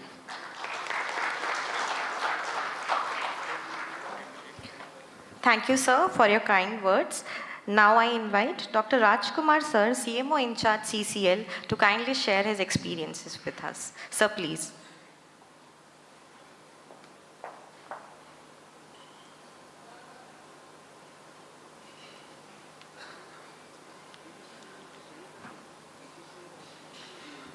Good afternoon, everyone. Respected DHR sir, CIL, Dr. Binay Ranjan sir, DHR sir of ACCL, all the dignitaries of the dais and on the dais, our ACCL CMS, Mishra sir, and all the dignitaries. It was a wonderful experience. We came with our 8 delegates, including our DNB students. And the papers, the quality of papers presented here was excellent. Everybody everybody enjoyed it. They learned something. They interacted with each other. So apart from the academic thing, we interacted. We made friends. We interacted with the other doctors, and in hospitality part, it was excellent. Misra sir, Dr. Arihant Jain, and his entire team has done wonderful job, right from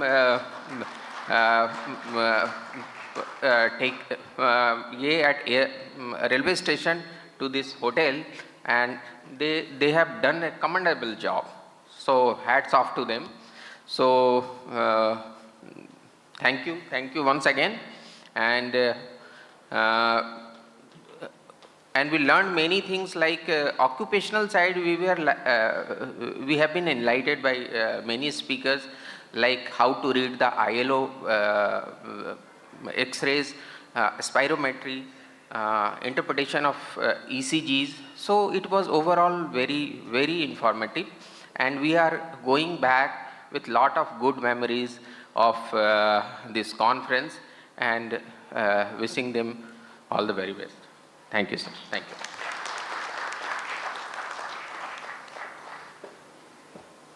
Thank you, sir, for your kind words.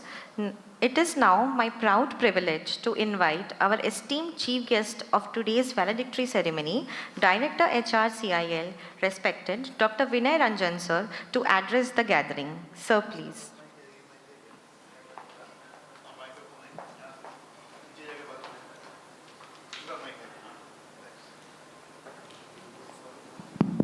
या barrier को break कर देते हैं, ये barrier है ना, तो मैं नीचे आके बात कर, बैठिए बैठिए प्लीज बैठिए बैठिए प्लीज बैठिए। मैं सोचा नज़दीक से आके बात करते हैं तो अच्छा रहेगा, है ना। Why to create a stage barrier, please बैठिए प्लीज बैठिए please please don't stand. Good afternoon everyone, all the dignitaries on dais, Director HR SECL, Dr. Mishra, CMS SECL, and Organizing Secretary Dr. Jain, and Dr. Gupta, HOD Medical, Coal India, and all the dignitaries who are sitting in front, and all the doctors of Coal India. Very happy to see all of you present till last day. Generally in the conference, what happens? 3 days conference. First day, inauguration, full attendance. Second day, people slowly. And third day, the last day, people start, leaving the conference. But I'm very happy to see everyone staying back and taking the benefits of. So what does this type of conference do? What is the objective of CIMECON? Okay? First of all, knowing each other. We have, let me describe the ecosystem, health ecosystem of Coal India, which is, I boast as a Director HR. In many forums, I literally boast myself, that we have more than 1,200 doctors in Coal India. We have 16 big hospitals. We have 80 plus regional hospitals. We have 300 plus dispensaries. Tell me which those who are in, their business is healthcare business will have such a large ecosystem. Tell me one example. Even bigger, because what is our main core business? Coal production and coal dispatch. Okay? Coal production and coal dispatch. In spite of that, we are having such a massive infrastructure. Maybe some of the hospitals are outdated. They have been, given to us by what was Coal Mines? CMWO. And I am the product of CMWO. CH Kalla, he knows. My father was in CMWO from 1962 to 75. And I am born in one of the CIL's hospitals. Central Hospital Kalla is my birthplace. My father was civil engineer. He was in charge of water supply, maintenance, hospital maintenance, everything he was in charge of. And 1975, he joined BCCL, when BCCL was nationalized in 1973. And I was born in one of the hospitals in Kalla. And luckily, I became the boss of CH Kalla. Into 2018, I became the boss of. And first thing, what I did, I went to the gynecological room. He will know. I went to the gynecological room where I was born to see. I've seen the tray where I was, must have been kept after coming out of my mother's womb. And we lost my father very early, 1979. And the death also happened in one of the central hospital. It was, how many are from BCCL? You are from BCCL. थोड़ा आप लोग, हाँ मेरे को सबको देखने दो, हाँ, तो interact. Jagjivan Nagar central hospital, you are from BCCL. और BCCL से और कोई, सब लोग चले गए, आप अकेले आई हैं. ठीक है doctor, please please please sit. So he was admitted for eye surgery. I'm sharing, how I was benefited from the health ecosystem of, and those years, our hospitals was center of excellence. 300 kilometre, 400 kilometre दूर दूर के लोग हमारे hospitals में आते थे, जो भी हमारा हॉस्पिटल्स था. Glorious years, 70s, 80s, and fabulous doctors. As of now, also we have a fabulous doctors. But उस समय उन डॉक्टर्स का नाम होता था वो एरिया में. Doctor Lakshmi Narayan, eye specialist. He was known. I see, after 40-45 years, I am remembering him. I was very young, 8-9 years old, that point of time. But I remember him. My father was admitted for eye surgery. Say, situation hota hai, unfortunate hota hai. Similar conference, Dr. Lakshmi Narayan has to go to Chennai for some eye conference. तो उन्होंने बोला, my father's name was, surname was Prashad. ए प्रसाद, अपना south Indian accent में, he was Tamil. ए तुम इधर ही रुको, मैं आता है. अपना साउथ इंडियन एक्सेंट में बोला कि तुम रुको, भर्ती रहो, मैं 2 दिन में आता हूँ चेन्नई से कॉन्फ्रेंस करके, then I will do your मोतियाबिंद का सर्जरी था. But my father, were colleague those days, he got himself discharged. He was in charge of कोयला नगर, कोयला भवन. BCCL में जो कोयला नगर, कोयला भवन का टेंडर मेरे पिताजी ने किया था, और बड़ोड़ा वाशरी. बोले नहीं 3 दिन लगेगा, अभी 2 दिन बोल के गए हैं, 4-5 दिन लग जाएगा, मैं डिस्चार्ज हो जाता हूँ, जब वो आएंगे तो I will get in admitted.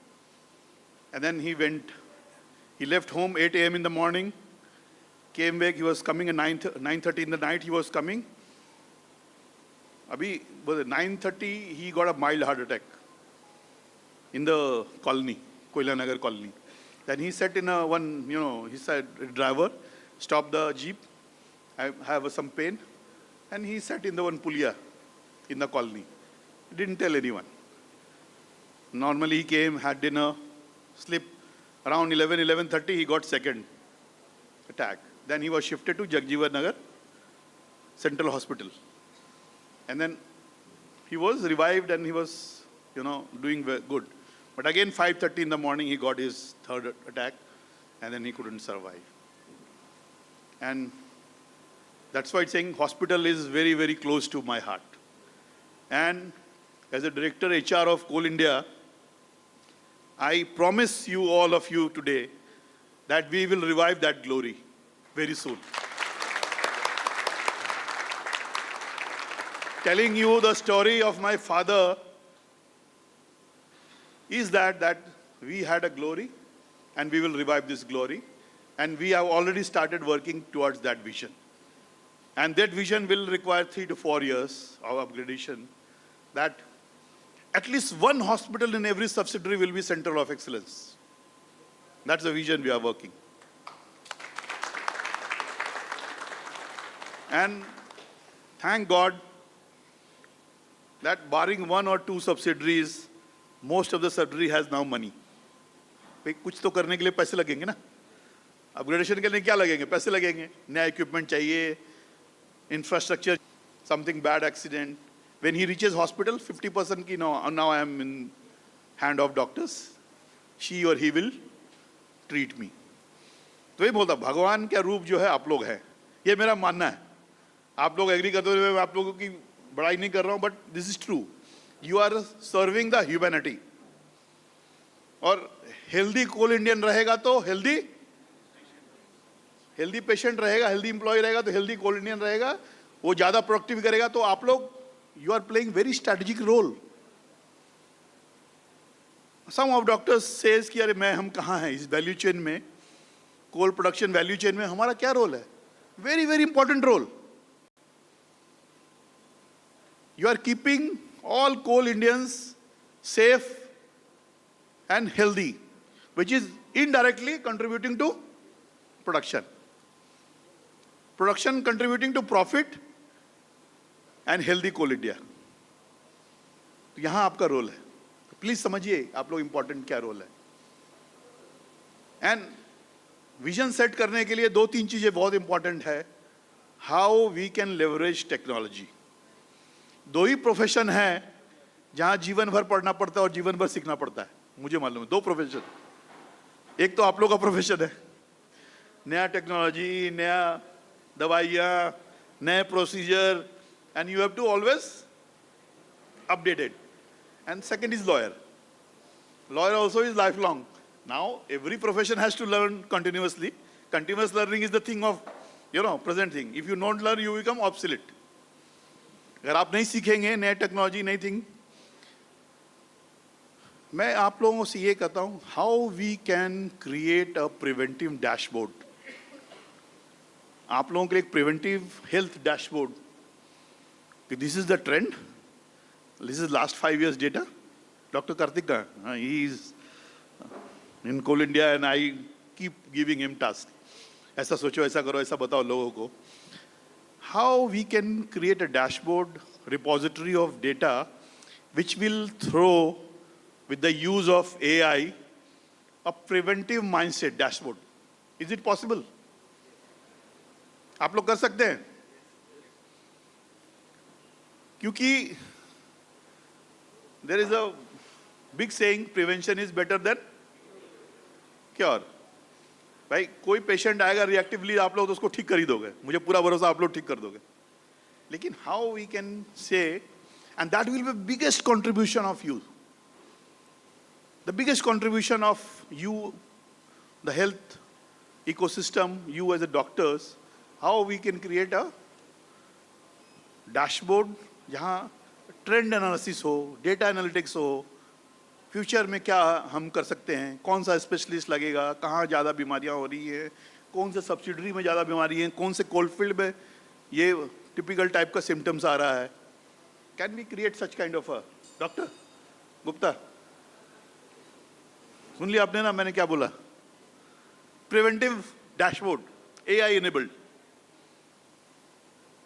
तो 2 चीज़ें हैं। And third thing is capacity building of our doctors. Please raise to us what kind of a training, what kind of a, you want to go to seminars, national seminars. Even I am ready to send you to international seminars. मैं चाहूँगा कि कुछ हमारे doctors international seminars में भी जाएं और सीख के आएं technology, what's happening in UK, what's happening in US. I'm sure healthcare system is advanced than India in those countries. तो वहाँ भी आप जाना चाहे। और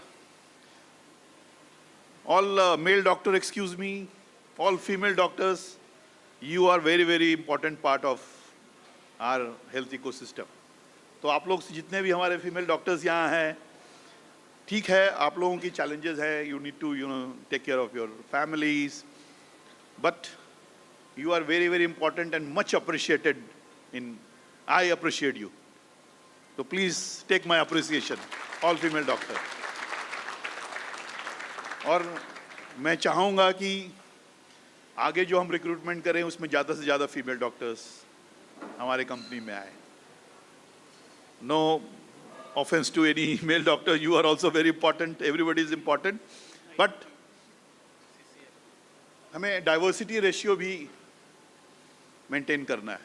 the company likes HLL, Hindustan lever, वो CHRO Leena Nair, now she become CEO of Chanel. Chanel is a very, luxury product. Purse and Paris based. उसकी CEO बन गई हैं. She was boasting, I have a 50% female, मतलब diversity radio. मतलब 50% female employee Hindustan liver में. तो in Coal India, we have a 9% women of total workforce. But what this 9% corresponds to? 20,000. 20,000 female employees in Coal India as of now, including you. तो बहुत सारे company में तो 20-25 हज़ार employ नहीं होते, टोटल एम्प्लॉय नहीं होते, और हमारे यहाँ 20,000 फीमेल एम्प्लॉयज है. It's a good number. May be because mining हमेशा मेल डोमिनेटेड इंडस्ट्री रहा, but over the years, so this is also one indicator I am following. It's my personal milestone that how we can enhance the diversity ratio of Coal India, and which you guys are playing big role. So let's hear from all the female doctors here. एक बार इनके लिए तालियां बजा दीजिए. So 2-3 चीजों पे काम करना है भी अपने आप को. एक, हम कैसे सारे कम से कम एक हॉस्पिटल हर सब्सिडरी में, उसको हम नेक्स्ट 4-5 ईयर्स में, क्योंकि कोई चीज़ जादू की छड़ी तो किसी के पास नहीं, आपके पास भी नहीं कि आपने घुमाया और चीज़ें चेंज हो गई. It is a process, you know, but you have to put vision in place and process in place. तो vision process in place start हो गया है, फंड एलोकेट हुए. एंड सेकेंड थिंग इज, अभी हम लोग शेयर कर रहे थे कल इवनिंग डिनर के समय में, कि वो माइनिंग का प्रोक्योरमेंट होगा ना, 3 महीने में ख़त्म हो जाता है. डीजल लेना, ये लेना हुआ. मेडिकल का प्रोक्योरमेंट में पता नहीं कितने समय लगा देते हैं. And this is, you know, Satyajit will know when ECL. And I hammered when I was Director HR of ECL, why this is not essential.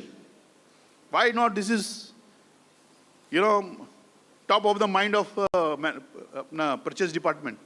क्यों हमारी फाइलें जो है, मेडिकल की फाइलें 6-6 महीना 8-8 महीना घूमते रहती है इधर. क्यों हमारा मेडिसिन का प्रोक्योरमेंट हो, इक्विपमेंट का प्रोक्योरमेंट घूमता रहता है, वो इधर से उधर से, पता नहीं इतनी मोटी फाइल बन जाती है, इतनी मोटी. सब लोग उसके ऊपर कमेंट करते हैं. So Viren ji, this is for you, and we will talk in DHR meet that please intercept whenever there is a delay in medical purchase. वो चाहे इक्विपमेंट खरीदना हो, दवाई खरीदना, कुछ भी हो, उसमें as a director we have a role that we should intervene and see that MM department also take this as a, you know, priority. Not, you know, production is priority, everything is priority, but ये भी तो, क्योंकि इसका क्या use होगा, इसको तो use वापस welfare of employees, welfare of officers. Medicine से मिलेंगे, इक्विपमेंट, नए इक्विपमेंट आएंगे. अभी भी आप बताइए कितने जगह पे अभी भी एनालॉग एक्सरे मशीन है. ECL में तो होगा, और कहाँ एनालॉग मशीन है? हाँ, डिजिटल हो गया, कर दिया. गुड, हमने ही शुरू किया था, अब मेरे समय में भी शुरू हुआ था, कर दिया ना. एनालॉग आपके यहाँ है?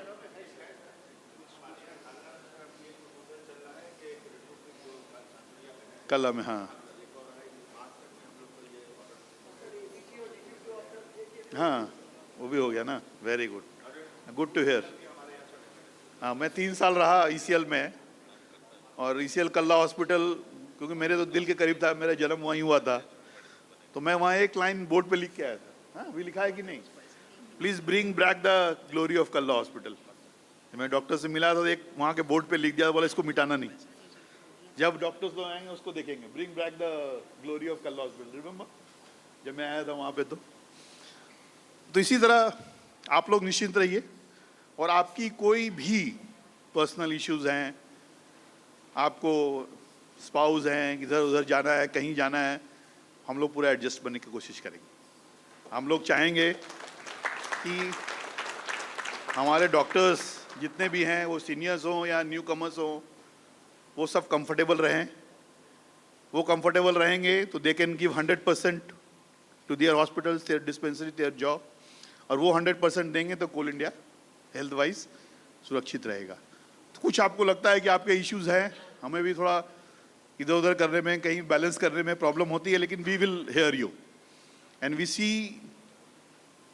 ऑल मेल फीमेल सब अपने फैमिली के साथ में अच्छे से काम करें, और आपको कोई भी इश्यूज हो, प्रमोशन नहीं मिल रहा, जो कोल इंडिया का लेवल का है, बाकी तो लोकल तो आप सब्सिडी डायरेक्टर से या किसी सेल की इशू आपके डायरेक्टर एचआर साहब बैठे हैं, बट जो कोल इंडिया का इश्यूज लेवल पे कुछ भी हो तो please let us know, and हम आपके साथ फ्यूचर मैंने शेयर किया कि क्या हम विजन देख रहे हैं, और उसमें एवरी वन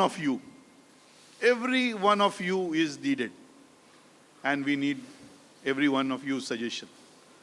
प्लीज़ कुछ भी आपके मन में होगा, कभी भी मन में होगा, doctor Gupta is there, CMS HOD medical हैं, कार्तिक इज हियर, कार्तिक यहीं WCL से गया यहाँ से, एंड आप हमको मैसेज भेजवाइए डायरेक्टली कि कोल इंडिया में मेडिकल लेवल पे क्या सुधार, क्या सजेशन होगा.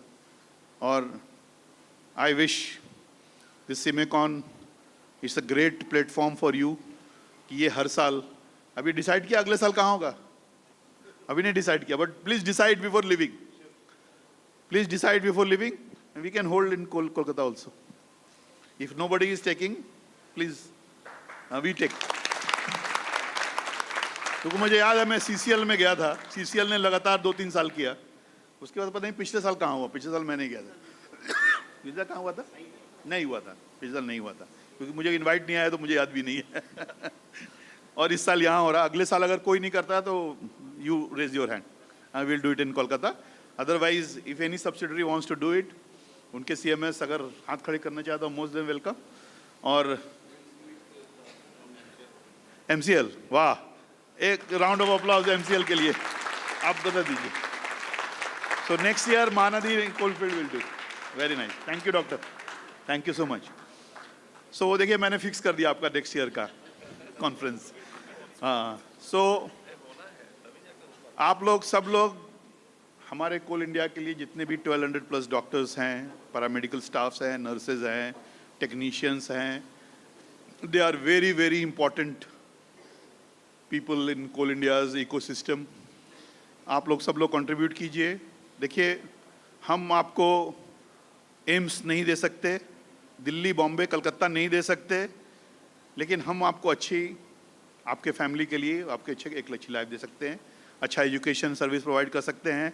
मैं हमेशा बोलता हूँ कि आप अगर बैठिए, आप अगर चाहेंगे तो हम बेंगलोर में तो माइंस नहीं खोल सकते, दिल्ली में तो माइंस, जहाँ कोयला मिलेगा वहीं माइंस खोलेंगे, है ना.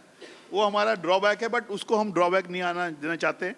जो भी वेलफेयर एम्यूनिटीज़ है, चाहे वो स्कूल्स हों, मेडिकल फैसिलिटीज़ हों, और एक कंफर्टेबल कॉलोनीज़ में लाइफ हो, और सारे एम्यूनिटीज़ कॉलोनी के अंदर मिले, क्योंकि हम 2026 में ये नहीं बोल सकते, we can not have a coal India's lifestyle which was there in 75-76 in 2026. जब मॉडर्न ज़माना आ गया है, टेक्नोलॉजी आ गई है, तो वो सब हमको, can not we have a mall in our colonies, can not we have a coaching institute.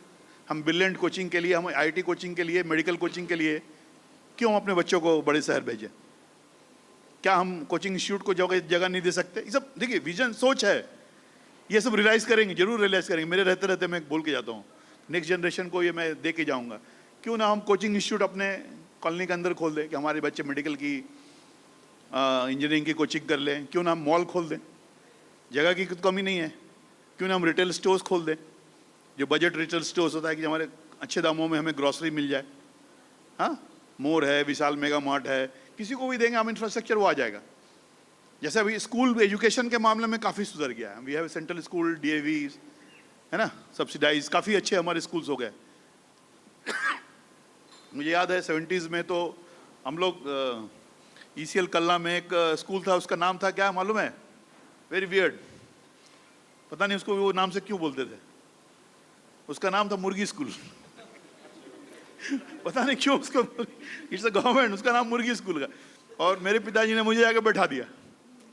वो जूट बैग था ना, बोरा, उसको हम लोग बोलते हैं हिंदी में, बोरा में जाके मैं बैठ गया वहाँ पे एक दिन. तो मेरी इनिशियल पढ़ाई ऐसे कल्ला हॉस्पिटल में शुरू हुई है, और उसका नाम मुर्गी स्कूल पता नहीं क्यों रखा था. जब मैं डायरेक्टर HR बना तो मैं स्कूल में गया था. ऐसी कि फर्स्ट लिटरेसी, और my literacy started in that school. 2 years I spent, then I went to another school, government school in Dhanbad. Then 1979 my father died at young age. 42 years में उनका डेथ हो गया, तो we ancestral house was in Patna, तो we shifted to Patna in very young age. तो मुझे वो सब स्कूल याद है. बट आज तो modern English school, DAV, AG church, पता नहीं कौन कौन से अच्छे अच्छे स्कूल सब हमारे कॉलोनीज में हैं. So from those years we have spent, so we will also see that कि हमारे कॉलोनीज में बाकी के मॉडर्न इंफ्रास्ट्रक्चर आएंगे. And you as a medical professional has a greater role to play. I congratulate and thank Director HR, Dr. Mishra and Dr. Jain for organizing such a fabulous conference. So big round of applause for them, all three. Thank you very much. It's a world-class, I can see from outside, it's any professional conference, like any professional conference you have, SECL has managed. So all kudos and best wishes to SECL team. And ज़्यादा ना समय लेते हुए मैं आप सबको, अभी होली का पर्व आने वाला है 2 दिन में, होली की बहुत बहुत शुभकामनाएं देता हूं. और बहुत सारे कल्चर में new year start from Holi, बहुत सारे कल्चर में न्यू ईयर स्टार्ट, तो उसके लिए भी मैं बहुत बहुत शुभकामनाएं देता हूं. आप लोगों का जीवन बहुत अच्छा रहे, कोल इंडिया में आप लोग रहो. आप लोगों को कोई भी तकलीफ है, कुछ सी भी कोई किसी को भी, so please let us know. We are all there to help you out, and with your help, with each and every one, we will see that the medical facilities in Coal India is revived to the 70s and 80s level. Thank you very much.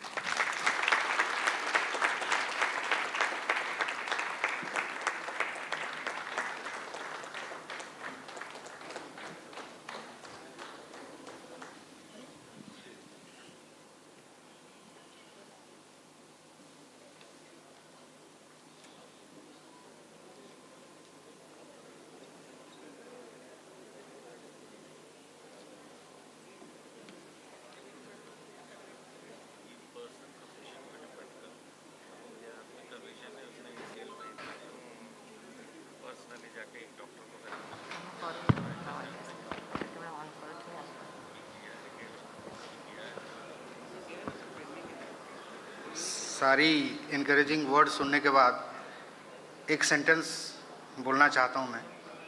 अगर सारे achievements यहाँ हुआ है और कुछ भी achievements हुआ है, ये मेरे सारी टीम की है, और गलतियाँ हुई है तो मेरी है.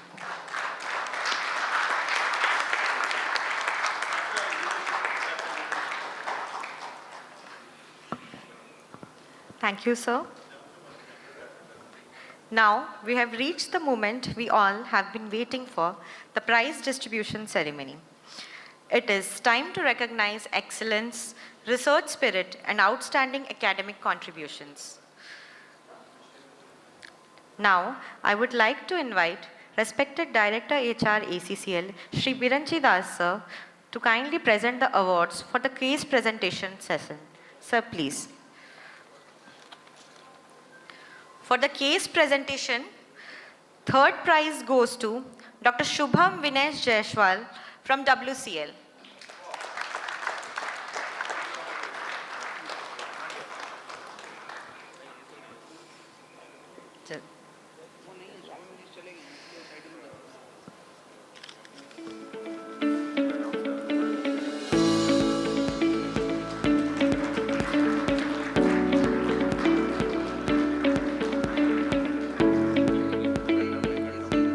The second prize goes to Dr. B.K. Naidu, Medical Superintendent, Vani Area, WCL.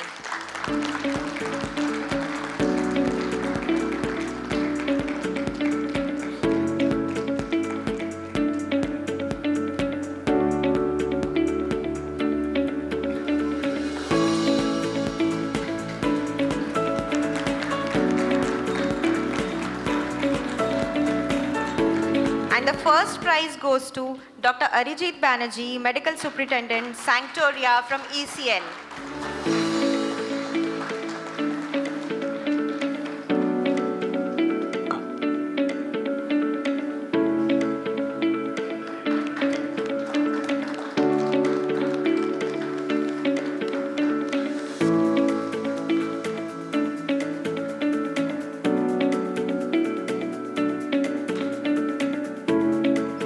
Thank you, sir.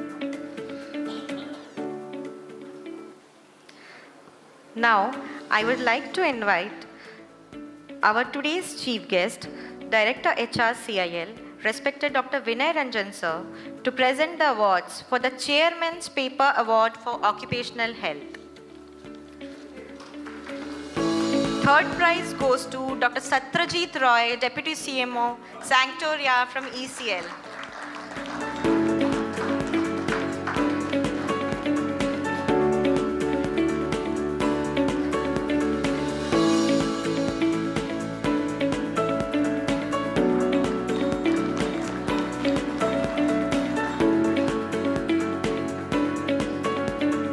Second prize goes to Dr. C. Pavan Kumar, Deputy Medical Superintendent, Korba from ACCL.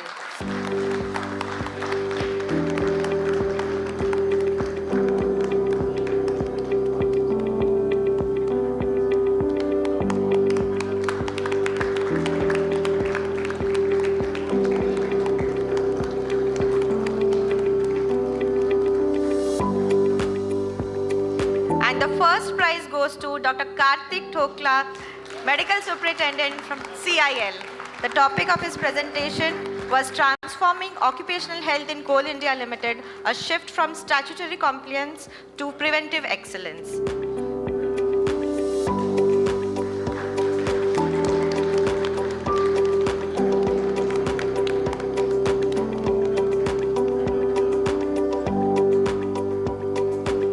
Thank you, sir. Now I request our organizing secretary, Dr. Arhan Sharan Jain sir, to kindly deliver the vote of thanks. Sir, please.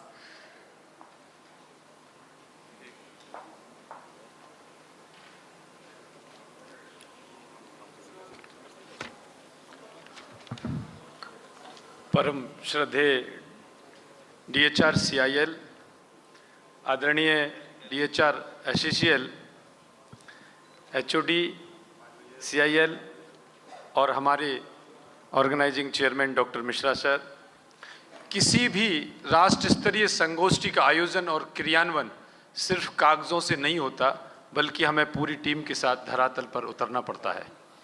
इस बार के आयोजन को कोल India स्तर की भव्यता प्रदान की गई। 5 workshop, 66 speaker, 53 chairperson, 2 cultural night, वैज्ञानिक सत्र और मुख्य संगोष्ठी का उद्घाटन, समय की अपनी पाबंदियां, पर यह संगोष्ठी पूर्ण रूप से सफल हुई। मैं आभारी हूं सर्वप्रथम डॉक्टर विनय रंजन सर का, जिन्होंने चिकित्सा विभाग की इस संगोष्ठी में पधार कर हमारे इस कार्यक्रम को गरिमा प्रदान दी। सर, मैंने कुछ समय पहले कोल इंडिया के कार्यक्रम में डॉक्टर देवी सेट्टी जी के साथ एक ऑनलाइन वार्ता में आपको सुना था और आपके जेहन में स्वास्थ्य के प्रति जागरूकता और चिकित्सकों के प्रति सम्मान की जो भावना है, मैं उसकी भूरी भूरी प्रशंसा करता हूं। इस बार की संगोष्ठी में सर्वप्रथम मैं आभार करना चाहूँगा हमारी संगोष्ठी के मुख्य संरक्षक, सह प्रबंधक एवं सभी निदेशक गणों का, जिनके कुशल मार्गदर्शन में हम इस संगोष्ठी को यहाँ पहुँचा पाए। विशेष रूप से मैं आभारी हूँ हमारे निर्देशक मानव संसाधन आदरणीय विरंची दास सर का, जिनके नेतृत्व के विषय में मैं एक बात स्पष्ट बोलना चाहता हूं और मैं निश्चित तौर पर कह सकता हूं कि हमारी पूरी चिकित्सा विभाग की टीम में जब भी कोई अड़चन आती थी तो पता नहीं पूरे हर किसी के, चाहे वो सबसे जूनियर हो चाहे मिश्रा सर हो, उनके दिमाग में एक ही बात आती थी, DHR सर हैं, सब ठीक कर देंगे। और इसलिए मेरी पूरी टीम आपके इस नेतृत्व के प्रति आभारी है। आपने हमारे दिमागों को नहीं, दिल को जीता है। मैं आभारी हूं अपने सभी राष्ट्र स्तरीय वक्ताओं का, जिन्होंने हमारे छोटे से आमंत्रण पर बिलासपुर में आकर हमारे साथी चिकित्सकों को अपने ज्ञान और अनुभव से हमें बेहतर चिकित्सक बनने की दिशा में अपना संबोधन दिया है। मैं आभारी हूं SECL के सभी पूर्व चिकित्सक सेवाओं का, जिन्होंने यहाँ पधार कर हमारी कार्यक्रम की गरिमा बढ़ाई है। मैं आभारी हूँ हमारे सभी सिटिंग CMS कोल इंडिया का, जो सभी अनुसंधानिक कंपनियों उसके प्रमुख हैं, जो स्वयं भी सम्मिलित हुए, अपनी कंपनी के रिसर्च पेपर भी लाए, केस प्रेजेंटेशन भी लाए, फ्री पेपर भेजकर इस कॉन्फ्रेंस के वैज्ञानिक सत्रों को ऊंचाइयां प्रदान दी। मैं आभारी हूं आप सभी डेलीगेट्स का, जिन्होंने यहां आकर अपने विषय प्रस्तुत किए और सिर्फ प्रस्तुत ही नहीं किए, विषयों पर विमर्श भी किया और विभिन्न वैज्ञानिक सत्रों में पार्टिसिपेट किया। मैं SECL के सभी विभाग के अधिकारियों का आभारी हूं जिनके संयुक्त प्रयास से इतना बड़ा आयोजन संपन्न हो पाया है। मैं आभारी हूं श्री मनीष श्रीवास्तव जी और पूरी GMP&A की टीम का जिन्होंने इस कार्यक्रम को इतनी भव्यता दी। खाने के मेन्यू से लेकर कल्चरल की नाइट तक और LED की साइज से लेकर मोमेंटो की डिज़ाइन तक आपका मार्गदर्शन और आपकी टीम का मार्गदर्शन प्रशंसनीय है। मैं आभारी हूं डॉक्टर सनीश जी एवं उनकी पूरी PRO टीम का जिनके अथक प्रयास से हम इतनी अच्छी सोवेनियर सर्टिफिकेट और इस पूरे चैनल का लाइव टेलीकास्ट देख पा रहे हैं और इतनी सारी फोटोआं हैं जिनको हम अपनी यादों में संजो के ले जा रहे हैं। मैं आभारी हूं ट्रांसपोर्ट विभाग का जिन्होंने हमें बिलासपुर में अच्छे एयरपोर्ट ना होने की कमी महसूस नहीं होने दी और मैं आभारी हूं hotel Chawla greens Ananda imperial का और टेंट लाइट वाले बहुत सारे साथियों का। ये हमारे साथी जो LED डिस्प्ले कर रहे हैं, मैंने कई कॉन्फ्रेंस में रायपुर और मुंबई में देख चुका हूँ, बहुत ही अच्छा इनका सहयोग रहा। मैं आभारी हूँ हमारे 10 स्टॉल का जिन्होंने छत्तीसगढ़ हस्तशिल्प कला और नए अनुसंधानों को प्रचारित करती फार्मास्यूटिकल कंपनियों का। और अंत में मैं आभारी हूँ हमारी चिकित्सा विभाग की प्रत्येक सदस्य का जिन्होंने अपने पूरे समर्पण के साथ इस कार्य को करने में महती भूमिका निभाई है। Thank you to all teams. और जैसा कि मिश्रा सर ने कहा है कि गलतियां सब जगह होती हैं, यदि हमारी टीम से गलती हुई है और मेरे कुछ क्योंकि साइंटिफिक एजेंडा इतना टाइट था, अगर मेरे से भी कोई गलती हुई है तो उसके लिए जैसा कि मैं जैन हूँ और जैन दर्शन में कहा है कि खम्मामी शब्द जीवाणाम सभ्य जीवा खमंतु में, मैं सभी से क्षमा मांगता हूँ। Thank you so much. एक और घोषणा जो मेरे दिल में थी और शायद टेलीपैथी से हमारे SECL के सब थी, करना चाहता हूँ कि यदि किन्हीं कारणों बस MCL इस आयोजन को नहीं कर पाए अगले साल तो हम इससे भी बेहतर स्तर से करने को तैयार हैं। बोलो team SECL ready? HR sir की अगर परमिशन हो। ठीक, thank you so much.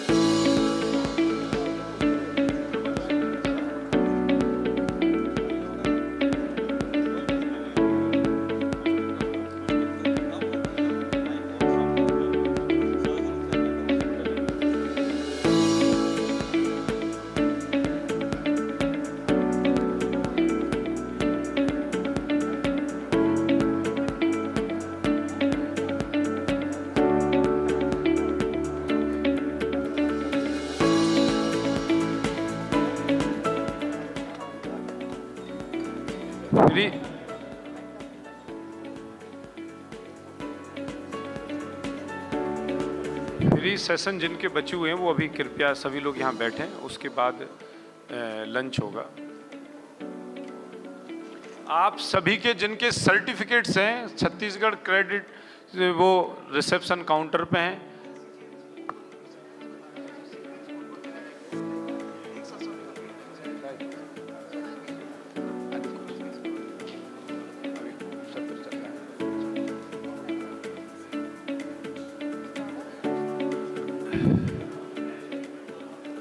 Next technical presentation जो फ्री पेपर्स बचे हुए हैं, चूंकि 4 बजे DHR सर की फ्लाइट थी इसलिए इस वैलिडिक्टरी को थोड़ा सा पहले किया गया था। आप ऑफवर्ड फील ना करें क्योंकि हम थोड़ा सा अपना साइंटिफिक सेशन को पूरा करेंगे, अच्छी तरह से करेंगे। आई रिक्वेस्ट चावला ग्रीन से मिस्टर चंदेल जी जहाँ हो,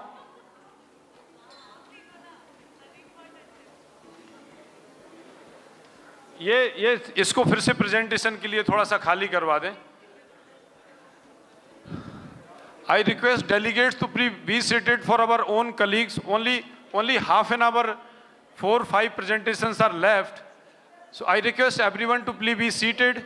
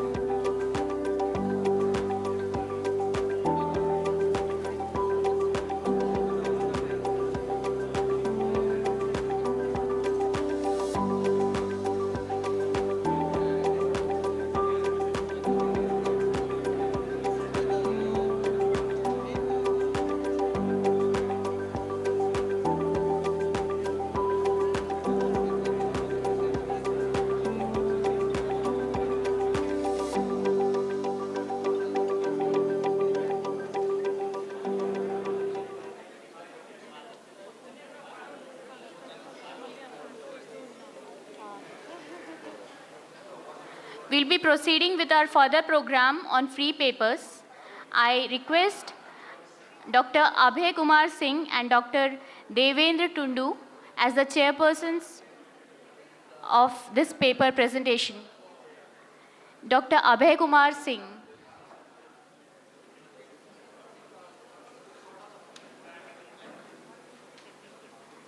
And respected Dr. Devendra Tundu, sir.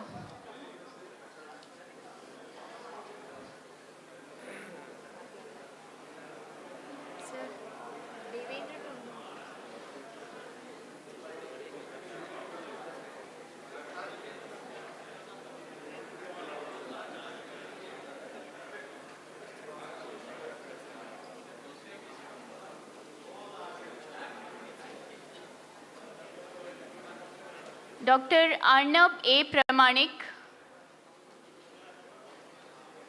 He'll be presenting the first case. He is a senior medical officer in NCL, Singrauli.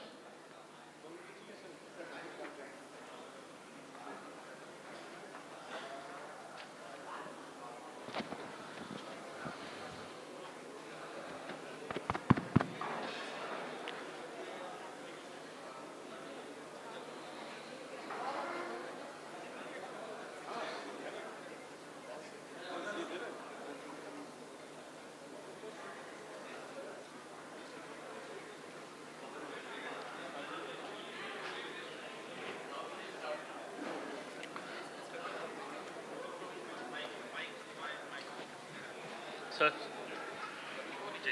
मैं किसमें बोलूँगा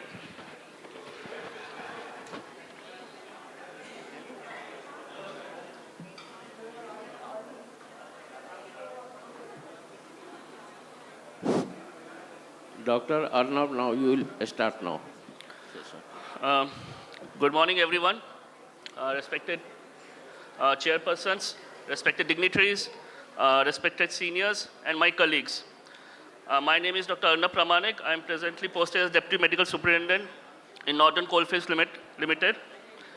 Today I will be presenting a report on screening of coal workers' pneumoconiosis in employees of Singrauli area, NCL, Madhya Pradesh. Regarding materials and methods, this was a cross-sectional study done over 15 days in the year 2024. Study was done in the open-cast mines of Singrauli, Madhya Pradesh. Sample size of 224 from the working population was deployed. Near coal phase and non-coal phase were taken in the ratio of 4:1. Qualitative data was collected for analysis on age, designation, coal phase, non-coal phase deployment, years of exposure, and respiratory symptoms.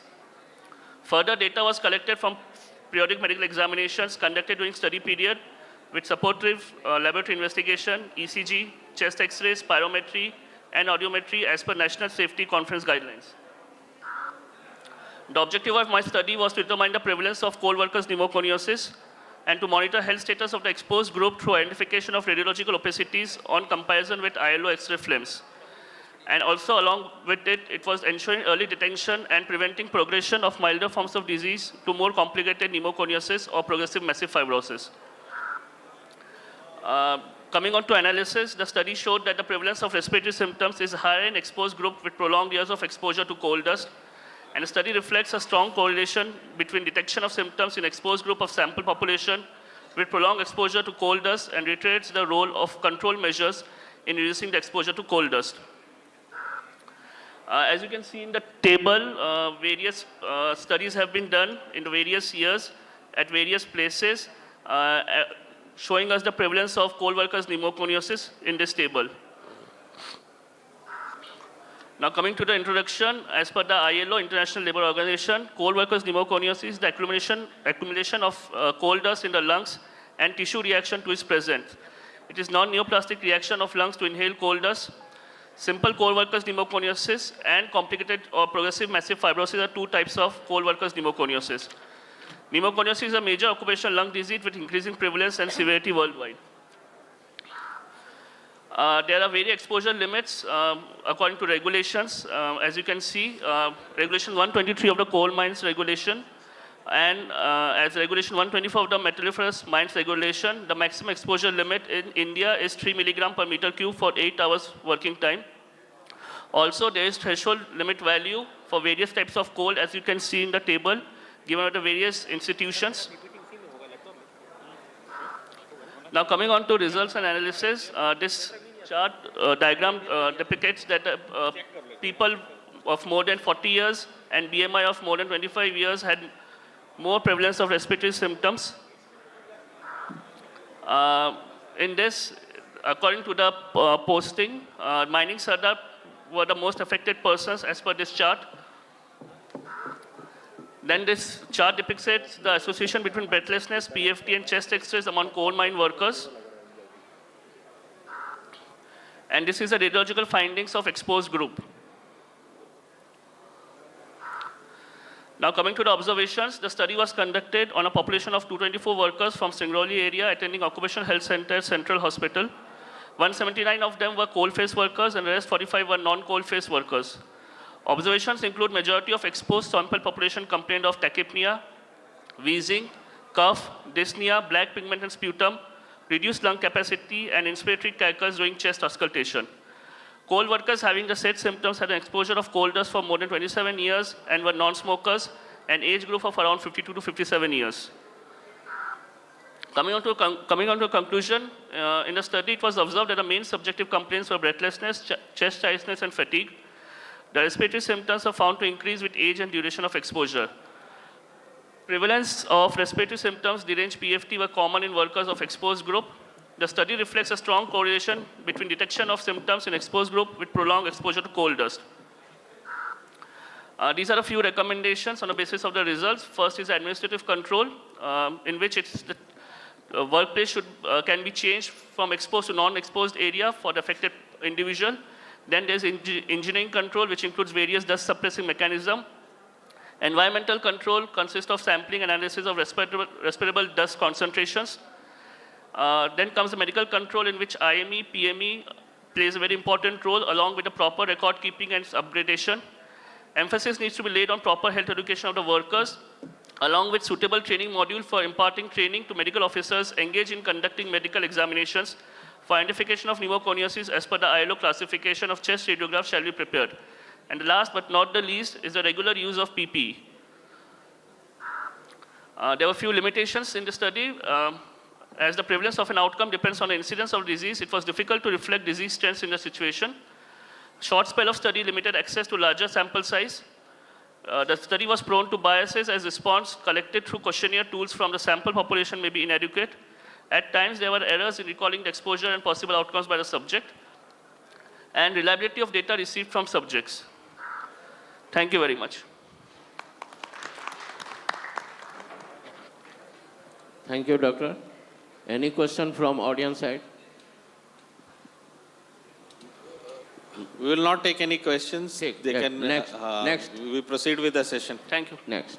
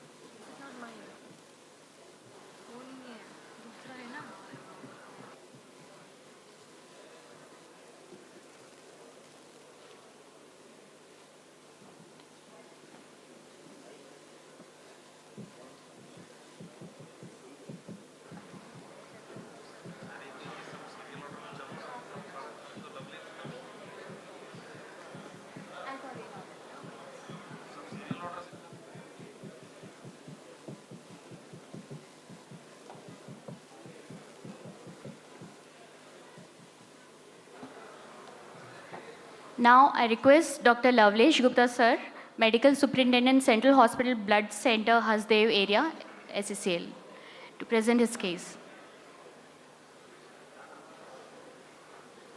Doctor.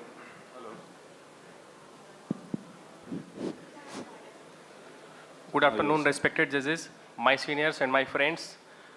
Today, my topic of presentation is the seroprevalence of transfusion transmissible infection among blood donors at Central Hospital Blood Center, Manendragarh, Hasdev area.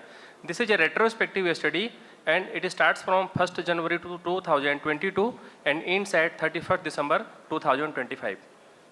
So coming to the background, despite advances in donor screening and testing technologies, TTI remains a public health challenge in developing countries, including India. And factors such as high proportion of replacement donors, asymptomatic carriers, window period infection, less sensitive testing techniques, and limited awareness contribute to residual risk. Monitoring the seroprevalence of TTIs among blood donors serves a dual purpose. It ensures blood safety and reflects the epidemiological trends of infection in general population. Now coming to the objectives, the study of objective is to determine the seroprevalence of HIV, hepatitis B, C, syphilis and malaria among blood donors and to analyze year-wise trends of TTI from January 2022 to December 2025 and to study the distribution of TTI based on donor type and demographic characteristics. Materials and methods. This is a retrospective record-based observational study conducted at Central Hospital Blood Center, serving the Hasdev mining area under SECL and nearby general population. And study period is January 2022 to December 2025. The blood bank records were reviewed to extract the following information: year of donation, gender, type of donation, and serological screening result for viral markers, syphilis and malaria, and age of seropositive donors. Laboratory screening is done by for viral infection by ELISA techniques, and the kits used were of Transicia Biomedicals Limited, and syphilis and malaria test done by rapid card test. Reactive samples were labeled seropositive and discarded as standard protocol. Data were entered in Microsoft Excel, analyzed using descriptive statistics. Now coming to the results, this is a table that shows year-wise trends. In 2022, there was 635 donations, out of which 30.2% was voluntary blood donations and 69.8 was replacement. In 23, there was 602 donations, 23.1 was voluntary and 76.9 was replacement. In 24 and 25, we can see the voluntary donations is increasing and replacement donors, the number of replacement donors is decreasing. The replacement donors constituted the majority in all years, though we can see a gradual increase in voluntary donation from 2023 to 2025. This is a picture which shows there is a rise trends in voluntary blood donation and there is a downward trends in replacement donors. This is a gender distribution of blood donors. In this bar diagram, we can show there is gradual increase in number of female donors. In 2025, we can see there is voluntary donation is 93 the male this is male and female ratio. In first bar, we can see 3.8% female donation, but in 2025, the number of female donors is increased, that is 6.5% of all donation. This is a year-wise distribution of TTIs. We can see there is a gradual decrease. In 2022, the number of TTIs which came positive was 11, while in 2025, there was only 3 cases which came positive. So now coming to the seroprevalence of TTI, out of 2,850 donors, 28 tested positive for at least 1 TTIs, and 1 donor tested positive for more than 1 infection, that is HCV and syphilis. Gender and age-wise distribution of seropositive donors. In HIV positive donors, the test which came positive was between at the age of 18, 26 and 32 years, and hepatitis B between 25 and 38 years. In hepatitis C, the age, the donor corresponds to 20 to 38 years, while in VDRL, the age range was 22 to 44 years. And the majority of seropositive donors belongs to economically active age group. Now coming to the discussion, this 4-year retrospective study highlights the prevalence and trends of TTIs among blood donors in a coal mining industrial region in central India. The overall seroprevalence of TTI was 0.98%, which is comparable to several recent Indian studies reporting prevalence between 0.7 to 2%. Here in this diagram, we can see the various study which is done in past, and our result is also comparable to other studies. Here, in one thing is very interesting, in Holy Naikar et al. Study conducted at Karnataka, there is 0% incidence of malaria cases. And we also got 0% cases of malaria in our study. So now coming to the conclusion, the study demonstrates a low but persistent prevalence of transfusion transmissible infection among blood donors, predominantly among male replacement donors. The declining trend in TTI prevalence from 22 to 25 suggests improved donor selection criteria, increased awareness, and possibility a gradual shift towards voluntary donation. Strengthening voluntary blood donation program, enhancing female participation, and continued surveillance using sensitive screening assays are essential to ensure blood safety. In malaria screening, that it is my recommendation. In our study, we got 0% cases of malaria, so government can think of to omit malaria cases from non-endemic zones of India. Thank you. Thank you, sir. Very nice presentation. Next.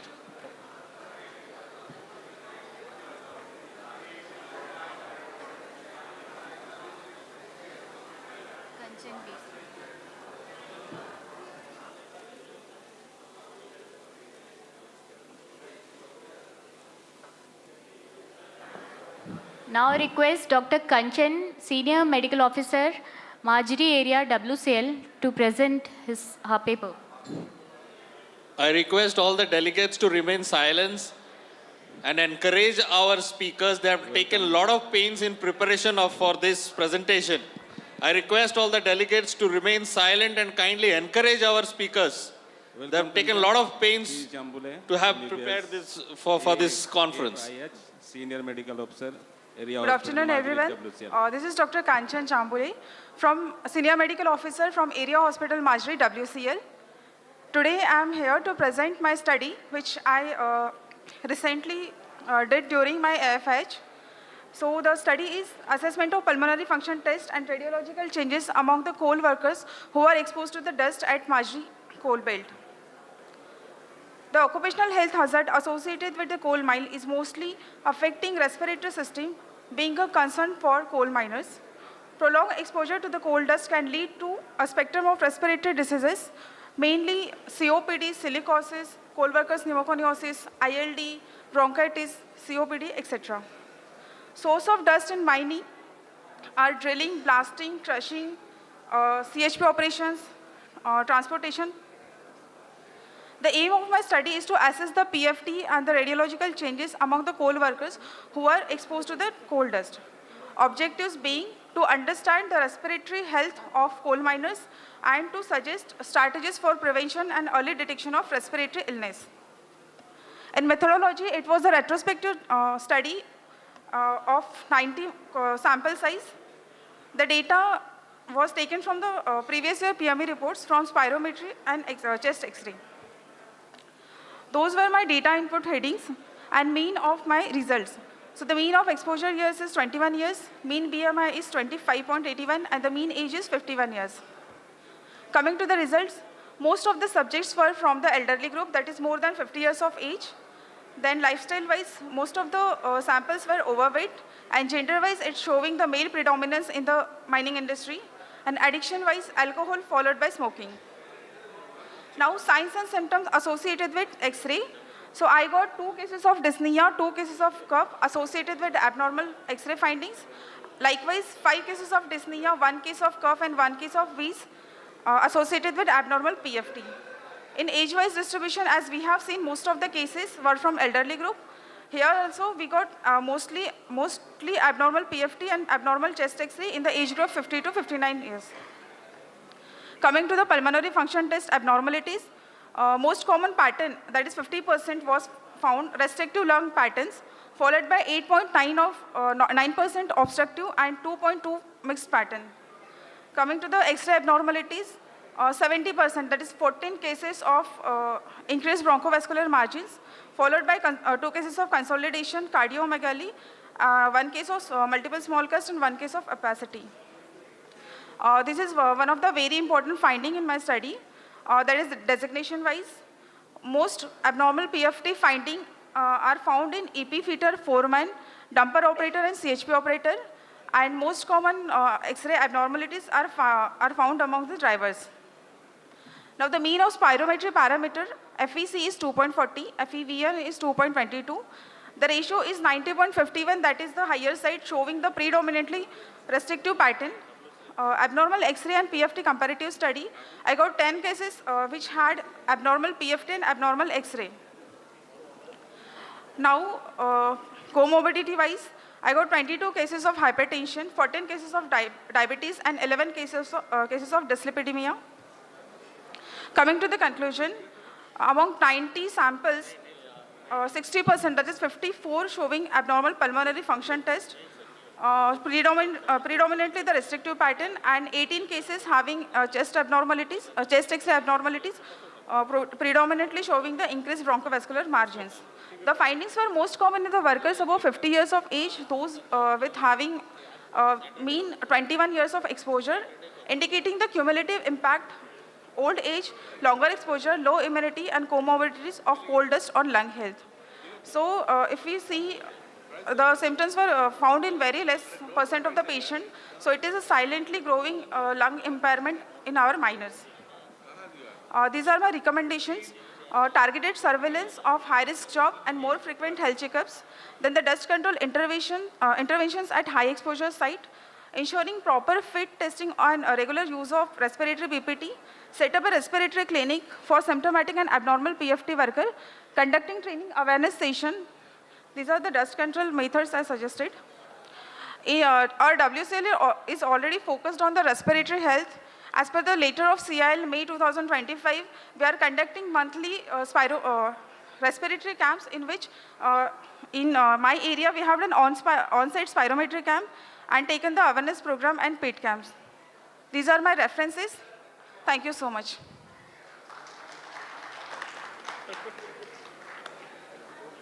Thank you. Very nice presentation, ma'am. Next speech.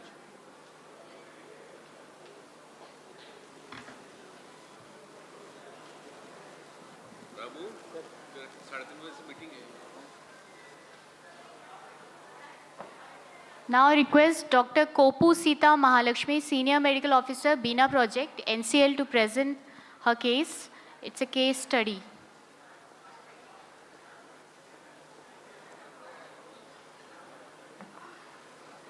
Now you start now, ma'am. Good afternoon, chairpersons. Good afternoon, dignitaries. My name is Dr. Sita Mahalakshmi. I'm from Atal Chikitsalaya Bina project. I'm going to present a case study on evaluation of periodontal health in Gaucher disease patients in periodontal treatment and intervention study.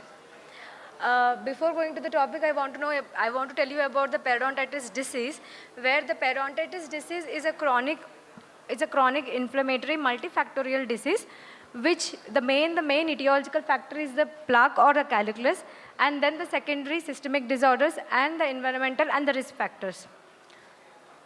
This is a clinical picture where the healthy periodontium is seen on the top and the bottom where the diseased periodontium is seen. These are the systemic conditions or the disorders which are associated with the chronic periodontitis, out of which the metabolic and endocrine disorders is one of the main factor. From the metabolic and endocrine disorders, the Gaucher disease is one of this disease, which is a rare genetic disorder which is caused by the mutation of GBA1A, which results in the lysosomal deficiency of glucocerebrosidase, which results in the accumulation of glucocerebroside in the macrophages, liver, spleen, and bone marrow. The main clinical symptoms is like anemia, neutropenia, and thrombocytopenia.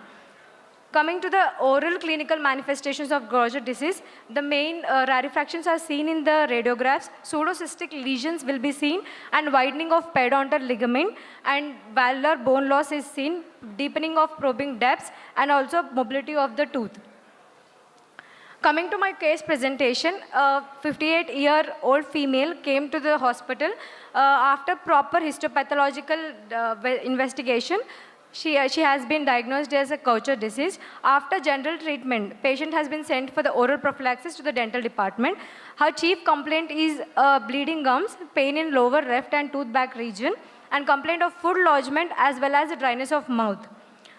After clinical findings, I have diagnosed as a chronic generalized periodontitis.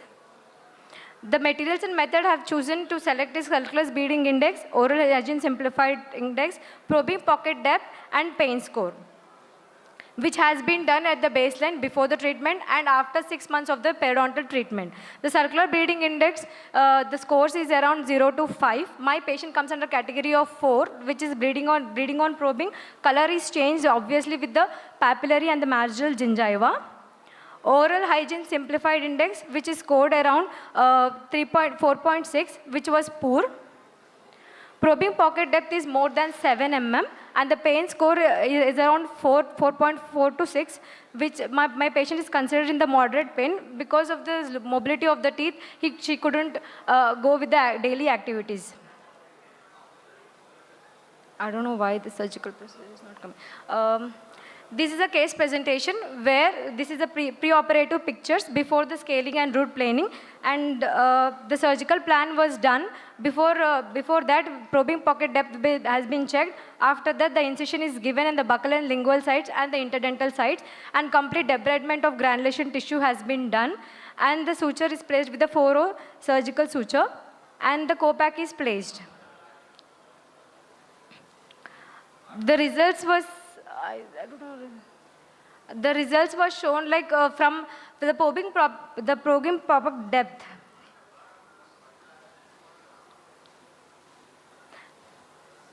The probing pocket depth was ever around 7 mm. After doing the periodontal flap surgery, it came around 3 mm, and the pain score is almost 1. And the before oral hygiene simplified index was 4.6, which is very poor, and it came to 1.2 with the good. Here, because of the removal of granulation tissue, in the third picture, completely debride of the granulation tissue, and it is debrided and is irrigated and sutured. Because of the removal of the granulation tissue, the dysbiosis which has been took place, where the macrophage with the M1 and M2 are there, and the M1 is a destructive, which usually with the high end of microorganisms, it results in matrix metalloprotease MM1 at tumor necrosis factor, which results in the connective tissue breakage and the bone loss.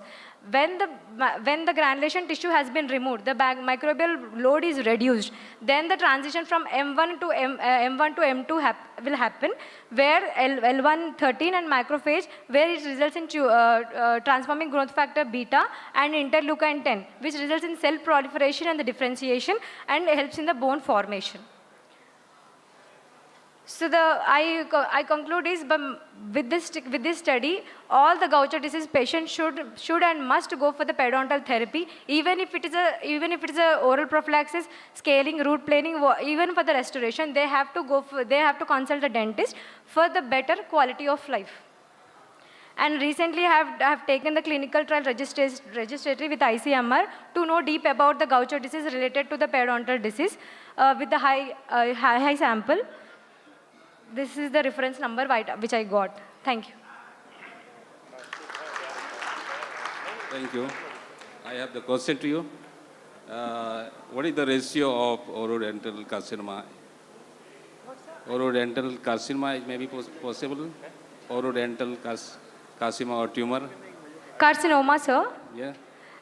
Coming to the Gaucher disease, where the 46% of the Gaucher disease to the periodontal disease may occur with the cankermoris, sir. Could lead to cankermoris.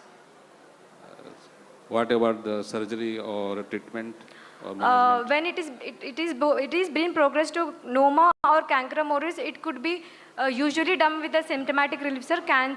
For the surgical treatment, it is not like subsiding the entire disease. Before going to that, that's what this is the study for. Before going to any serious condition, if they consult any dentist nearby, they could have known that it results in the cankermoris or the cancerous condition. Before going that, they can treat the patients with the Gaucher disease. Any question from audience? Thank you.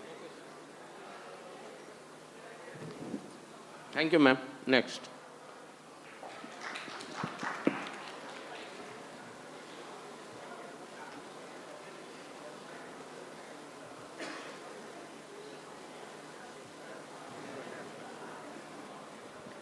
Now I request Dr. Rajat Kumar, Deputy Chief Medical Officer, NCL, to present his study.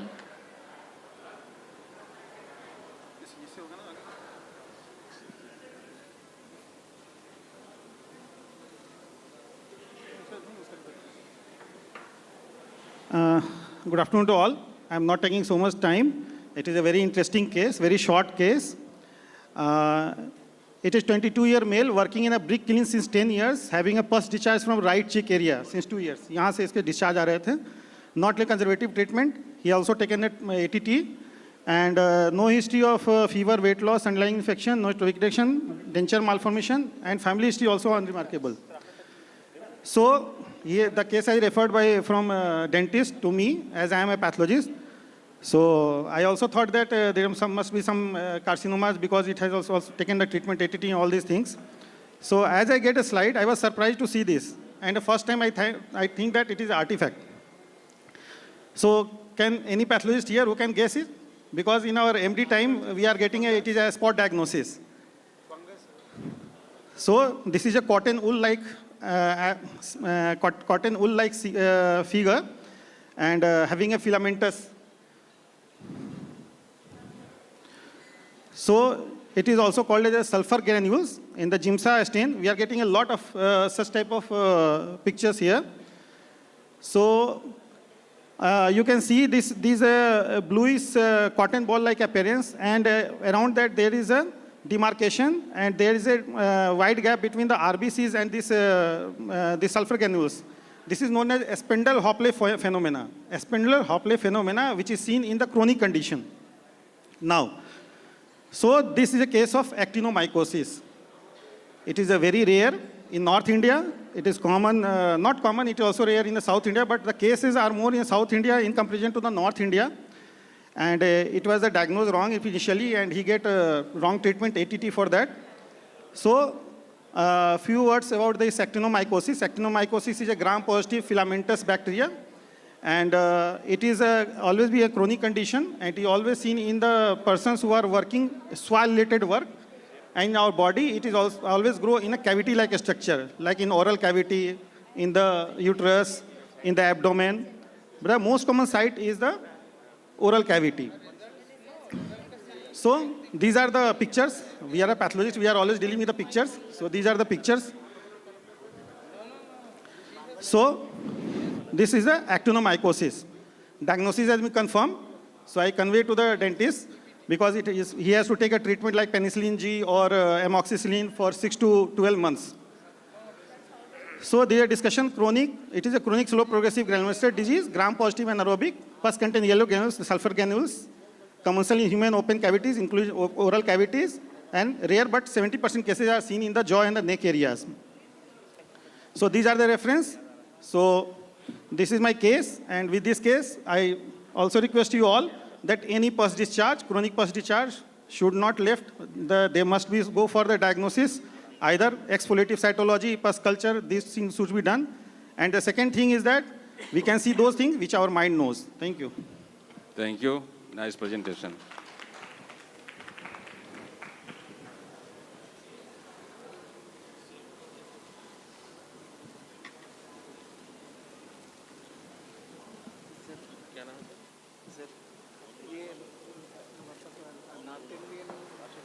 Next case is of Dr. Anunoy Samantha, Senior Medical Officer, Sonpur, ECL.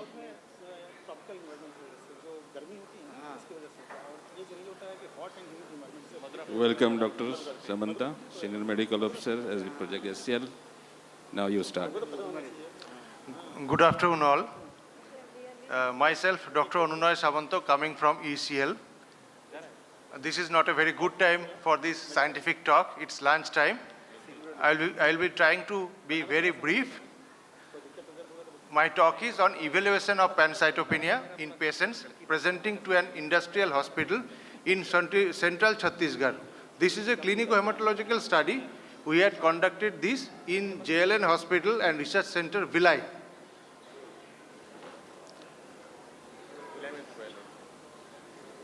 Aims and objectives of our study was to study the clinico-hematological profile of patients presenting with pancytopenia to our hospital and find out the cause of pancytopenia in central part of Chhattisgarh state and correlate with available data in the literature, and also find out the effectiveness of bone marrow examination findings in the diagnosis of pancytopenia cases.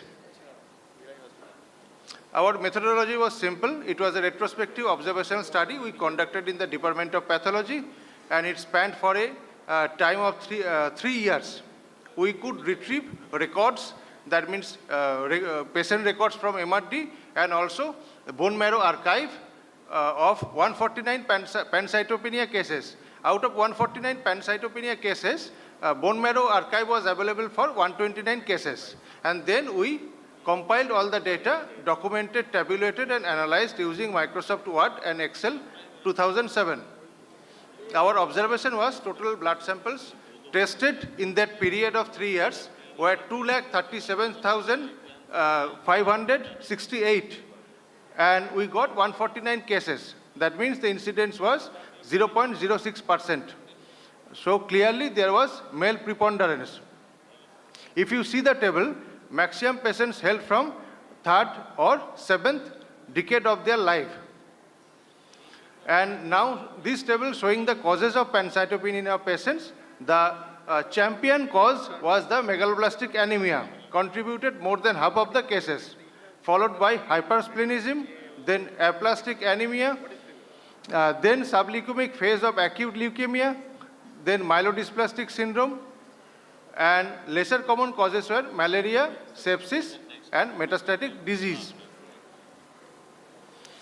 In clinical feature, the commonest was pallor, followed by fever.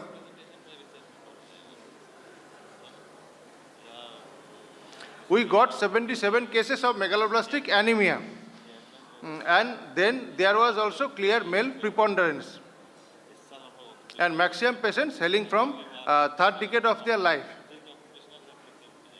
And their usual clinical feature was definitely features of anemia and followed by fever and then jaundice. And in hematological parameters, their MCV, MCH and MCHC were elevated. And peripheral smear finding was presence of macrovalocytes and hypersegmented neutrophil. And bone marrow examination was done for 71 patients out of 77, and it was hypercellular with erythroid hyperplasia showing lot of megaloblasts. And we had 19 cases of hypersplenism, and portal hypertension with congestive splenomegaly amounted for the maximum patients. There was slight male preponderance, and all the patients had splenomegaly, and hematological parameters showed low MCH and MCHC. Peripheral blood smear showed anisopoikilocytosis in some patients, and bone marrow examination was hypercellular with erythroid hyperplasia. We got 15 cases of aplastic anemia, and there was clear male preponderance. Anemia was common to all the patients, and bone marrow examination did yield hypocellular smear, and it could be confirmed only on bone marrow biopsy. We got 12 cases of subleucemic phase of acute leukemia, and anemia was common to all, followed by fever, and peripheral blood smear showed occasional blast cells in half of the cases, and bone marrow examination showed hypercellular smear and suppression of hematopoietic cells by malignant cells. We got 8 cases of myelodysplastic syndrome. There was slight male preponderance, anemia was common to all, then fever, and peripheral blood smear showed dimorphic red cells with poikilocytosis, and bone marrow examination showed erythroid hyperplasia in all, and there was marked dysmegakaryopoiesis in most of the cases. Let's conclude. Most common cause of pancytopenia in our study turned out to be megaloblastic anemia. We had huge percentage of megaloblastic anemia in our study in comparison to studies of Western world due to prevalence of nutritional anemia and also lower socioeconomic level. And malaria is endemic in that central Chhattisgarh region, so it had, and we had 6 cases, so it had contributed to our incidence of pancytopenia. We got many rare cases of pancytopenia like Wilson's disease, systemic lupus erythematosus. And data of hematological parameters, age, sex, in our study was comparable to other studies conducted globally. Clinical presentation in a case of pancytopenia is a reflection of its underlying pathology. And many causes of pancytopenia in our study were due to causes which were either transient or treatable. That means early diagnosis is crucial. of paramount importance to the patient for initiation of therapy. Bone marrow examination is an indispensable prerequisite for all patients presenting with unexplained pancytopenia, and bone marrow aspiration and bone marrow biopsy are complementary procedures should be done on the same table. My sincere gratitude to Dr. Robindranath M, Dr. Monisha Kango, and Dr. Gurmeet Singh. Without their guidance, this study couldn't have been possible. Thank you all for your patience, and happy Holi in advance. Thank you. Nice presentation.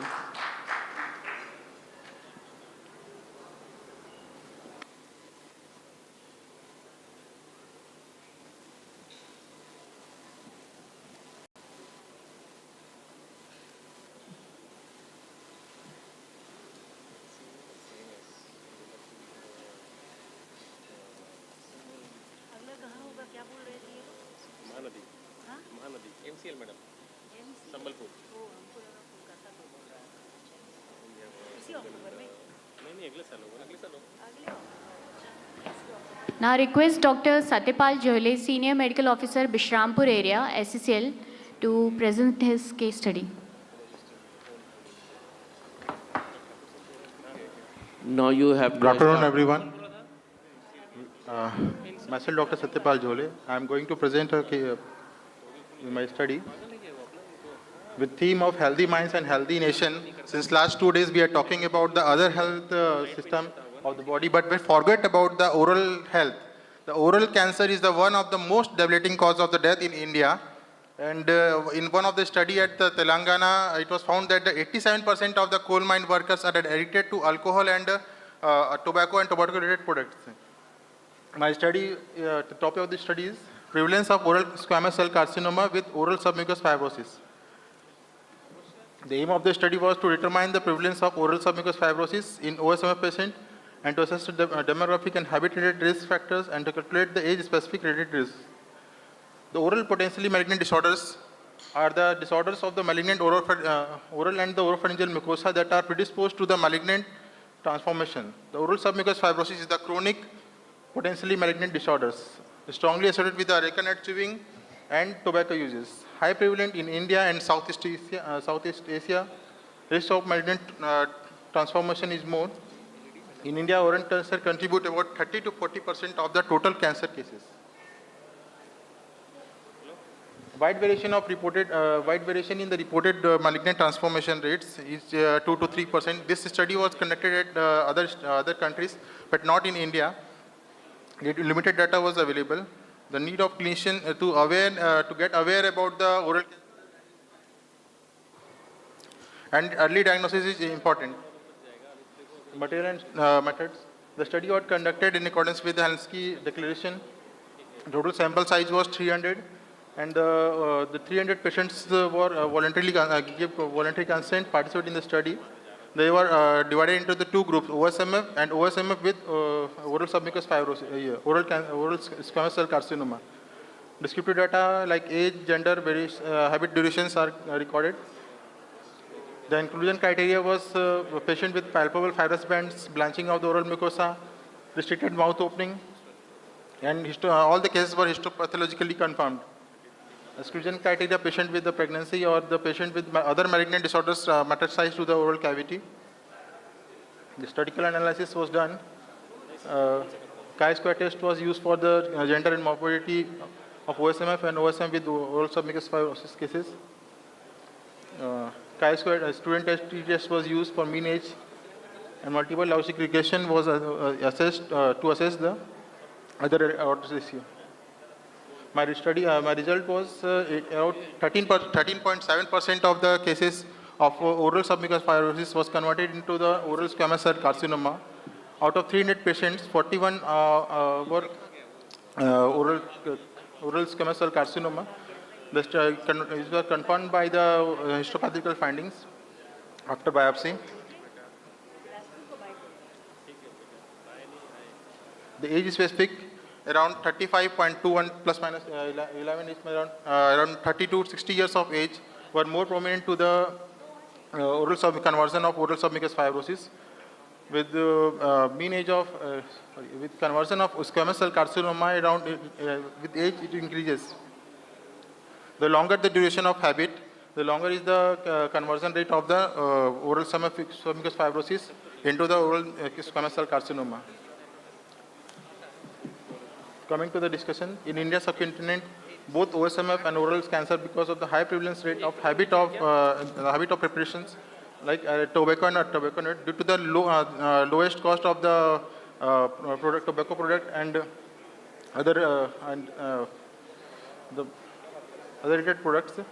The result of the study suggests that 13.7% of the prevalence rate of oral squamous cell carcinoma and OSMF patient for the period of 1 year. The comparison between the previous comparison to the previous studies done on prevalence of OPMD into the OS squamous cell carcinoma, this study suggests that malignant transformation rate of OSMF was increased in recent years. In current age-specific relative risk of the developing squamous cell carcinoma in OSMF patient is higher with increasing age. This was the findings that I discussed already. And this is the case which comes to our clinic at our hospital. The patient came with a restricted mouth opening. The patient was referred for the biopsy and other investigations. It was confirmed that the oral squamous cell carcinoma well differentiated. Then the patient was managed with surgical mandibular reconstruction. This is the finding the below image. The lower image is after 8 years. After 8 months of follow-up. Coming to conclusion, the awareness could lead to the early diagnosis and management of the oral squamous cell carcinoma. Clinicians should also make attempt to control the development of oral squamous cell control of development of OSMF into malignant conversion through counseling.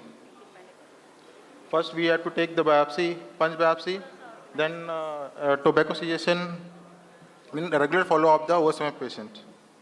Thank you. Thank you. Nice presentation. Is there any case in the non-exposure cases? Non-exposure cases means, sir? Is there any case you have find? Yes, sir. In every day I found the cases of oral OPMD cases. And tobacco chewers, there is I mean non-exposure without tobacco, any at our setup, masala. no? Yes, sir. Have you seen? Yes, sir. Yes, sir. What is the ratio about it? Ratio means, sorry. Ratio means what is the ratio of non-exposure, like non-exposure like tobacco and other things which. So it depends upon the duration of how much duration the patient is taking. And what is the cause? What is the cause of non-exposure? Major cause is arecanate in OSM. Thank you. Thank you, sir.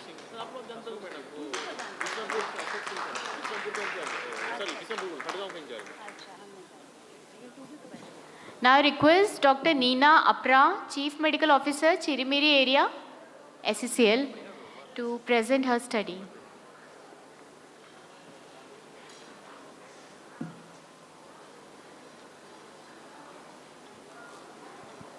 Good afternoon.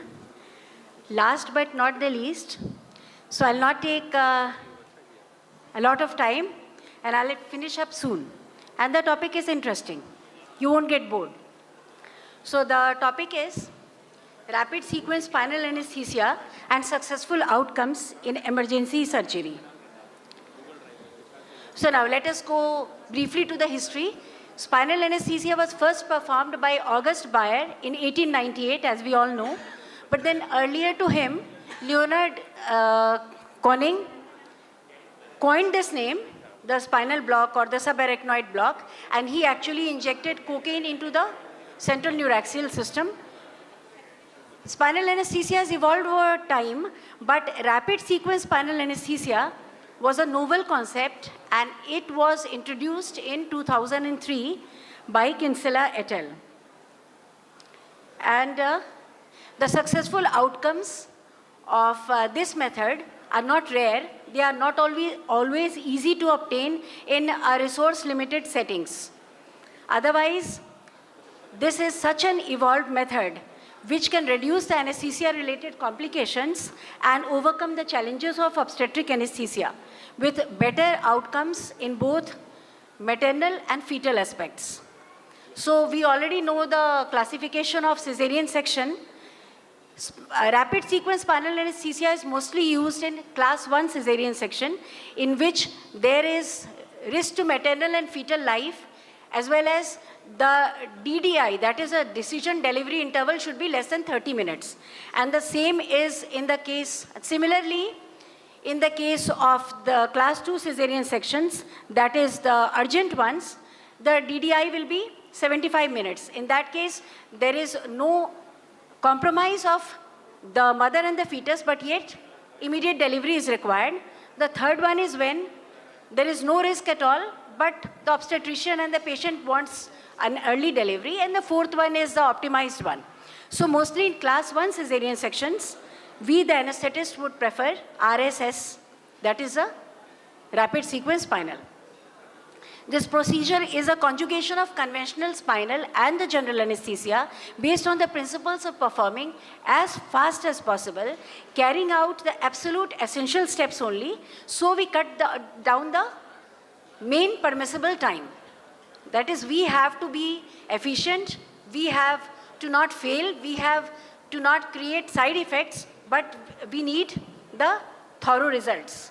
And it mostly depends upon the method of sterilization, dose of anesthetic drug, and the required level of the surgery. So I'll show you a flow chart, but I'll not ask you to read that. I'll explain just. When a patient is taken up for the spinal anesthesia, especially in the rapid sequence case, what we do is we delegate the tasks to our assistants.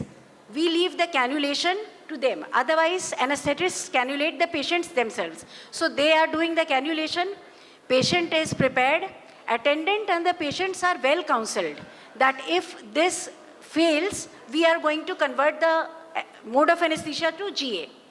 Then throughout pre-oxygenation is done, and then when we start, in the other cases, we are swabbing the patient first with Savlon, then with betadine, then with spirit. But in this case, we only take a single swipe of chlorhexidine in alcohol.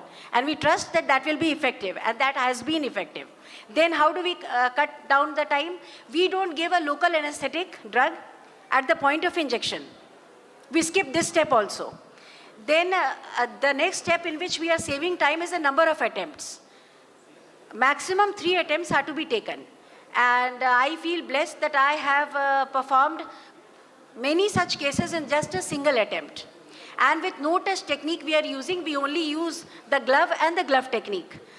The wrapper of the sterile glove acts as the Macintosh or the sterile sheet in these cases. So in resource limited settings, you can manage very well. Then after this, after the block is established, yes, and the drug, we usually give about 2.2 or 2.3 ml of the 0.5% bupivacaine or 0.75% ropivacaine. But in this case, we increase the dose of the drug a little. We take it up to 3 ml. So that will be effective.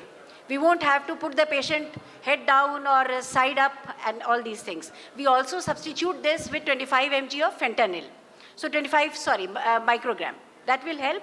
And then the other step, the final step that saves time is, we start the surgery when a block up to the level of T10 is achieved. We don't wait for T7 as in all the other cases. So we are saving the time of start of the surgery also. So this is the thing. And one very important consideration, as I told you, is the consent of the patient, the attendants, and the readiness of the surgeon. We can't only go ahead and start RSSA until our staffs and are trained and the protocols are made. There have been many cases, but I'll discuss I'll name just two. A case of 32-year-old second gravida with fetal bradycardia in labor, and I'll emphasize that the patient had kyphoscoliosis since puberty. This case I conducted in the state hospital under dire emergency. In that case, normal spinal block was also difficult, but then I tried a Taylor's approach, and I completed the case in just one attempt, and there the entire process took just 19 minutes. 19 minutes for baby delivery. So the 30 minutes that we have been given could be achieved. We did not even take 30 minutes. Then there was another case, I'll just finish. Then there was another case. In that case also it was an obstructed labor and we could make it. So, and in COVID-19 also we applied rapid sequence spinal anesthesia. In that case, we already were taking a lot of time in donning and doing and all that. But then despite of that, we conducted many cases using RSSA and we completed the cases in just 30 minutes, under 30 minutes I'll tell you. So that was also an achievement. And then the discussion is that there have been certain concerns where that the block will fail or there will be infections. But I'll move ahead and I'll say that there were no infections in all the cases that I have practiced, RSSA, and there has not been a single failed case of subarachnoid block. So we have achieved success in even these small setups. So I'll ask a question, why RSA, there will be a question, why RSSA and why not rapid sequence general anesthesia? So there were certain trials, SNAP 3-4 report and 141 trials declared a 30% reduction in maternal mortality in obstetric surgeries when central neuraxial blocks were used. So why not RSSA?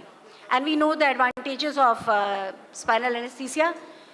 No risk of failed intubation, no risk of aspiration, avoidance of CNS depressant drugs, lesser blood loss, better intra and post-operative pain control, better neonatal outcomes, and this aided in the minimization of spread of COVID-19 also, because there was no airway manipulation and there was no aerosol spread of the virus. So I'll just name two studies that favor RSSA. Gunka and Douglas study and Bhattacharya et al. Study showed that the time taken to establish the rapid sequence spinal anesthesia was less by a couple of seconds than to establish the rapid sequence general anesthesia. So again I'll ask, why not rapid sequence spinal anesthesia, then a rapid sequence general anesthesia? So these are the studies. Conclusion is the first spinal anesthesia. In 1898, regional anesthesia has evolved, and anesthesia through the outcomes are not the same in well-resourced and resource-limited settings. So why not choose rapid sequence spinal anesthesia? Local protocol should be made, staff should be trained, and the surgical facility should be well modulated. The surgeons should be ready and prepared, and we can conduct RSSA, and we can use this in modern practices very easily. Thank you so much for your patient listening. Thank you, Nina. Dr. Nina. Thanks a lot. I have one question. Is there any contradiction? Pardon? Just a minute. Is there any contraindication? Yes. The contraindications to any central neuraxial block will apply to rapid sequence spinal also. Absolute being patient not agreeing to a block. They would want to sleep. And yes, in this case, there are even more contraindications, like if there are any absolute contraindications to GA also, we won't be ready for the rapid sequence spinal, because we'll have to convert this into general anesthesia if the case arises. So these are the concerns already.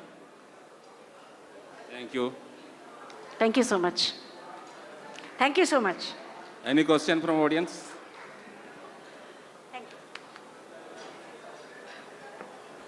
So now here we end our paper presentation session. Now I request Dr. Abhay Kumar Singh and Dr. Devendra Tundu sir to come on stage and felicitate our speakers. Speakers of this last session, please come on stage and please get felicitated. Dr. Arnab, Dr. Lavlesh, Dr. Kanchan, Dr. Mahalakshmi, Dr. Sita Kappu Mahalakshmi, Dr. Rajat Kumar,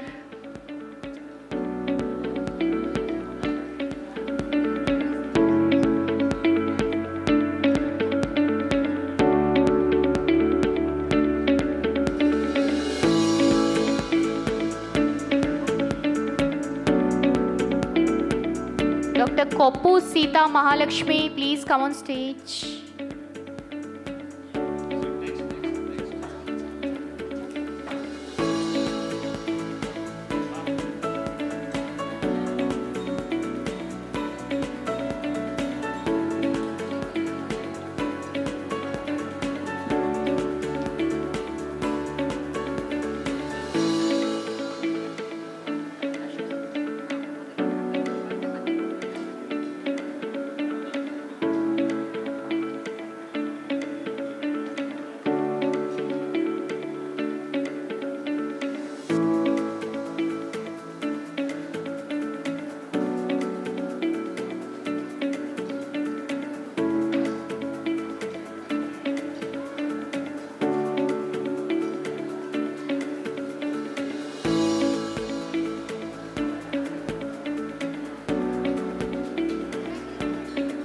Now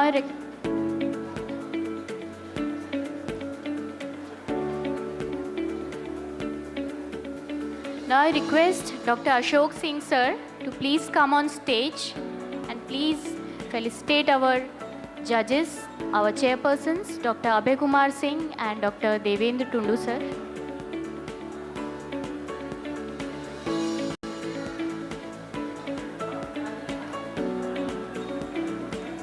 Thanks for judging the scientific papers, sir.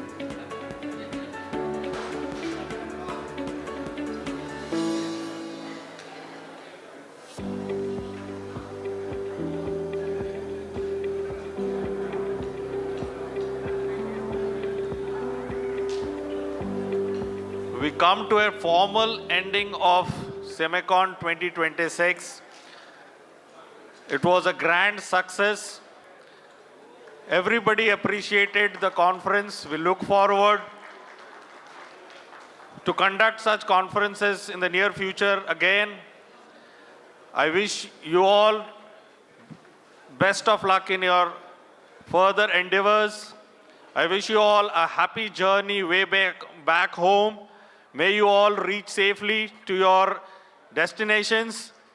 And thank you and happy Holi to all. Three cheers for SECL CMS sir, Dr. Shruti Mishra and his team. Three cheers for Dr. Mishra. Hip hip hooray! Hip hip hooray! Hip hip hooray!